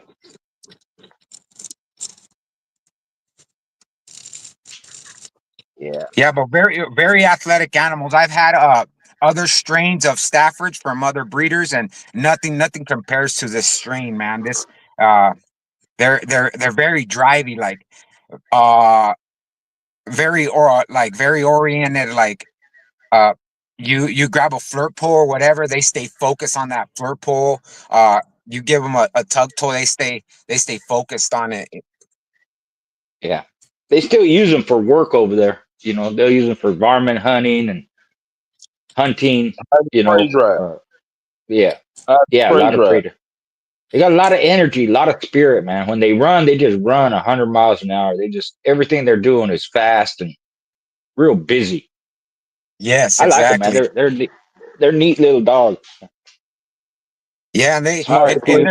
and they're very submissive. I don't know if that's just my breed, but very submissive to my kids, to my dad. Yeah, Like it's not that they're yeah, cowarding down on my kids or anything. Like they're not cowards, but it's just weird. Like they're very like when I walk up to their kennels, they squat to see who it is. Like very not timid, but they're very yeah, docile to people. Very docile. yeah, yeah. They've been bred that way.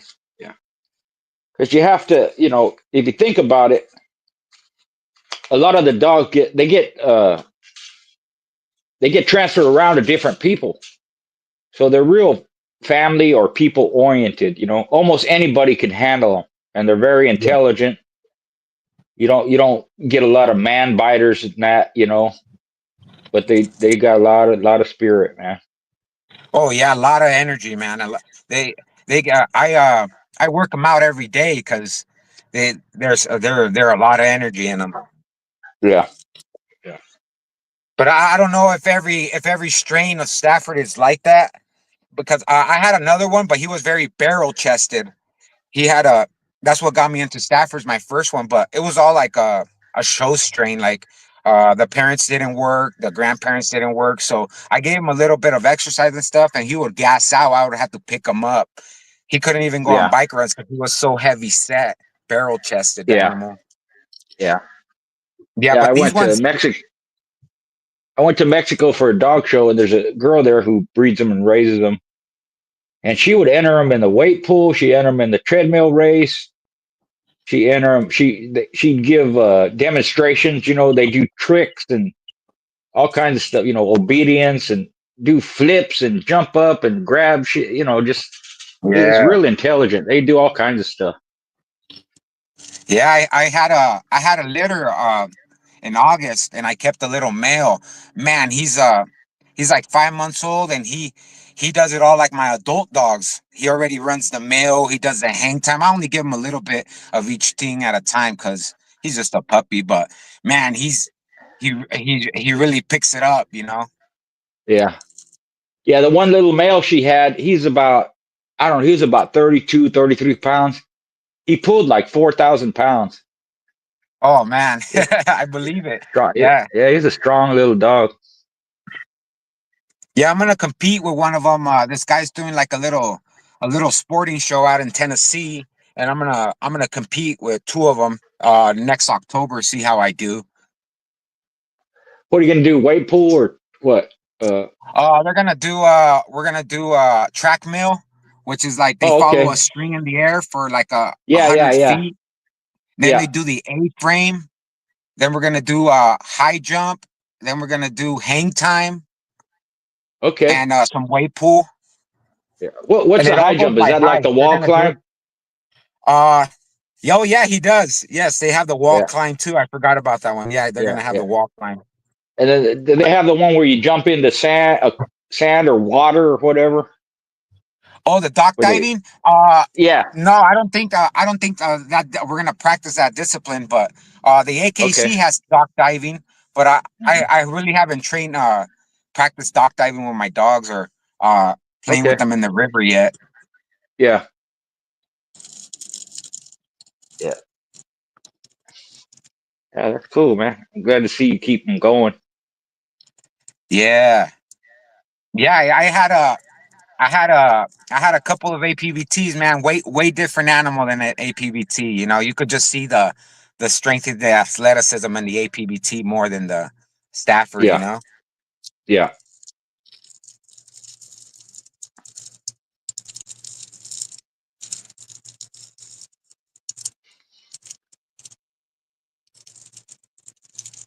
Yeah.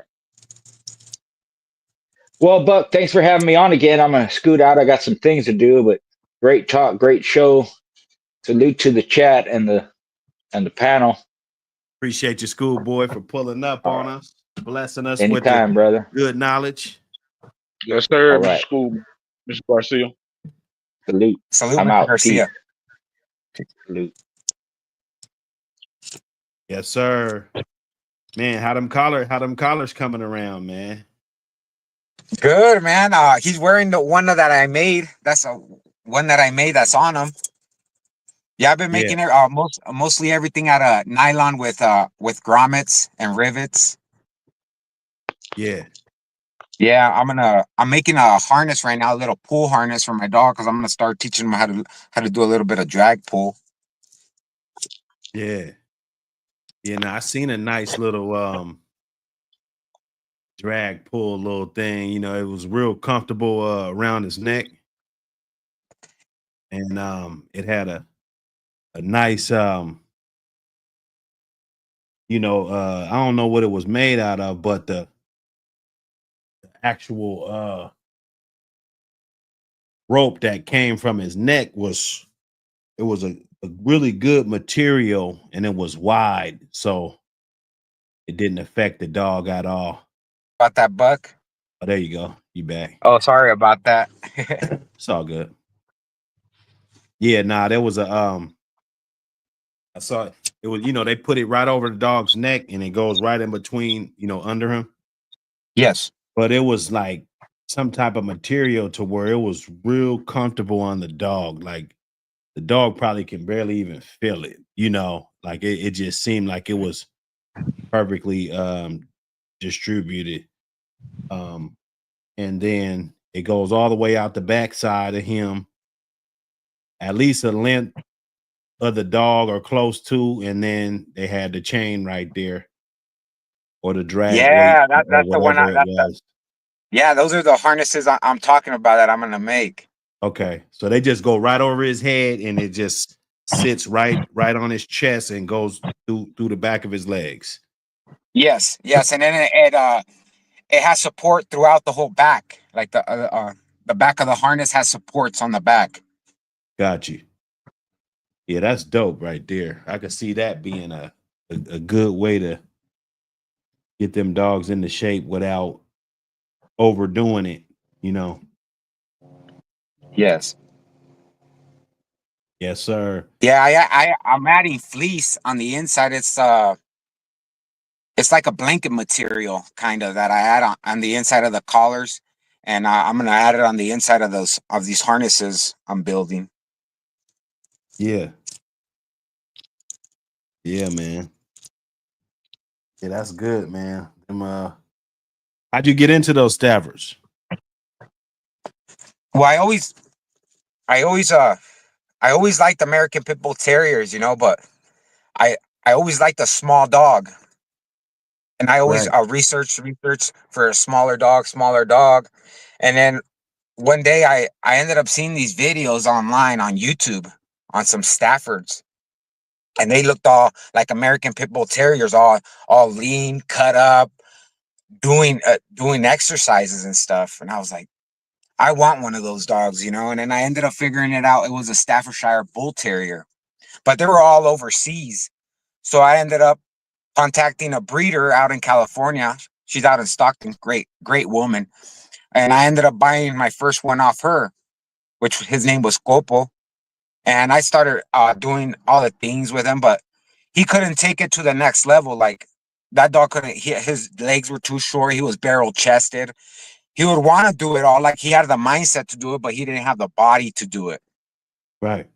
So I just kept doing my research, and then I was trying to find a family of dogs in the USA that I could work with, that they're willing to work. And I ended up finding out this guy. His name is Scott Scott. His last name is, I can't pronounce his last name, but his kennel is called Oshkosh Kennels, and he was breeding direct imports for Marcos. Straight import brood dogs. He imported straight from Marcos from the Netherlands, and he did these breedings in the USA. Mm. And Okay. that's how I ended up with two. I bought his sister too. I have a sister and him. Yeah. Yeah, I did an interview with him, man. That's crazy. That's crazy. Yeah, That's amazing dope. man. Now I had to get A you real up here dog because person, you run those type of dogs, so we definitely got to get you up here and Yeah. let you know that you're welcome to. We want to see what the process is, the type of events that you're going to be doing with these dogs, and what you're trying to do with them. So what do you? So you're doing the bull and terrier like events and stuff. Yes, exactly. I'm gonna try and do the most athletic events that I could enter, Right. like sporting events. So that's what I'm mostly into. They invited me to AKC shows and stuff to show them, but uh, it's not really my scene. Respect to all the women. There's more women than men in the AKC show ring for this breeds. Uh, it's a great thing, but I don't think it doesn't show what the dog can do. You know what I mean? It only shows how the dog looks. Right. Right. Yeah, you're So to me, right. they were asking me to put one of my puppies that I have in the show ring. I wanted to put my little female in there, but they told me she wouldn't win because she has one rose ear and one flat ear. So I was like, I rather have character than more than looks. But if the looks come, it's even better, you know. Right, right. Yeah, you don't want to sacrifice, just to get a good looking ass dog that can't do shit. You know what I'm saying? Yeah, exactly. You know what I mean? Yeah, he looks Yeah. good. So when I walk down the street, people will look. But I mean, after that, we can't do anything. We can't hit no trails. We can't jump the wall. And these are all events that are gonna be getting more popular as we keep having podcasts talking about these things. More people want to be involved with these type of events. Yes, I think it's more fun. I would say, and then you could see what you can do and what your dog can do, what you two can do together, you know. Right, exactly.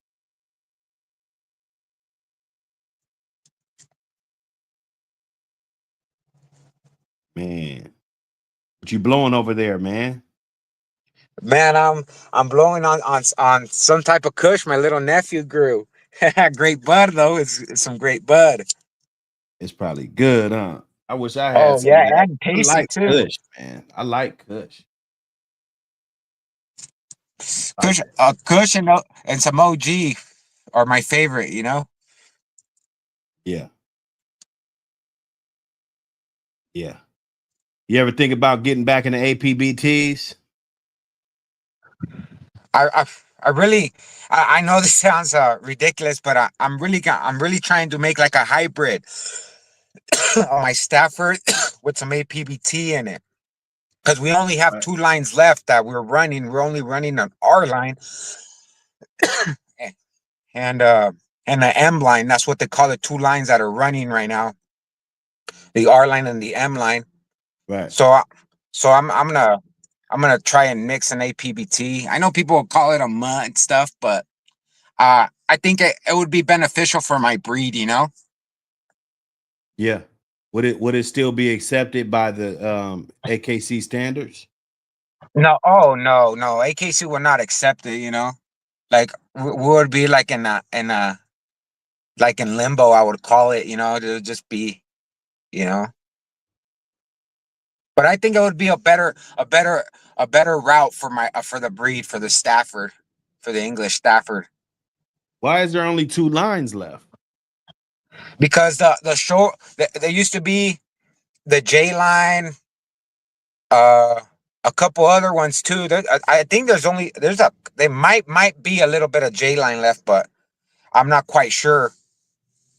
I think that's the only two lines that made it through the show ring because it ended up becoming a show dog. So I think all the show people just extinct the other lines and kept these two line going because they get it off the male. The male is the one that gives the line to the dogs.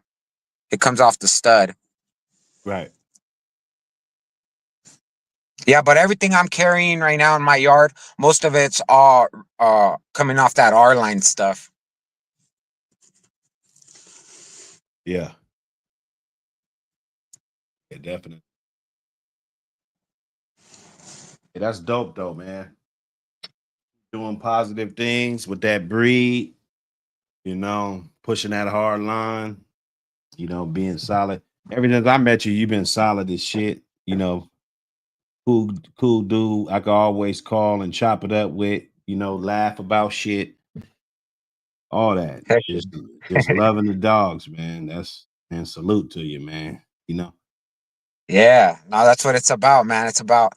You know, it's about keeping these dogs healthy, man, giving them that exercise, that time, spending that Mhm. time, taking those trail walks, taking those bike rides, that's what it's about, You ever get a shy one? Yes, a couple.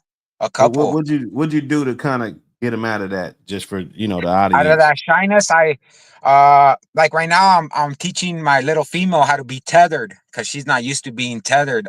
Okay. But her Okay. brother's like very ambitious. I put him on he's like 4 months. He runs the slant mill. Like like an adult dog. I have to like be careful. I only put him on there for 3 minutes, take him off because I was like, man, you're just a baby. Yeah. He's about to be 4 month 4 or 5 no 5 months. The Is that the puppies are one you 5 months. bred? Yes, that's the one that I bred here at home. It's a Okay. line breeding. It's a line breeding to one of Marcos's dog that they imported like 11 years ago to the USA. Some lady here in Fallon, because I live in Nevada, but some lady here in Fallon uh imported them straight from Marcos. And some guy in Marysville, California ended up breeding to that dog, and then I bred to that dog's son. Okay. So it's like a line breeding because I would call it a line breeding. I don't know if it's really a line breeding. Because his his grandma is my dog's grandpa, little belly mate, brother and sister. Right. So So you'd be that's a line line breeding, huh? breeding. You'd be line breeding off of those parents. Yes. Okay. So it is With a line whoever breeding. whoever the parents are to those two dogs you just spoke about. Yes. You'd be basically line breeding off of those two dogs, adding Yeah. I would. adding some other stuff in there too. Okay. Okay. Yeah. Because it was on my bitches side it was Quinlet Connemara, and on the stud side it was Quinlet Four Roses. Those were the two litter mate brother and sister belly mates. Got you. Yeah. Yeah, but to take them out of shyness, I do a little bit at a time. I just do a little bit at a time. Everything a little bit at a time. Like right now, I tether her, I play with her brother and sister, then I untether her and let her play. And Right. then like on the slant mill, I put her like my little male, I put him on the slant mill and I saw that he was moving it by himself. I just leave him. I try not to speak to him. I try to play with my dogs in silence and just give them like if they do something that I like reward them. But I always try to teach them like the slant mill. That's the reward. I'm giving you the reward to run. So I really try not to talk to them while they're like the running. So like my little puppy, once he starts getting it, I just let him be, and then I focus on the other little puppy. Like I might be flirt pulling with the other little guy while I have one of the other little puppies just tethered watching, and then I flip it all around. I tether the other one. I flirt pull with one. Cause I mostly do everything with a flirt pull, like how to teach them how to hang time and all that. I start with my flirt pull, everything. I would say that's the basis of my training would be the flirt pull, and then from there everything else is just, goes from there. Yeah. Solid.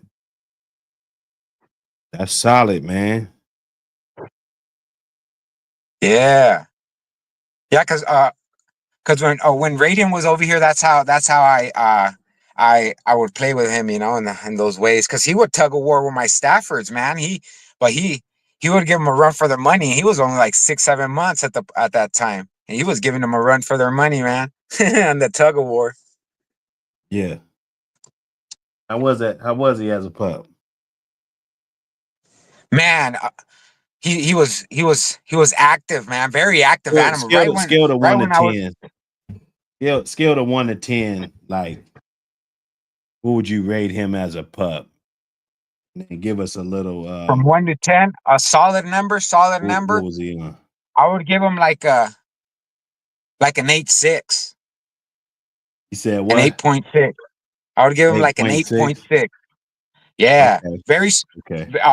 He'll stay as a puppy. He would stay focused all the time on the flirt pull too. He was very competitive because I would let him play with my big dogs, and he was very competitive with them. Always very competitive. I put him on the slant mill.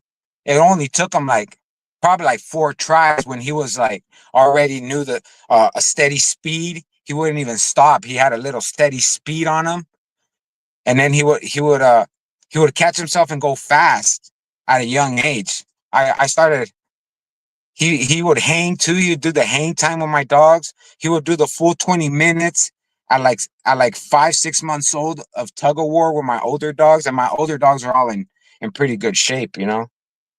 Yeah, no, great animal. Because I had other American Pit Bull Terriers, and they're very focused. I noticed like on biting, like they want to bite, but because like when I would put them on the and little Raiden, man, I would put him on the track mail, whatever, and he would perform like my Staffords, man, and very active since a puppy. He would look at any other dog, like nothing would intimidate him. A big dog, small dog. I would put him in my car, my dad's truck. I would take him here, take him there, and I didn't really have to like baby him. Amazing experience with him.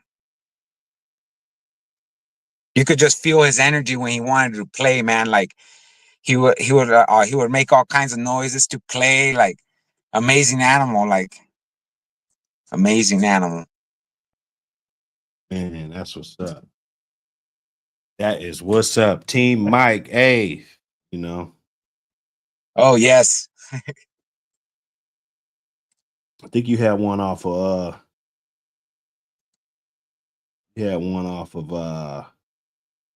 Zika did. Manny. You had one off of Manny. Oh, I still have her. Okay. How's she doing?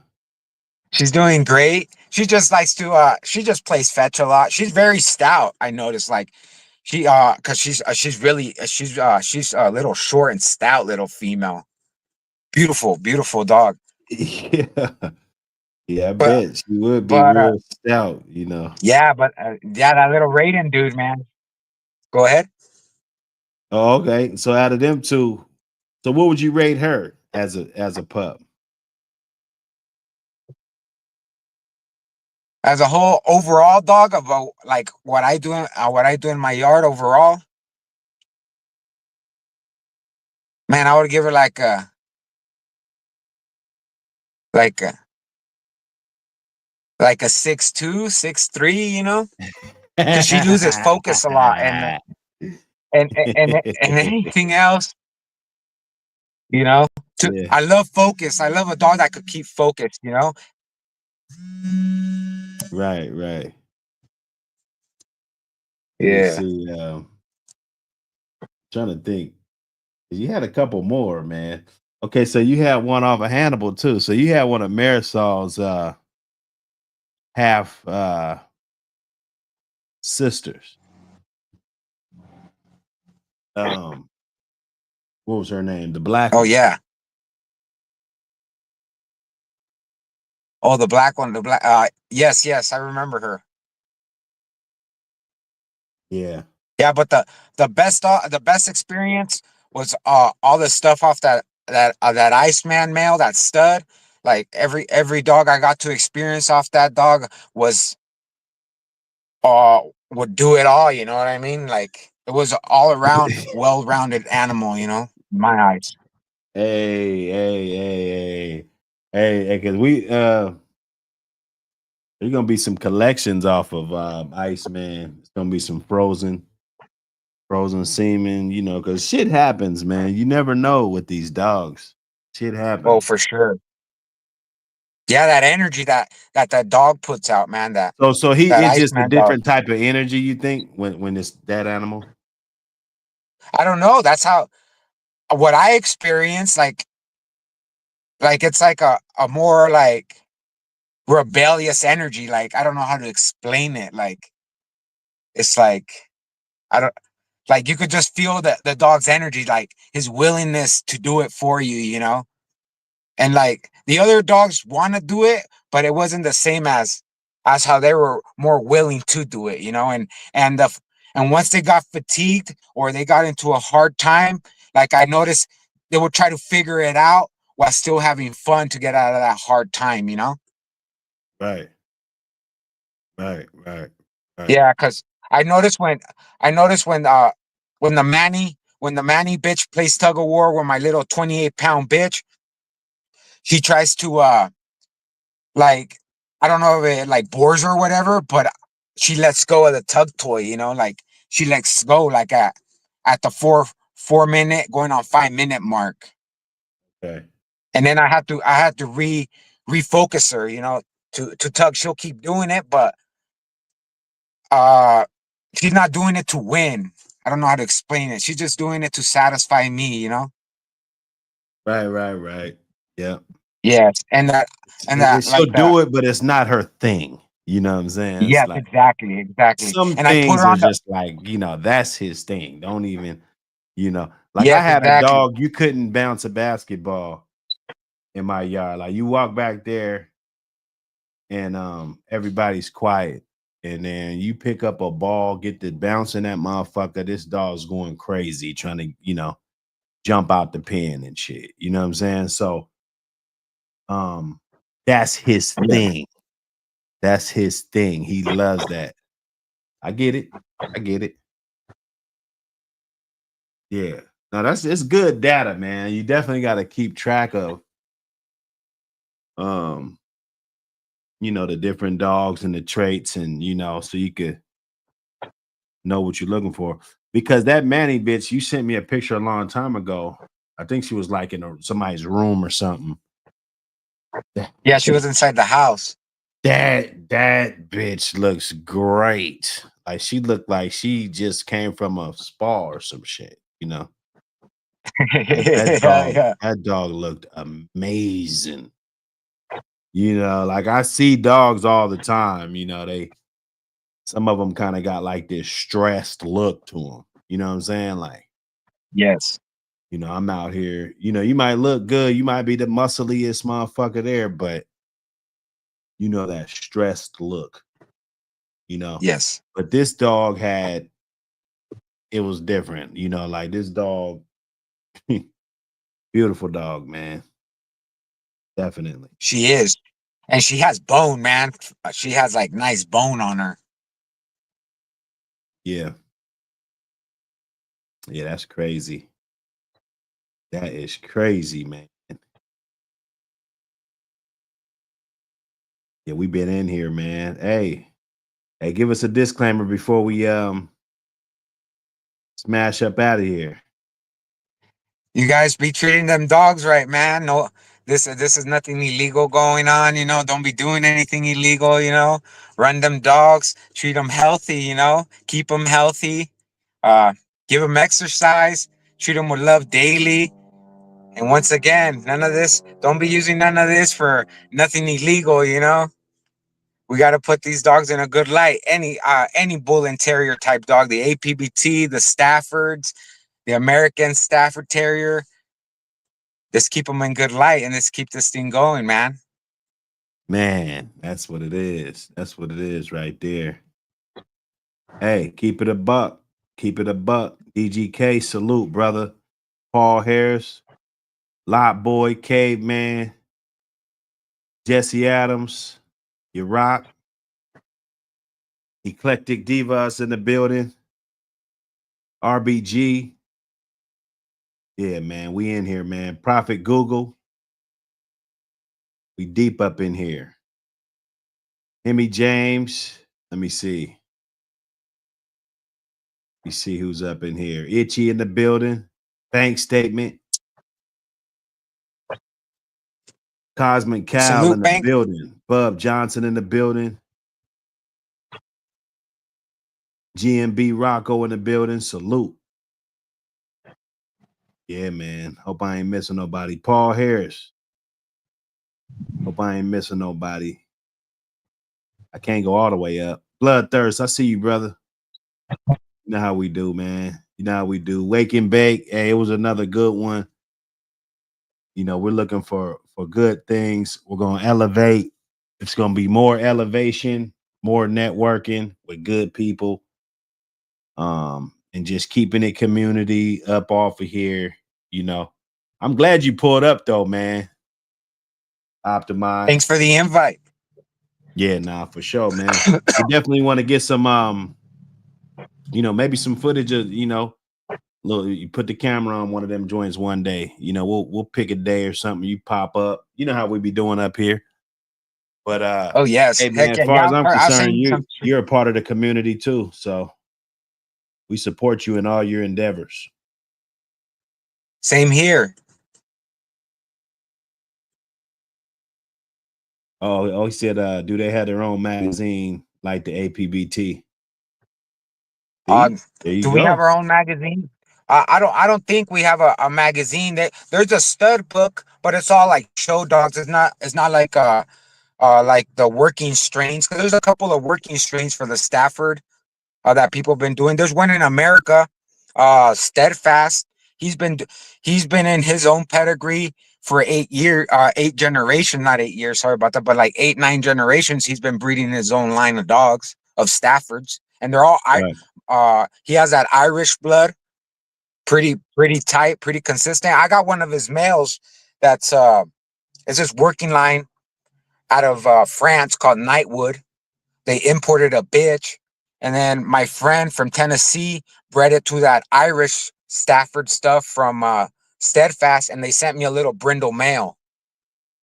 But he's small. He's like he's only like 3 months old, 4 months old. He's a little guy. Yeah, no, Yeah, that's but what's up, I man. don't think there's like a I don't think there's like a of the working lines.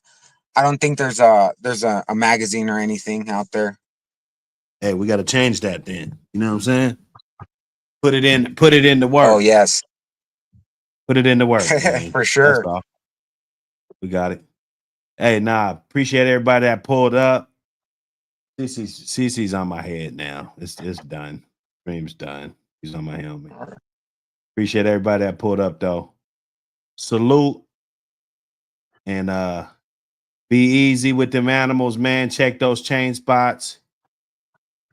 Get the magazine.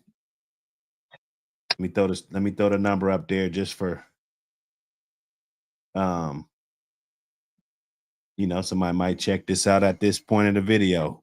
Hit that, text that number right there. I'll give you all the information you need for the magazine. I got the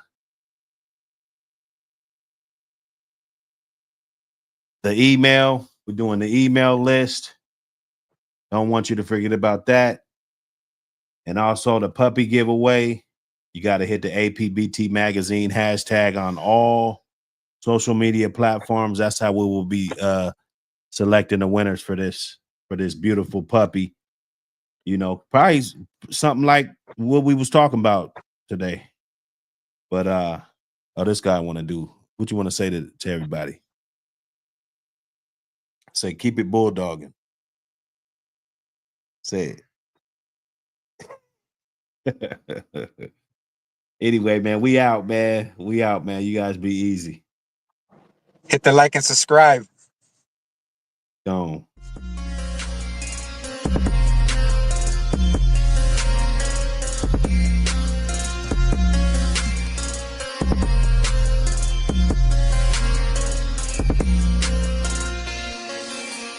When I'm on them drugs, I can feel my face. I smoke too much bud. I'm floating all in space. When I'm on them drugs, I can feel my face. I smoke too much bud. It feel like I'm in space. Yeah, I be on some other shit. They got me higher than a mothership. And I'm riding with the other bitch. I gotta take her some other shit. She said I had all the shit and all the stuff. Cause I got all the shit and all the stuff. I just popped a couple Vicodin. Now I'm feeling like I'm Superman. If I make her pop this Percocet, she gon' be Aquafina wet. It feel like I'm floating, and this beat got me rolling. When I'm on them drugs, I can feel my face. I smoke too much bud. I'm floating all in space. When I'm on them drugs, I can feel my face. I smoke too much bud. It feel like I'm in space. The perk make me last long. The this make me stay up. If she drinks this liquor, I know I'm gonna fuck. She wanna fuck with that white girl, so I gave her that white girl. And I know a white girl that got booty like a black girl. I know you want it, so let a nigga up in it. Can I give a turn? Like double dutch, jump in it. I ain't with that foreplay, so put your mouth up on it. Let a nigga get on it and put my fingers all in it. And when I'm on the drugs, I wanna hit her from the back just to see her butt. And I just wanna fuck. One night stand, I just wanna bust a nut. When I'm on the drugs, I can feel my face. I smoke too much bud. I'm floating all in space. When I'm on the drugs, I can feel my face. I smoke too much bud. It feel like I'm in space.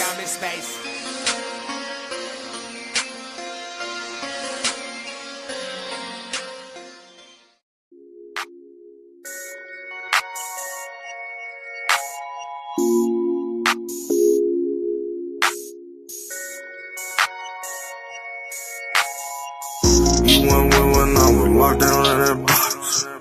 You went with us when we was hot speed from the cops. You went with us when we run around toting them blocks. Pop out, man down, we shook your block. T's holla burner, run around with them chops. Got all type of sticks, timidly make you rock. Mac 11 with the scopes and right on top.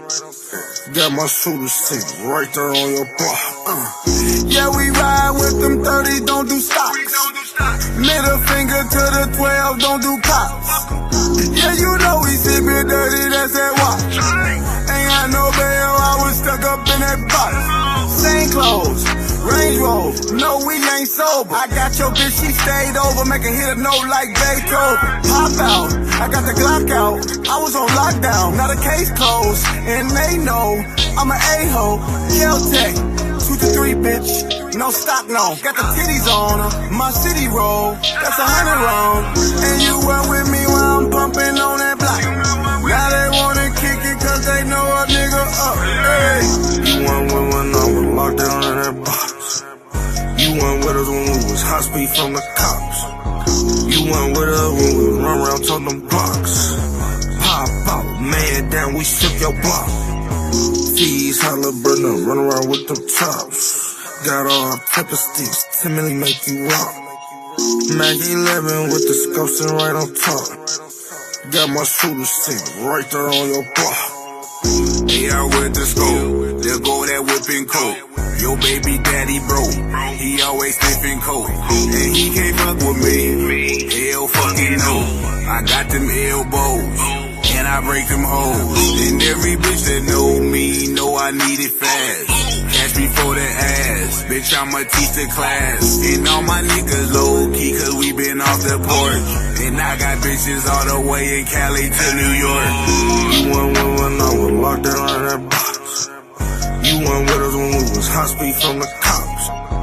You went with us when we run around toting them blocks. Pop out, man down, we shook your block. T's holla burner, run around with them chops. Got all type of sticks, timidly make you rock. Mac 11 with the scopes and right on top. Got my shooter stick right there on your block.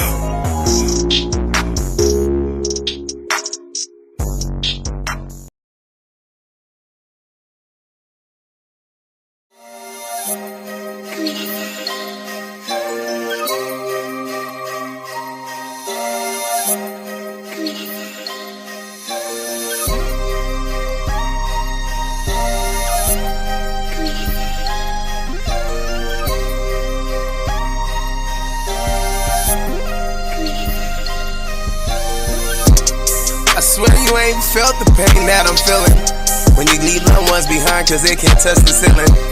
You'll never understand the type of shit I'm dealing, but I gotta cut some ties before I touch this million.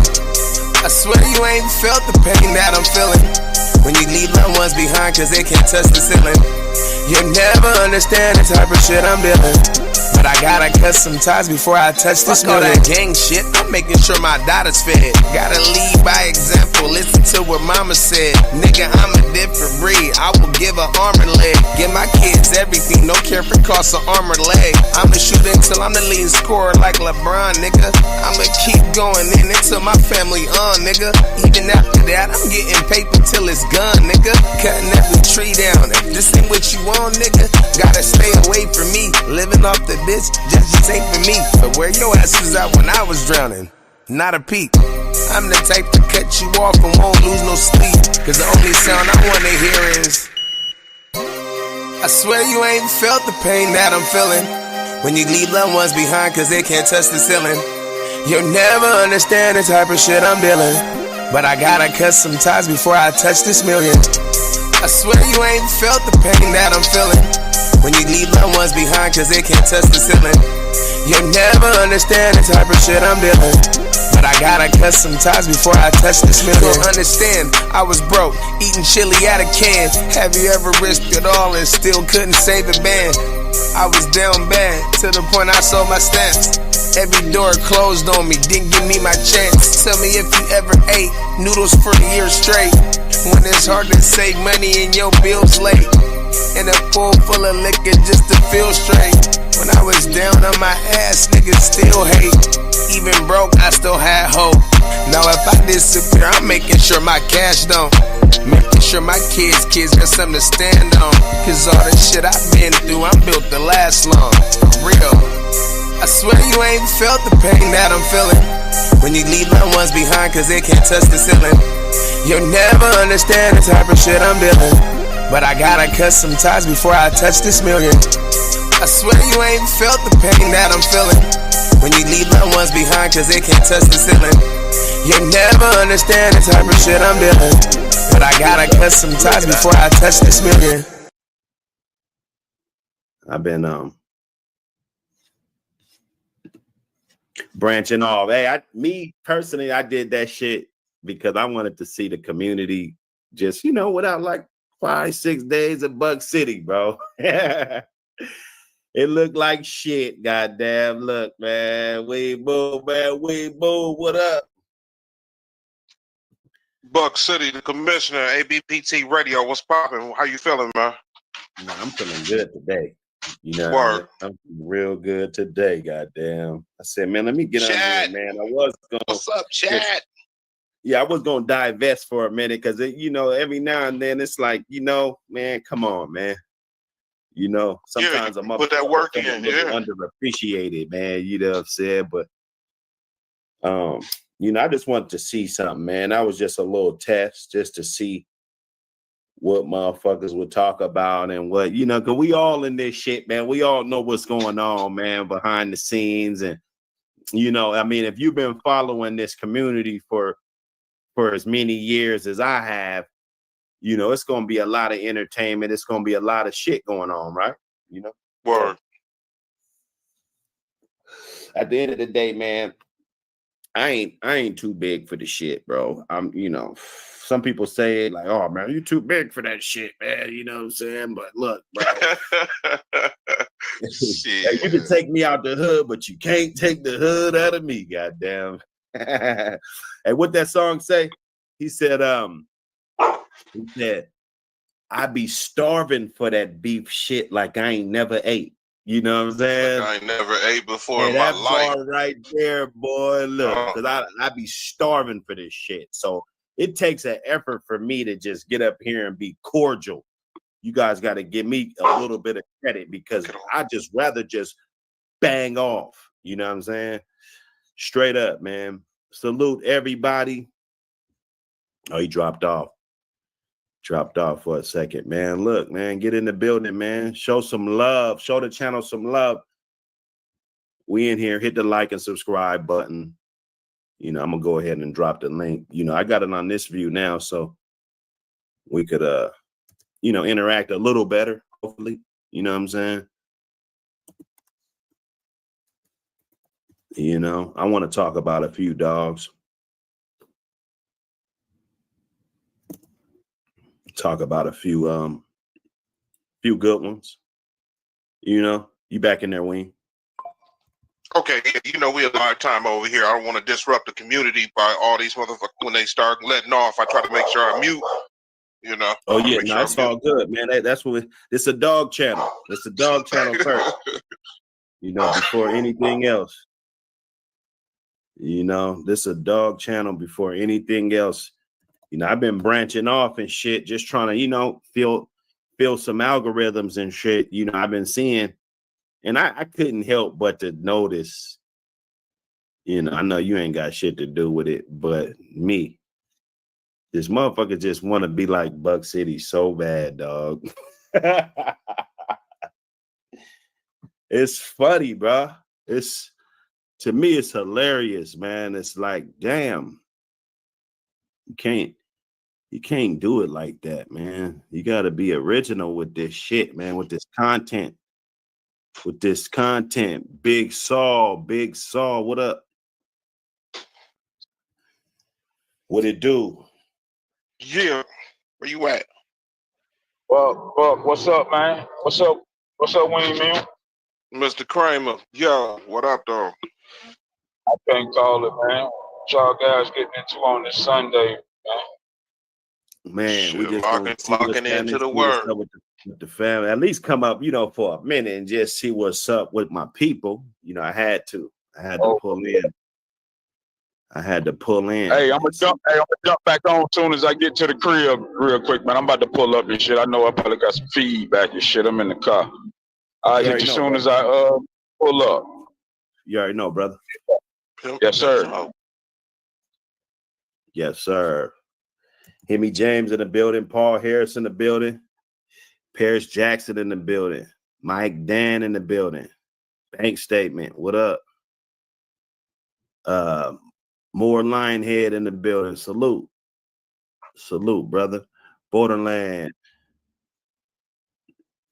in the building. What up, brother? What's poppin'? What's going down? Oh man, just some early dog talk. You know, early dog talk on this Sunday. One of the underground kings up in here. What's up, Borderline?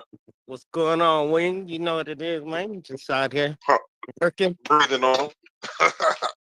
Yeah. Melee. What up, Melee? Let me see. Pardon Finish Kennels. What up, brother? Colossal Mastiffs in the building. Salute, man, with them big old dogs, man. Salute everybody with them dogs. J83 in the building. What up? Salute all. Boogeyman Kennels. I see you, brother. I see everybody in the building. I want to talk about some. I want to talk about these Mayday Dragon Lady dogs.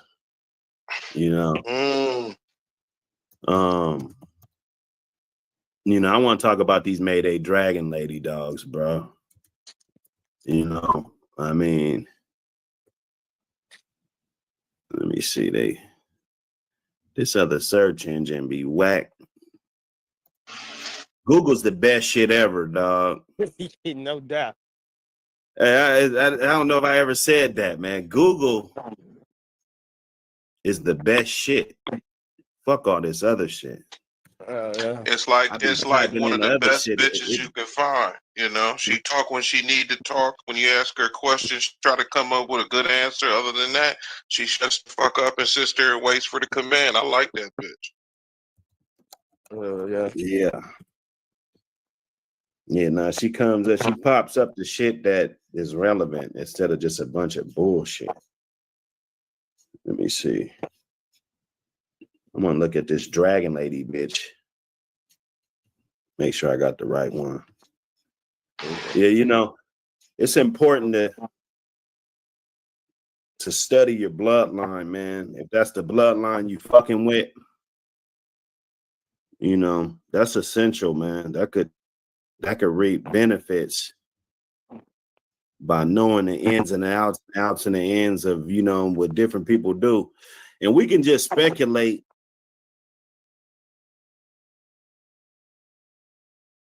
who did, and we think they did this, and they were trying to bring back the Black Widow, and they were trying to, you know what I'm saying? They were trying to keep the Carver shit, and, you know, they were line breeding on the Garner Spike, or, you know, Hell yeah.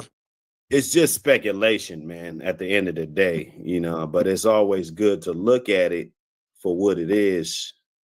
You know, I Don't will. build your direction, you know what I'm saying? Yeah. It's done for a reason to get to where you at. Yeah. Yeah, this Mayday Dragon Lady, dog. I mean, this Mayday Dragon Lady breeding, this saga. This is it's a thing. I don't know how many times that breeding was done, you know, how many actual times, you know, maybe once, maybe 3 times, maybe. You know, I don't know. There were a few hitters, a handful, maybe a dozen, at least 7 or 8, you know, that were nice, man. Really nice. Like, this is a really nice family of dogs. You know, we talking about inbreeding. We talk about line breeding. You know, we talk about all this shit. This will be a direct brother-sister breeding. Mayday back to his champion littermate sister. You know, I don't know. I don't think she made the register of merits. You know, so obviously she wasn't what she produced wasn't the best of specimens, is what my guess is. It's all a guess. You know, we're talking about 30 years, you know, and that, you know, that's kind of what the case study is right now. You know, this is the study of it. You know, Buck, I just wanted to jump in there real quick. You know, I don't know if you remember that one cat podcast you did. You had the show where we kind of tapped in on some of this, you know, and you made a great point about 600. Was Dragon Lady that solid that I don't know any other dogs besides Mayday, besides her mating with her siblings, you know? So make sure everybody in the chat go back and check that episode out, because you touched on how 600, you know, that vicinity of, you know, that area of time, it was that litter that was putting out that shit, you know. Right. Yeah, nah, this is a that's huge, because like you said, we look at this and we don't see, I mean, maybe she has another profile, but it doesn't look like she's been bred to anything else. You know, we can look at this Jody boy, you know, Mayday, back to the termite stuff, 600, you know, very good dog. Caribbean kennels, you know, maybe they were able to continue some stuff. Look like they went Eli Carver on this one. Let me look at this one. This Panther Red dog. You got some boils in there, you know what I'm saying? You got little boils in there, different stuff, you know. So they knew right away, you know, that they're going to be going out. And a lot of people were smart to be able to go out.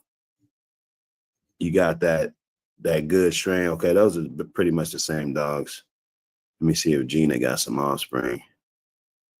Yeah, so they've been continuing their family. They've been continuing their family. Got a lot of boils.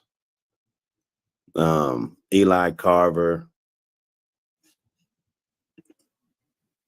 The Driggers blood. That's good blood. That's Red Boy right there. I seen this in some Eli Carver too. So I believe they got some Eli Carver dogs. You know. Brandon Newhouse, what up, brother? Def Chef. What up, Def Chef?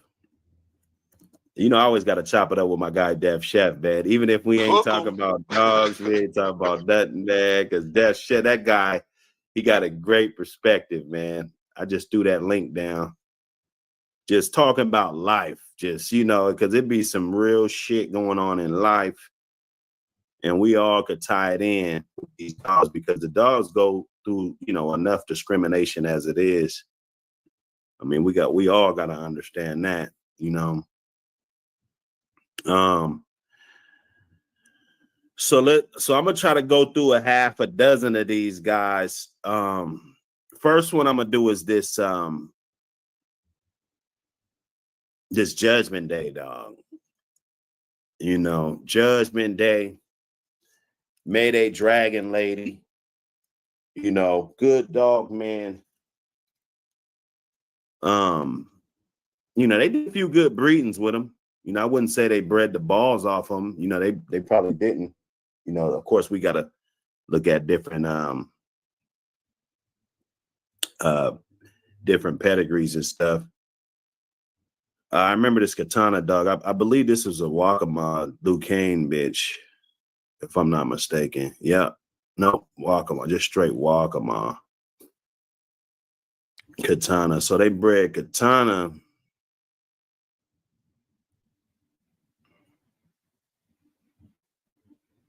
Because I remember maybe this A-Card's Judgment Day is probably a better one. Had to be on Victor's yard too. That's not a farm out dog right there. Yeah, this one right here. I knew this dog right here. He was a good one. I actually bred to him. You know, just going back. And like a lot of people, they say, "Oh man, you hate the Walkmart dogs." You know, it's not that. It's just like somebody might like my program at one point in time, but then once I start going different directions and doing different shit, and not doing the right breedings, like this Katana dog was bred right. You know, Big John Saber. You know, so that's Big John back to his mama to get Little Babe, and then they bred that right back to Big John to get Katana. You take that over to the Judgment Day dog, which is Mayday Dragon Lady. You know, it's all line bred off the yellow blood, but you're adding the Hollingsworth. You're adding the Hollingsworth in there, so it'll still give you a quarter out either way you look at it. And then the pure Red Boy Jocko yellow blood. Like, you know, this dog, I mean, he was a good one. That was a good dog to remember. I took it back to let me see, it might not be on here. A lot of pedigrees get fucked up. It's not 98122 Little Barracuda. This was my dog. Okay, so this still on there. Birthday 09. I mean, it ain't 20 years, but you know, motherfucker been in the trenches for a long time, you know. Northwest Bulldog and Red Hot. This was one of the tightest. This was the tightest grand champion buck bitch in the world at the time. 48.438% grand champion buck. As you can see, buck just flooded the fucking fourth generation right there. You know, this was my bitch. And yeah, Little Barracuda was a good dog.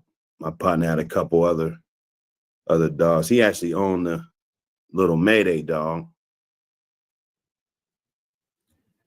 off of Judgment Day. So I mean, if you can look, you know, as far as the Mayday Dragon Lady goes, even though, you know, Michael Myers is Mayday Dragon Lady. I mean, that's his base. He comes off a lady doll, down off a lady doll.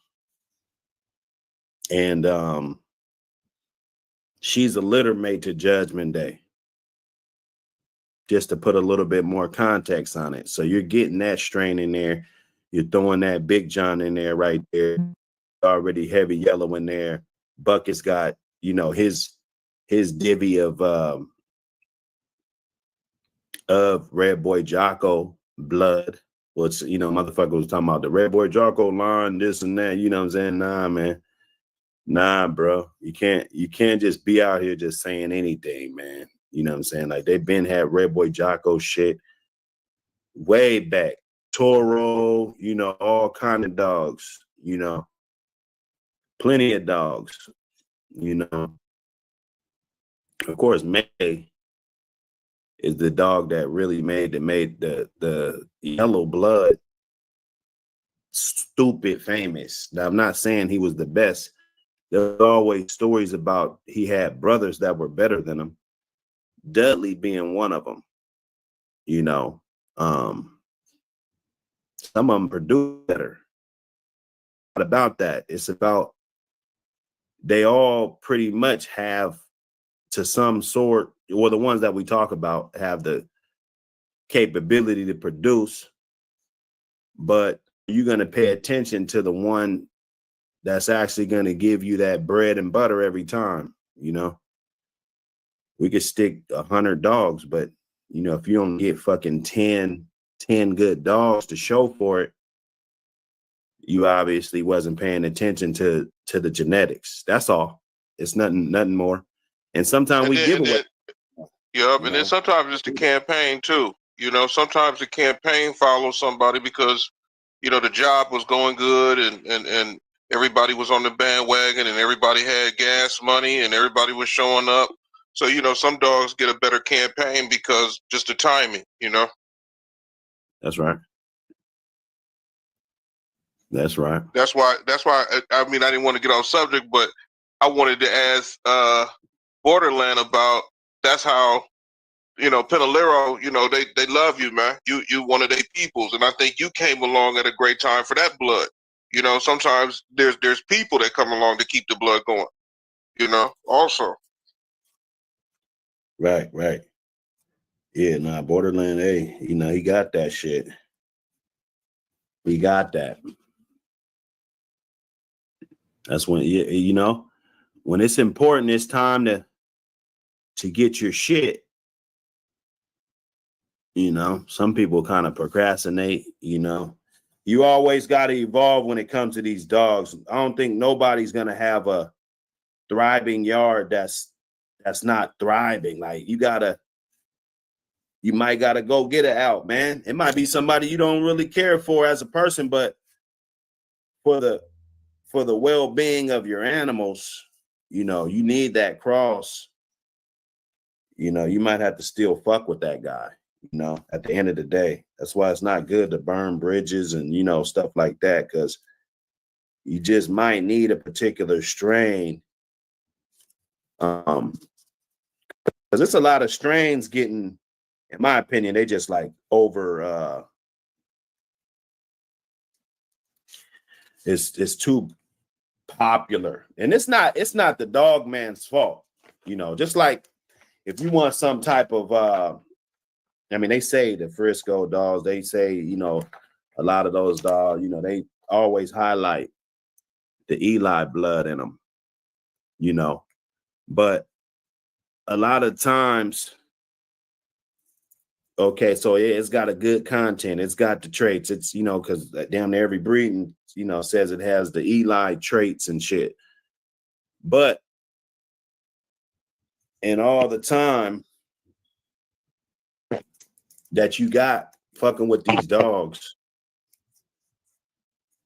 Hold on, let me get this off of here.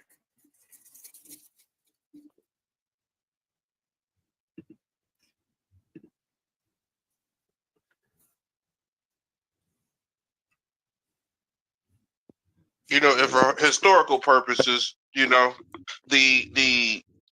match dog was the favorite. Nobody wasted time talking about cold dogs back in the day. Nobody wasted time talking about, what dogs they were ready to farm out because those dogs weren't working out. They were talking about the ones that were performing the best. So just for historical purposes, that was, to me, that was the key.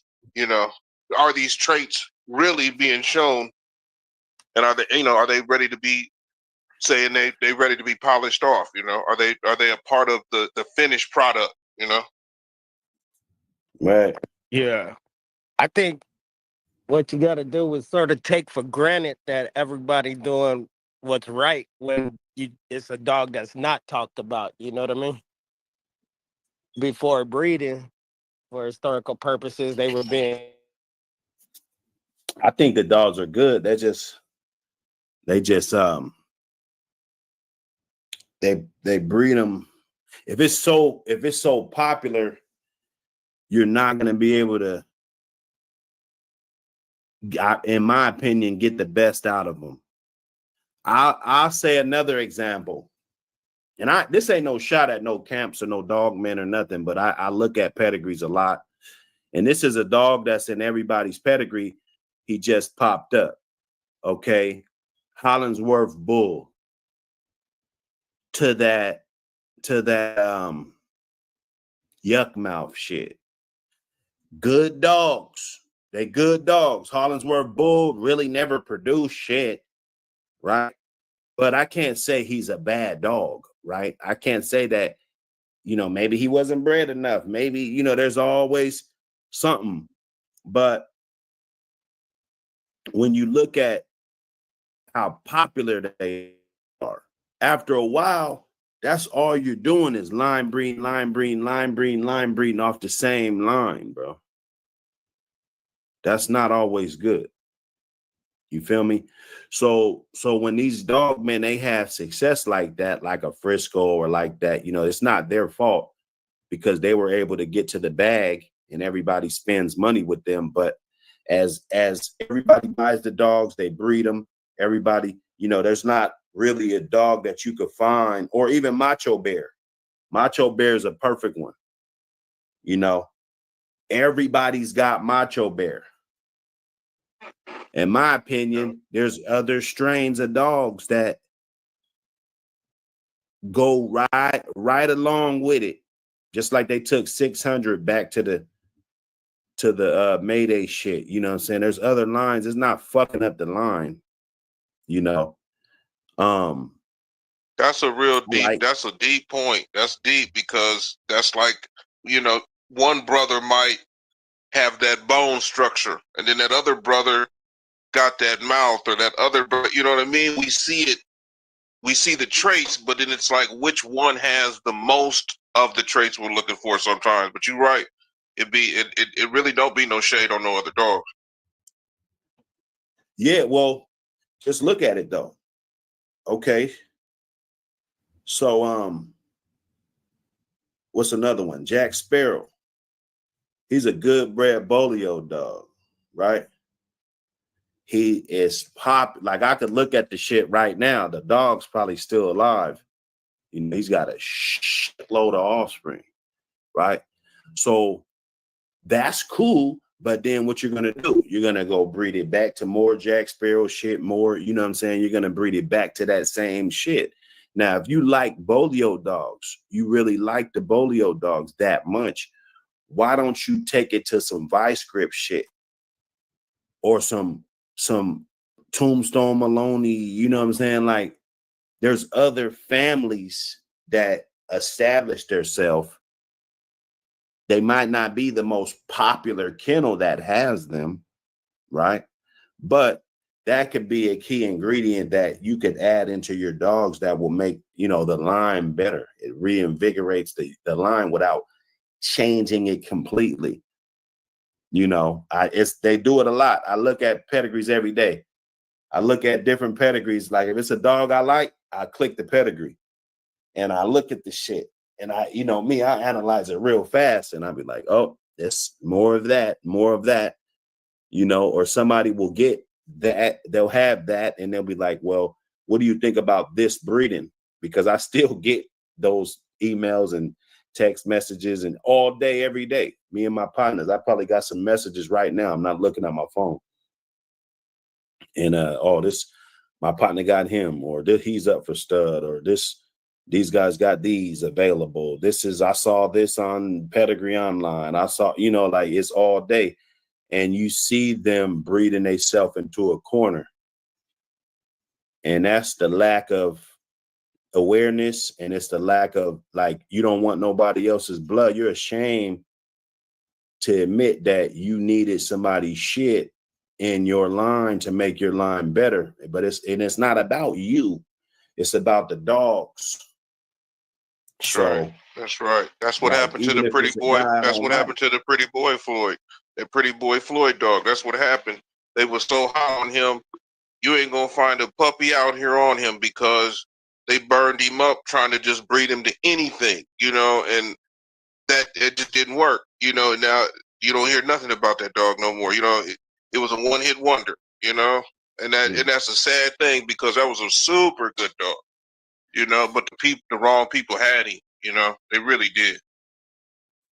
Yeah, that's fucked up. And I'll stand on that too, because I know somebody who knows somebody who's listening, and that pretty boy Floyd dog was in the wrong hands. Period, point blank. We've talked about that too on the show where Buck said you put your dog in the wrong hands. That could be it. That whole bloodline can just die because of that one person with the wrong hands. And that's what I know happened.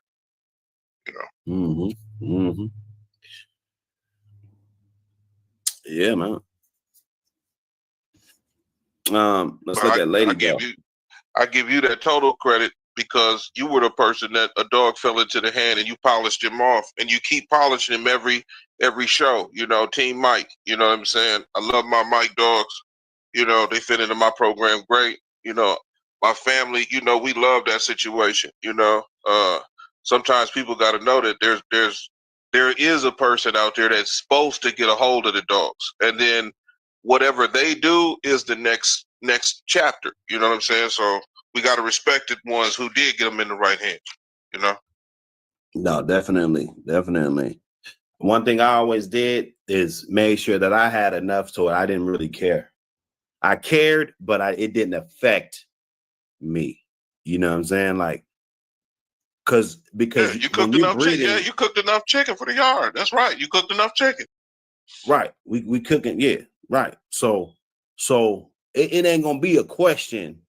Any dog that I breed or I say, okay, he's a stud. This is that. I'm gonna make sure that there is enough content for me to make the proper analysis for that animal. Now, I'm not going to let the puppies I sold dictate anything. That's not going to dictate nothing as far as that dog's career in the breeding world, so, and that's about keeping dogs. That right there, how you accomplish that is keeping dogs. If you got guys that don't sell dogs and you might throw a dog a bone and throw him a few, he can grow them up. We can see what's up, with them. How are they acting? How are they jumping up that wall? I want a motherfucker that clears the wall. I want one that they got to make the wall bigger. That's what I want. I want one that exceeds the expectations of just being a top dog. That's what I'm looking for. That's what I want to be involved with. So, hey man, let me see. We got a hold up. Oh, Dickie Foster, 4-month membership. I got to put the super chat song on anytime it pop up like this. I never knew that I would do numbers like this. I made a move. I'm trying to win. Ain't trying to lose. I'm trying to win. Ain't trying to lose. I never knew that I would do. I never knew I'd do numbers like this. I never knew. Appreciate you, Dickie Foster. Without you, hey, I couldn't do numbers like this. Them haters. Oh, Dickie Foster with the super chat. I never knew that I would do numbers like this. I made a move. I'm trying to win. Ain't trying to lose. I'm trying to win. Ain't trying to lose. That's my shit. Word. That's my shit. And this goes out to the people like me. If you got to discontinue the membership for a second and go pay some bills, if you got the kids graduations coming up and stuff, football camp, but get back in there with us. Yeah, man, for sure. It's gonna be a good winter. I could feel it. It's coming along. It's a little bittersweet because I feel the temperature. I feel Mother Nature trying to grunt out those last little, you know what I'm saying? But it's summer's over, man. It's about to be over, man. And we're gonna get back to the gridiron, man. This football season's popping up. It's gonna be a lot of family shit going on. Man, motherfuckers probably gonna put on a couple pounds, bro. So just around the world. Hey, let's brace ourselves, I could dig it. But that's the chapters being written, Everybody keep writing them chapters, we got to bring them dogs in early this year up here. We got something going on with these bats and stuff. I don't know what's going on with all these bats, Be aware of your environment this year too, because I think it's gonna be a cold one this year. Yeah. Unfortunately. Yeah. Oh, them Cowboys, they getting it in, man. Put your picks in, man. What you guys got, man? What you guys got? Hey, I might put a little betting sheet or something out, man. I ain't gonna, they try to flag you, but I'm gonna have to put together a little shizzy, How I do it, this is what I do. I put all my picks, or no, I make it fair. I'm gonna put 5 picks on there. I'm gonna send it to you. And you put your 5 picks, or if you need it. And I'm gonna put all my picks on there, man. If you want that smoke, just put your shit, put a star by it. Word. Any one of my picks that you don't like, go head up. Exactly. Just go head up. Now they're gonna be dropping bombs this year. What up? I rock in the motherfucking building with the super chat. Appreciate you, fam. I never knew that I would do numbers like this. I make a move. I'm trying to win. Ain't trying to lose. I'm trying to win. Ain't trying to lose. Salute and respect, OG. Here to pick up any and all knowledge possible and learn all I can about these dogs and breed and raise them the right way. Hey, salute to you, brother. You in the right spot. We don't fuck with snitches over here. One thing about these dogs, the first thing that's about these dogs, bro, I'm gonna tell you, you can't be no snitch fucking with these dogs, bro. It's too much dark shit, and it's too much like shit that could go wrong with them. And you definitely got to be a solid individual fucking with these dogs, bro. Straight up, because the integrity of the breed and keeping them like it's an endangered species, bro. This shit's endangered species type shit that we're talking about. The amount of yards getting taken, all of this, all of that. So we just can't have the tree hugger type of vibe popping off. I don't get that vibe from you though. You're here to learn, but that's number one. But we don't tolerate any of that over here. And we're here for the knowledge. Feel free to tap in, ask any question you want to, call in. If you want to call in, ask some questions, bro, we here. Yeah. Go check out and that super chat. That super chat proves that he's trying to be at another level. You know what I'm saying? He's looking for that next level, and so it's always good to keep climbing levels. Buck sometimes go a little too fast for folks. He be this is that master class. You know what I'm saying? Fuck yeah. Borderland with the super chat. Hey, they pouring in. I never knew that I would do numbers like this. I make a move. I'm trying to win. Ain't trying to lose. I'm trying to win. Ain't trying to lose. Man, they gonna get me in trouble, man. Look, they gonna be a video tonight. Run them up.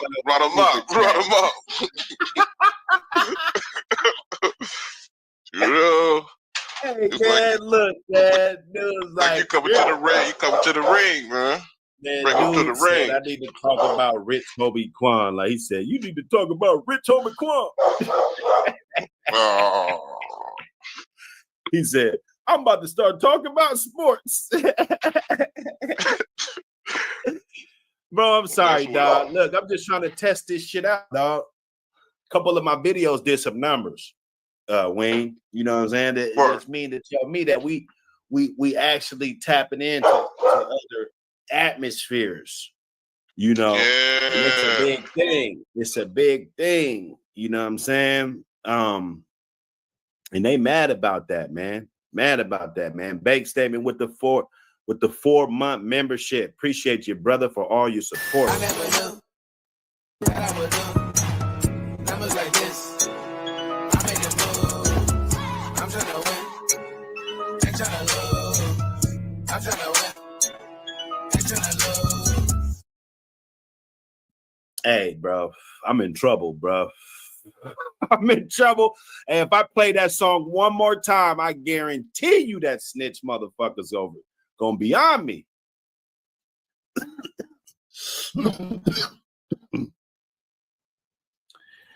I don't understand, man. I don't understand. Anyway, this is Lady Doll. This is Lady Doll right here. This is Michael Myers' grandmother. He's double bred on the Lady Doll. You can see her. Nice looking bitch, man. Bone, nice bone, muscle. I mean, you can see even she fat. Like she's so fat, you can see the crease in her back. But you also see how that shoulder, you know, that shoulder got some good on it. You feel me?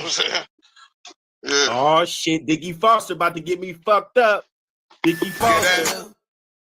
That I would do numbers like this. I make a move. I'm trying to win. Ain't trying to lose.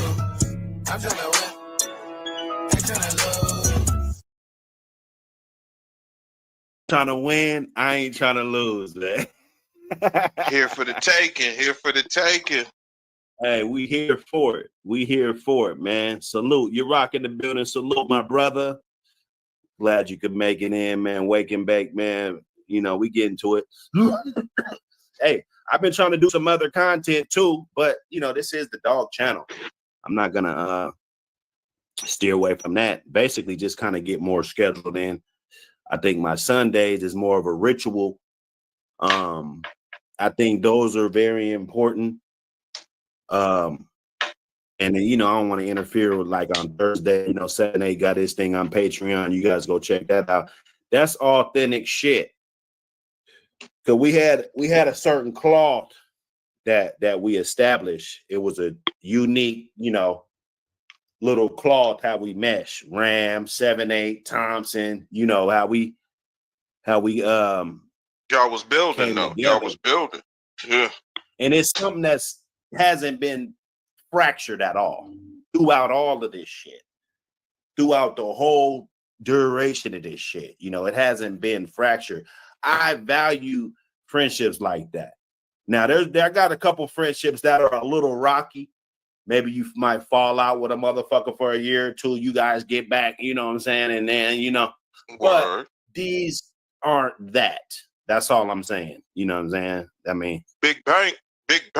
Oh shit, Bank. Oh, see, Bank got my back though. See, if they roll up on me for these super chats, I know one thing: Bank is gonna go. You dig? That's my brother from another. I never knew that I would do numbers like this. I make a move. I'm trying to win. Ain't trying to lose. I'm trying to win. Ain't trying to lose. Hey man. Hey, appreciate all of y'all, man. Y'all got this shit popping today, man. Got it popping. I was like, man, let me go up, man. Yeah. See who's up in this bitch. Yeah, you've established a community that is something more than the community. You know, it's like there's the community, and then there's the A.P.B.T. Buck City radio channel community. You know what I mean? Like there's an umbrella that done folded out, you know. So I just want everybody to know in the chat, keep serving them. Keep serving. We working. Everybody working. Hey, we serving it. We serving it. Just smoke one with me, man. You know, hey, we talking about Lady Doll and Mayday Dragon Lady. I mean, you know, but we smoking the best shit. I just got to be a little bit more strategic. You know, that's all. Strategy, man. Well, you show versatility. You know, they talk about traits. You know, how many of these channels got traits that got so much versatility like the radio station with Buck City? Come on now. Let's just be honest. Some people be talking about they gonna do something different, they're gonna do something. You just go ahead and handle that business. You know what I'm saying? So that's what makes the movement better when instead of everybody talking, you just go ahead and flip that switch, you know. So that's what it do. That's what it do. Scratch line. Salute, brother. Let me see who was down there. I know I seen Melvin Brown. What up, Melvin Brown? K-Walk. What up, K-Walk in the building? Yeah. Salute, man. I know everybody should be rolled up by now. Rock. My shit's almost gone. I might have to roll another one, man. Look. Rock. Yeah, go ahead and put stuff. Throw that yammy on. Exactly. Shit. Kick back today. Oh shit, man! So you guys gonna get me fucked up, boy. Damn. Look, he said we're gonna have to move down the block a little bit. Mad, dog. Yeah, we're gonna move down the block a little bit. You know, these niggas is standing around. I never knew that I would do numbers like this. I make a move. I'm trying to win. Ain't trying to lose. I'm trying to win. Ain't trying to lose. Yes, sir. What's understand need not to be explained.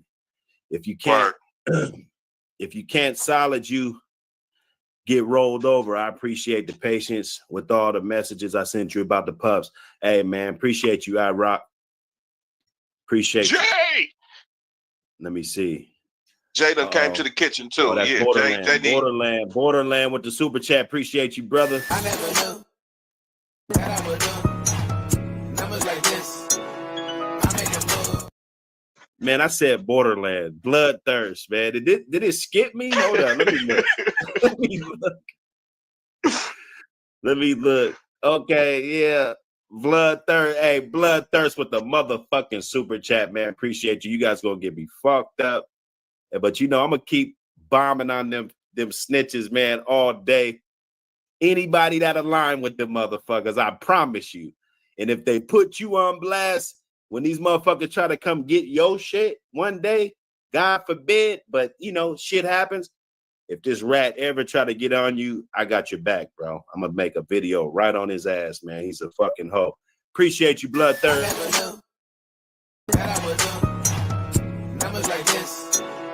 I make a move. I'm trying to win. Ain't trying to lose. I'm trying to win. Ain't trying to lose. Man, appreciate the motherfucking contribution, brother. Run it up, y'all. Hey, in the motherfucking building. Hey, we cooking. I never knew that I would do numbers like this. I make a move. I'm trying to win. Ain't trying to lose. I'm trying to win. Ain't trying to lose. You guys gonna get me fucked up. We got the cruise missiles, we got the ballistic missiles, we got the naval strike, we got the Scud missiles. Buck City A.P.B.T radio shooting off warheads today. You guys gonna get me fucked up. Why you guys want to shoot off so many nukes on this bitch?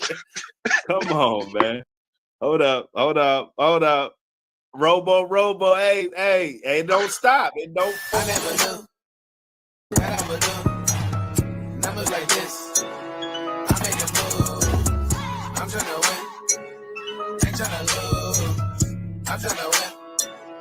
Ain't trying to lose. OG Ween always dropping gems.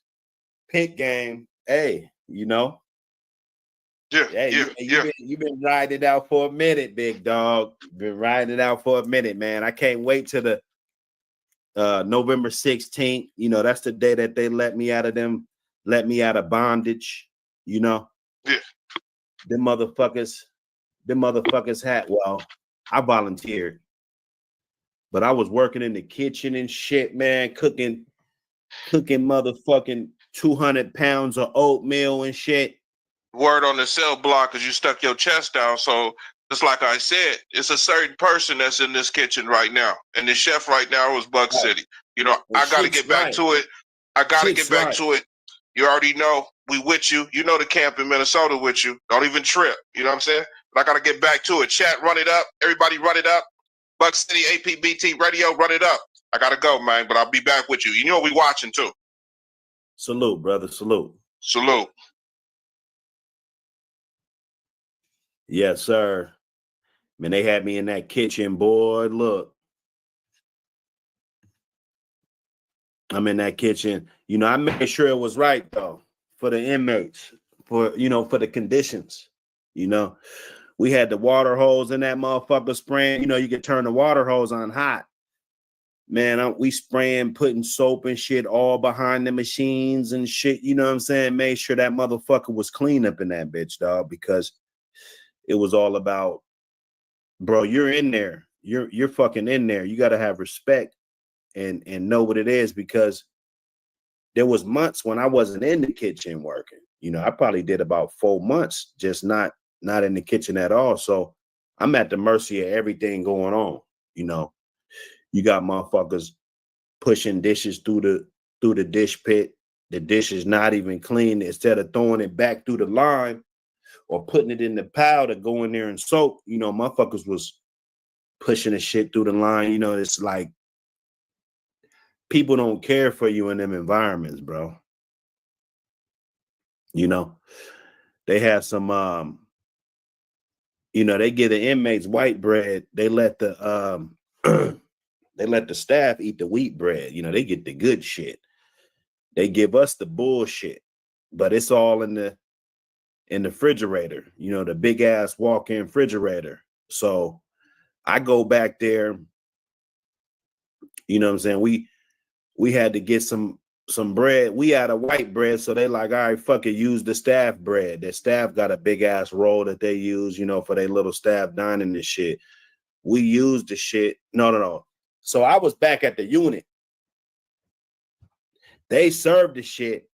They served molded bread to the jail, dog. Somebody didn't check the date. Somebody didn't do something, bro. They served molded fucking bread in the jail, to where I went back in there in the morning because I knew I had to work in the morning. I said, man, I'm gonna find out. Man, I got in that goddamn refrigerator, got a pack of that bread off that same shelf and checked it out. You know, molded bread, bro. They serve it, you know, they don't give a fuck. You know, I made a fucking complaint. Like, you know, I told the ACs that was working there, like, you know, you guys got to fix this shit. You know what I'm saying? Straight up. I made a big deal. I didn't give a fuck about my job. I didn't give a fuck about nothing. You know, every time in my unit, motherfuckers will tell you, I made sure everybody ate, bro. There was bitch ass guards. Let's say there's like 12 extra trays. Everybody eat in the unit. They bring the cart to the unit. Everybody eats. Let's say there's like 12 to 15 extra trays, right? They got some bitch ass guards that will throw the food away. They'll just throw it away. You know what I'm saying? Man, I made sure as many people ate while I was there, you know, it's possible, dog. You know, it's a way of life to be real, bro. You know what I'm saying? There ain't nothing that I would do to trade, no amount of money, no nothing, to be a fake motherfucker, dog. Straight up. Never in my motherfucking life. Borderland, I know Borderland got my back, because we're going to be scrapping with these fools. I know they're going to go live tonight. You motherfuckers better go live tonight, you pussies. Appreciate the super chat, my brother. I never knew that I would do numbers like this. I make a move. I'm trying to win. I'm tryna win. Ain't tryna lose. Sir, appreciate you, Borderland. This got to be my biggest super chat day. I swear. I ain't never had this many super chats. All right, so we looking at let me get her on the big joint. This the lady doll. You know, and they bred her to some nice shit. This dog right here was the truth.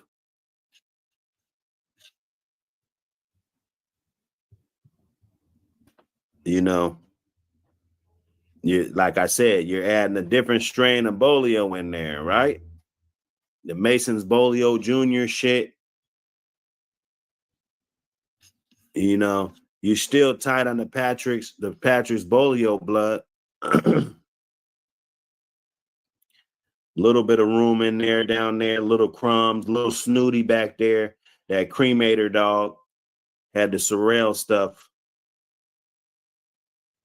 Well, actually, they bred that to some Sorrel stuff and made some good dog. They bred it to Sorrel bull. Matter of fact, that's how if I'm not mistaken, that's how one of those dogs I think Hollinsworth Bull. Hollinsworth Bull might come up from some of that, you know. But it's all about just taking different strains. You know, you're gonna benefit off of that. You're throwing different strains, still beautiful dog.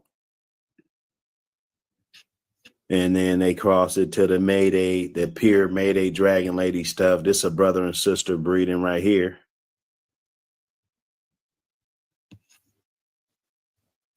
So she got bred to some good dogs. This Ice Cream dog made Ice Cream Jr.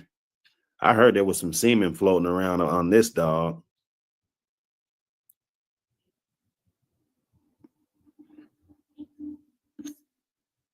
Also another grandfather to Michael Myers. You can see the phenotype all day. You see how Iceman got the one ear that goes straight, one ear that flops over to the side. Weird little look to him.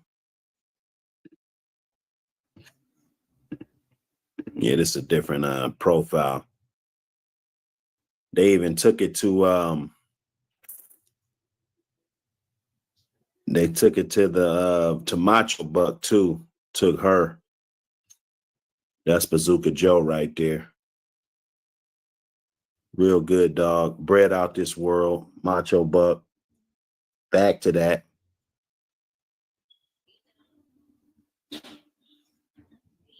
You know, you get the Damien dog. They breed the Damien dog back to Lady Dog.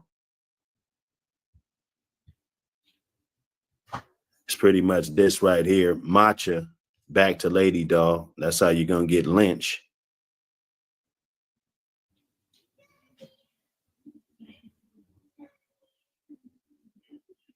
You know? So it's the same type of breed, man. It's the same type of, you know, the whole Macho Buck, different type of flow. I like the Mayday Dragon Lady line because if you look at Mayday and you look at all his offspring, he's got a shitload of them.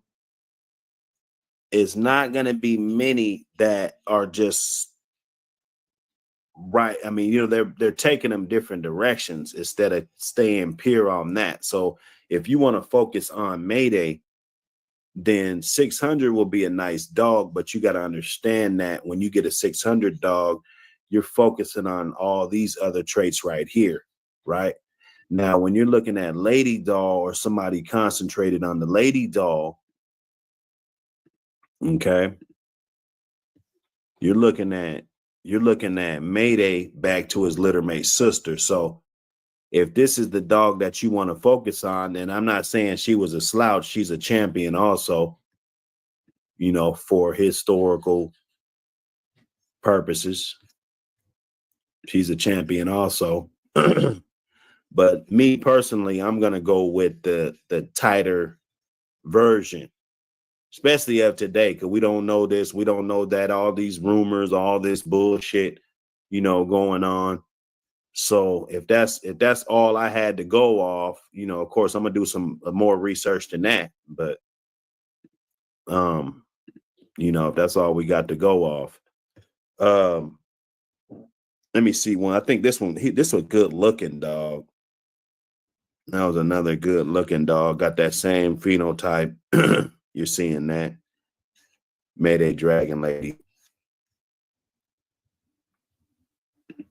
Let me see another one. May I was a good one. He had a son named May 3. And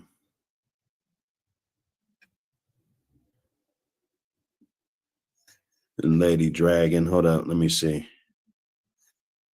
Because this bitch. Okay, so May 3. So this dog right here, I had dogs off of this dog also back in the day. That's where they actually took 2 of those siblings off of that and crossed them back to each other. You know, I mean, we could talk about who got the tightest, this, that, you know, the third, you know, but this strain, you know, and we've been whipping up. We've been whipping up. Let me see. We bred this Scooter Red dog. He was actually, yeah, no, I didn't own him, but I had a sister. No, I had one off of him. It was to a banjo bitch. Let me see if it's on there. It was to a banjo dog. Yeah, banjo baby right there. So I had one of these. This was a, you know, the Carver blood on the bottom, the koi shit, you know, bred back to that. So I've been dabbling with that. You know, if I tell you, you know, what I see or if I know traits or whatever, you know, or why, you know, why is Michael Myers, why, you know what I'm saying? It's the production has to be what it's going to be for one, you know, that's number one. And then it has to be bred the right way. It has to be from a particular family, which is the tight Mayday over the even Barracuda. We can look at his pedigree. Let me go back. Now let me go to Mayday here. And then we'll look at Barracuda. Oh no, fuck it. We'll just go to Luke Kane because they're bred very similar. We can put their pedigrees up, you know, and Barracuda's off a daughter of fucking deadlift, you know. So and then you just get more, and it's all yellow blood. But so you get Mayday here. And say you went the Luke Kane route, right? And now, unless they took this back to some Mayday shit, you ain't really getting no Mayday dog, you know, because he's already got these other influences in him already. So, yeah, the Luke Kane dogs were different. You know, if you had them, if you seen them, you know, they were much different than the Mayday Dragon Lady line. You know, a Damien and Luke Kane, they're two different, they brothers, but they two different bloodlines. You know, Damien's gonna have Patrick's Bolio in him, Grand Champion Buck, Stone City blood, with more Red Boy Jocko. And you know, Luke Kane, he's gonna be bred the way he is. They both made good dogs. They all made good dogs. They all made good dogs. if you go, and they did, and they took it back to a lot of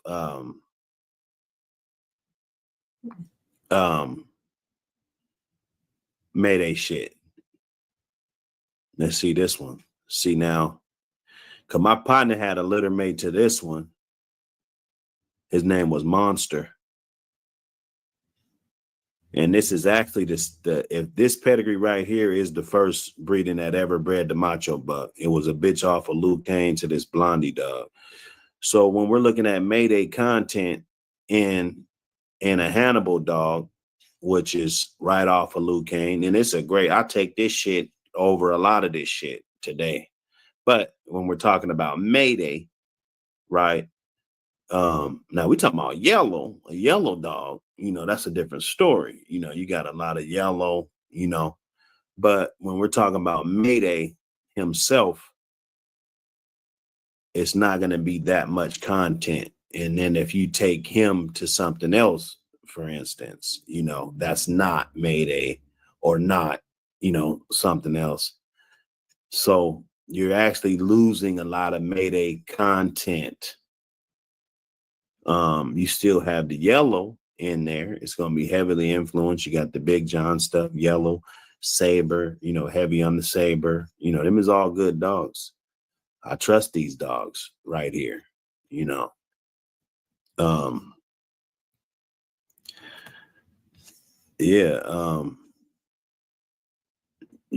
Hey, let me see where they went with this one. Okay, Luke Kane. That's Luke Kane, Blondie. It's a lot of good dogs on there.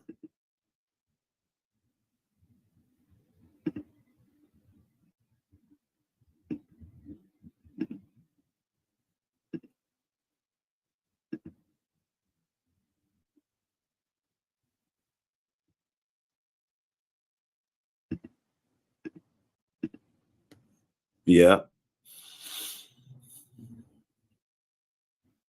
That Fugitivo dog. This was another one I used to hear about a lot.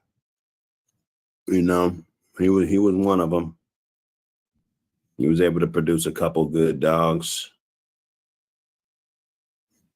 They took it back to some of that Fat Bill Buzzsaw's Stomper. Took it to some of that Fat Bill. They ain't fucking around. I know this dog was probably right. Because you're getting that content. You're getting that Mayday content. Look at that dog. They probably put a lot of density on them motherfuckers. Look at them. Son of a bitch looked like Mayday, a Brindle version. He looks like, look at it in his fucking face. That dog looks like Mayday.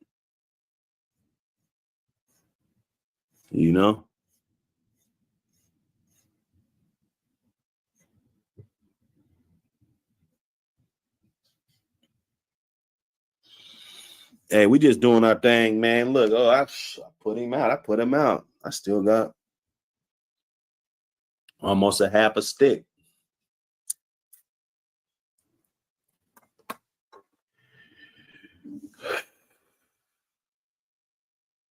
Oh, damn fool in the building. Salute, brother.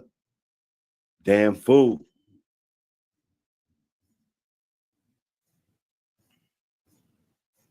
Get it in, man. Hey, we lit their ass up today. We lit them up today.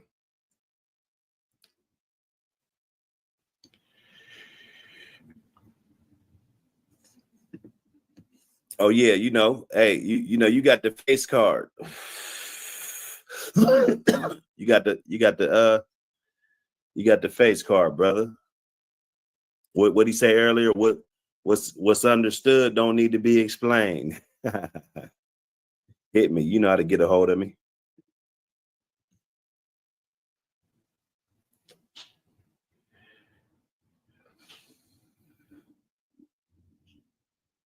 Quick FC7 in the building. Salute.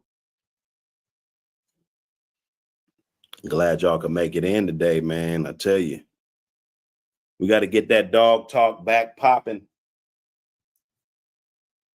It's been a lot of suckers coming through, They don't even want to talk about their own show no more. They just want to talk about Buck City, bro. Come on, man.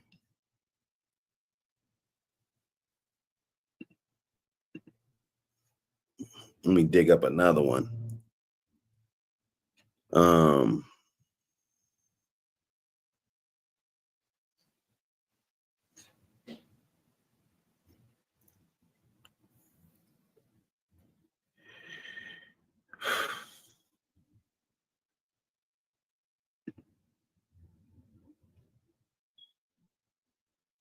CML, they had a lot of good dogs, man.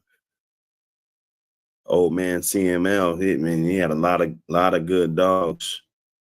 Bred that to Barracuda. You know, like this, to me, this would be more of a Mayday dog because you got 3 parts, 3 direct parts. She's going with him. She's going in there. Some people will say, oh, it's this genetics, it's this, it's that. Nah. Her genetics are going to be closer to Mayday than anybody that has a bottom half or something else. I don't want to hear that, even if it's by 1 fraction. Her genetics are going to be more like her Little May brothers, man. They came out the same womb.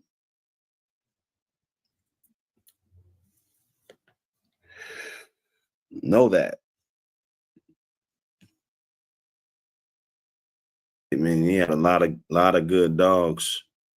Bred that to Barracuda. You know, like this, to me, this would be more of a Mayday dog because you got 3 parts, 3 direct parts. She's going with him. She's going in there. Some people will say, oh, it's this genetics, it's this, it's that. Nah. Her genetics are going to be closer to Mayday than anybody that has a bottom half or something else. I don't want to hear that, even if it's by 1 fraction. Her genetics are going to be more like her Little May brothers, man. They came out the same womb.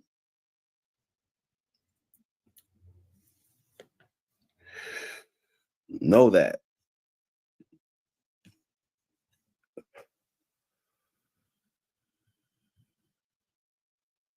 Yeah, my team won. My Chiefs won. I can't tell you what's on. I can't tell you what football game's on right now. My team won.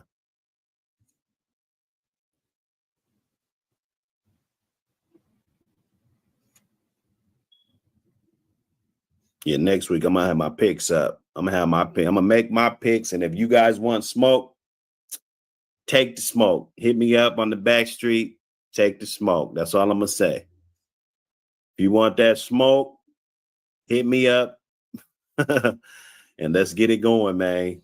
You know, a little small wager. You know, $5. A dub, or I ain't trying to do nothing huge.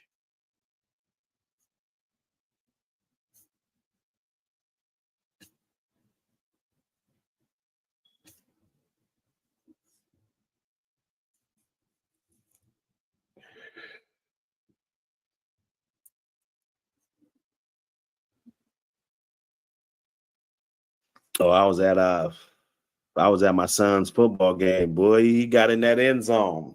You know, he had about 100 yards, man. You know what I'm saying? You know, he was getting it. He made a few key runs, to keep the chains moving. You know, he was doing his thing, man. Son did his thing. He got up in the end zone and shit. You know what I'm saying? It was cool. That shit was cool, man. It's good to see that bloodline just is still intact. You know, it's intact. We're keeping that shit. We're keeping that shit intact.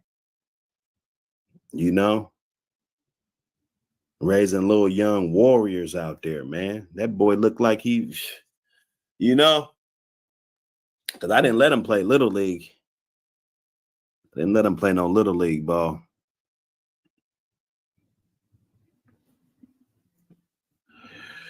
I hear little man fucking something up, boy.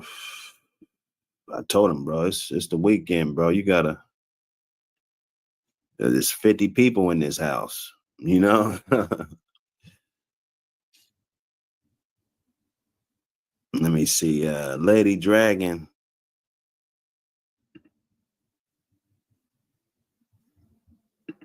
Okay. Let me see.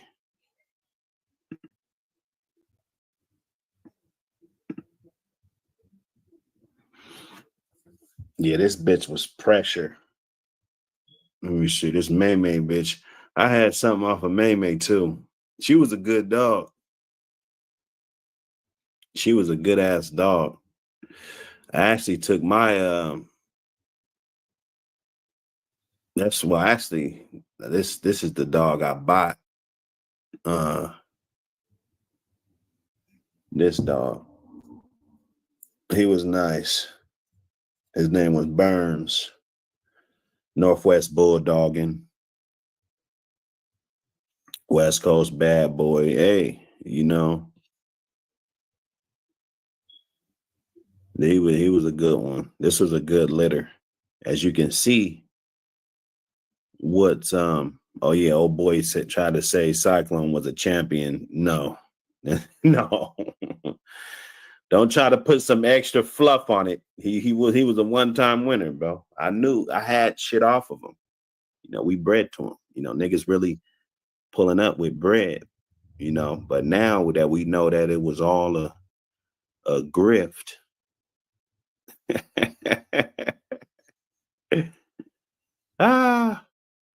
Yes, sir. Buck City for the win. We get it in.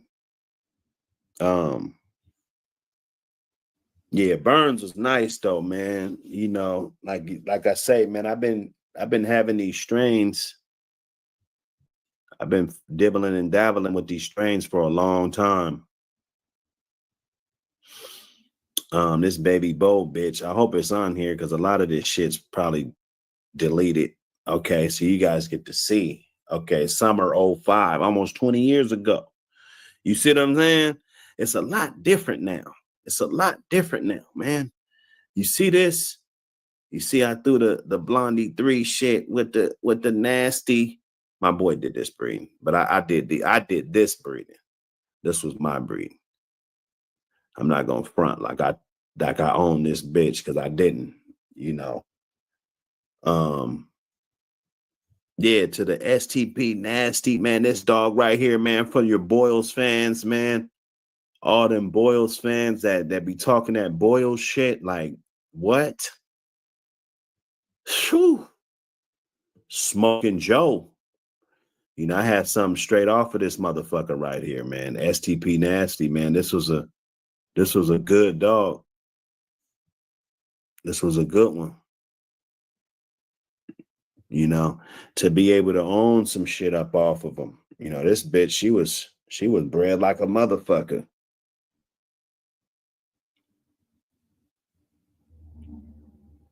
You know, and then took it back.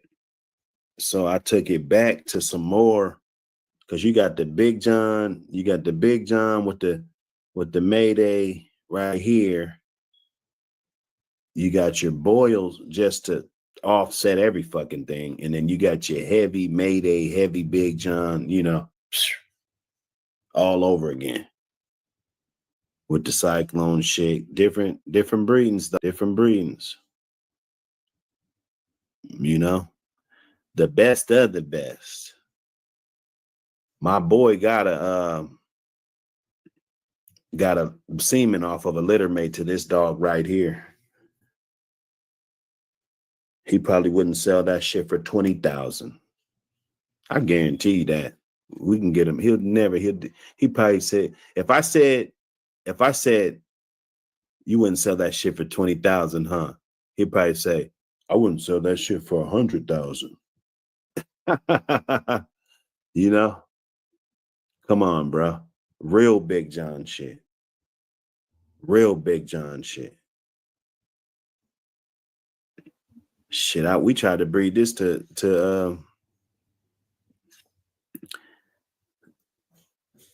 no, yeah, this was a good dog. This was a good dog too. That graveyard shit.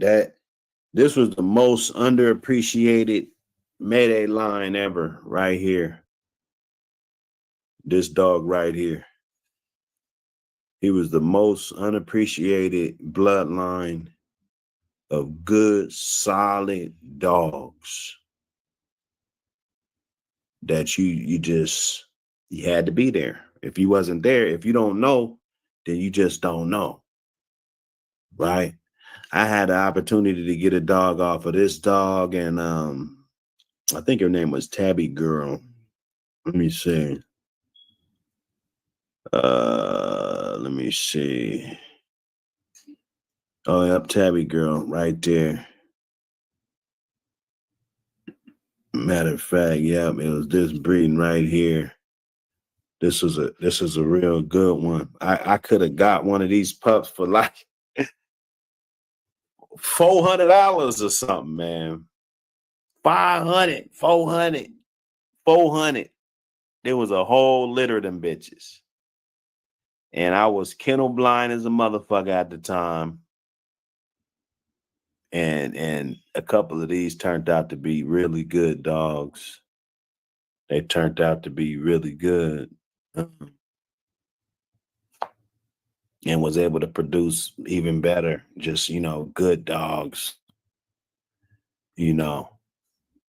But that bloodline, I mean, it might still be some little remnants around with this shit, pushed back, way back, but it hasn't been preserved. Like, this shit should have been line bred off and preserved, just like what I'm showing you with this Mayday Dragon Lady shit. It should have been preserved the same way. There's no excuse. There is no excuse, man. But that's some of them jokers. I'm gonna get a slideshow or do something so I can, because I got some pictures. I just didn't have time to put them up here of some of those Mayday Dragon Lady dogs. I always like to stunt on my own shit. It's good. It's good to have your own shit. Let me see if this is up. Okay. As you can see, we've been cooking, bro. The Mayday Dragon Lady shit, doing more Mayday shit. I seen how that, how that Jeep and Homer and, all of that shit is clicking. So, and this is 20 years ago. This one is 20 fucking years ago. NWB, Northwest Bulldogging. You know what it is, man. Hyper. If I had this shit, I wouldn't even be thinking about a lot of this shit. I wouldn't. But you gotta go to the shit.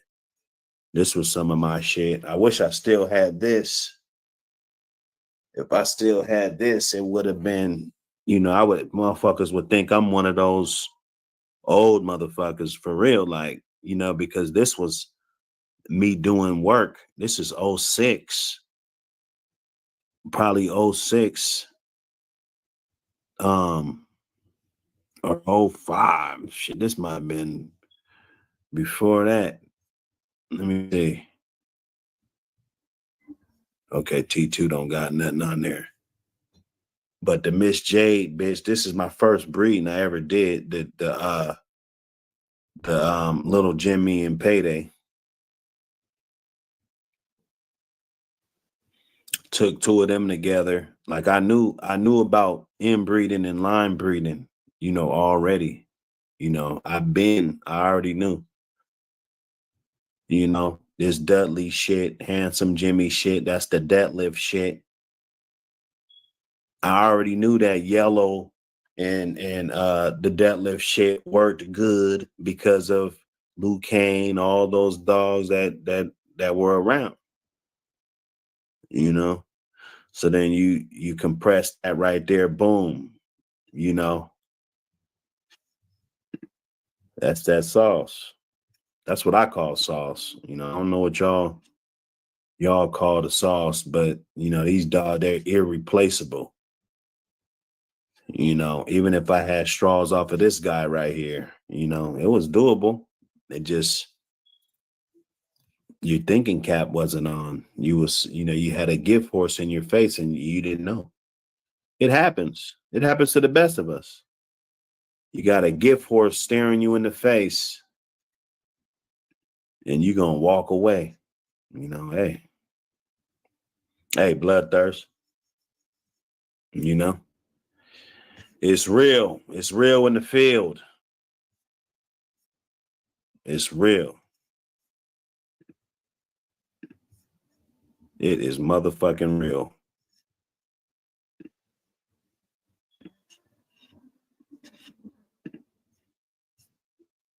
Let me see. Yeah, man, look. They're going to be on my ass, man. I appreciate everybody for their memberships. You know what it is. Hey, Sexy Red. You know, that bitch. Man, we still ain't hooked.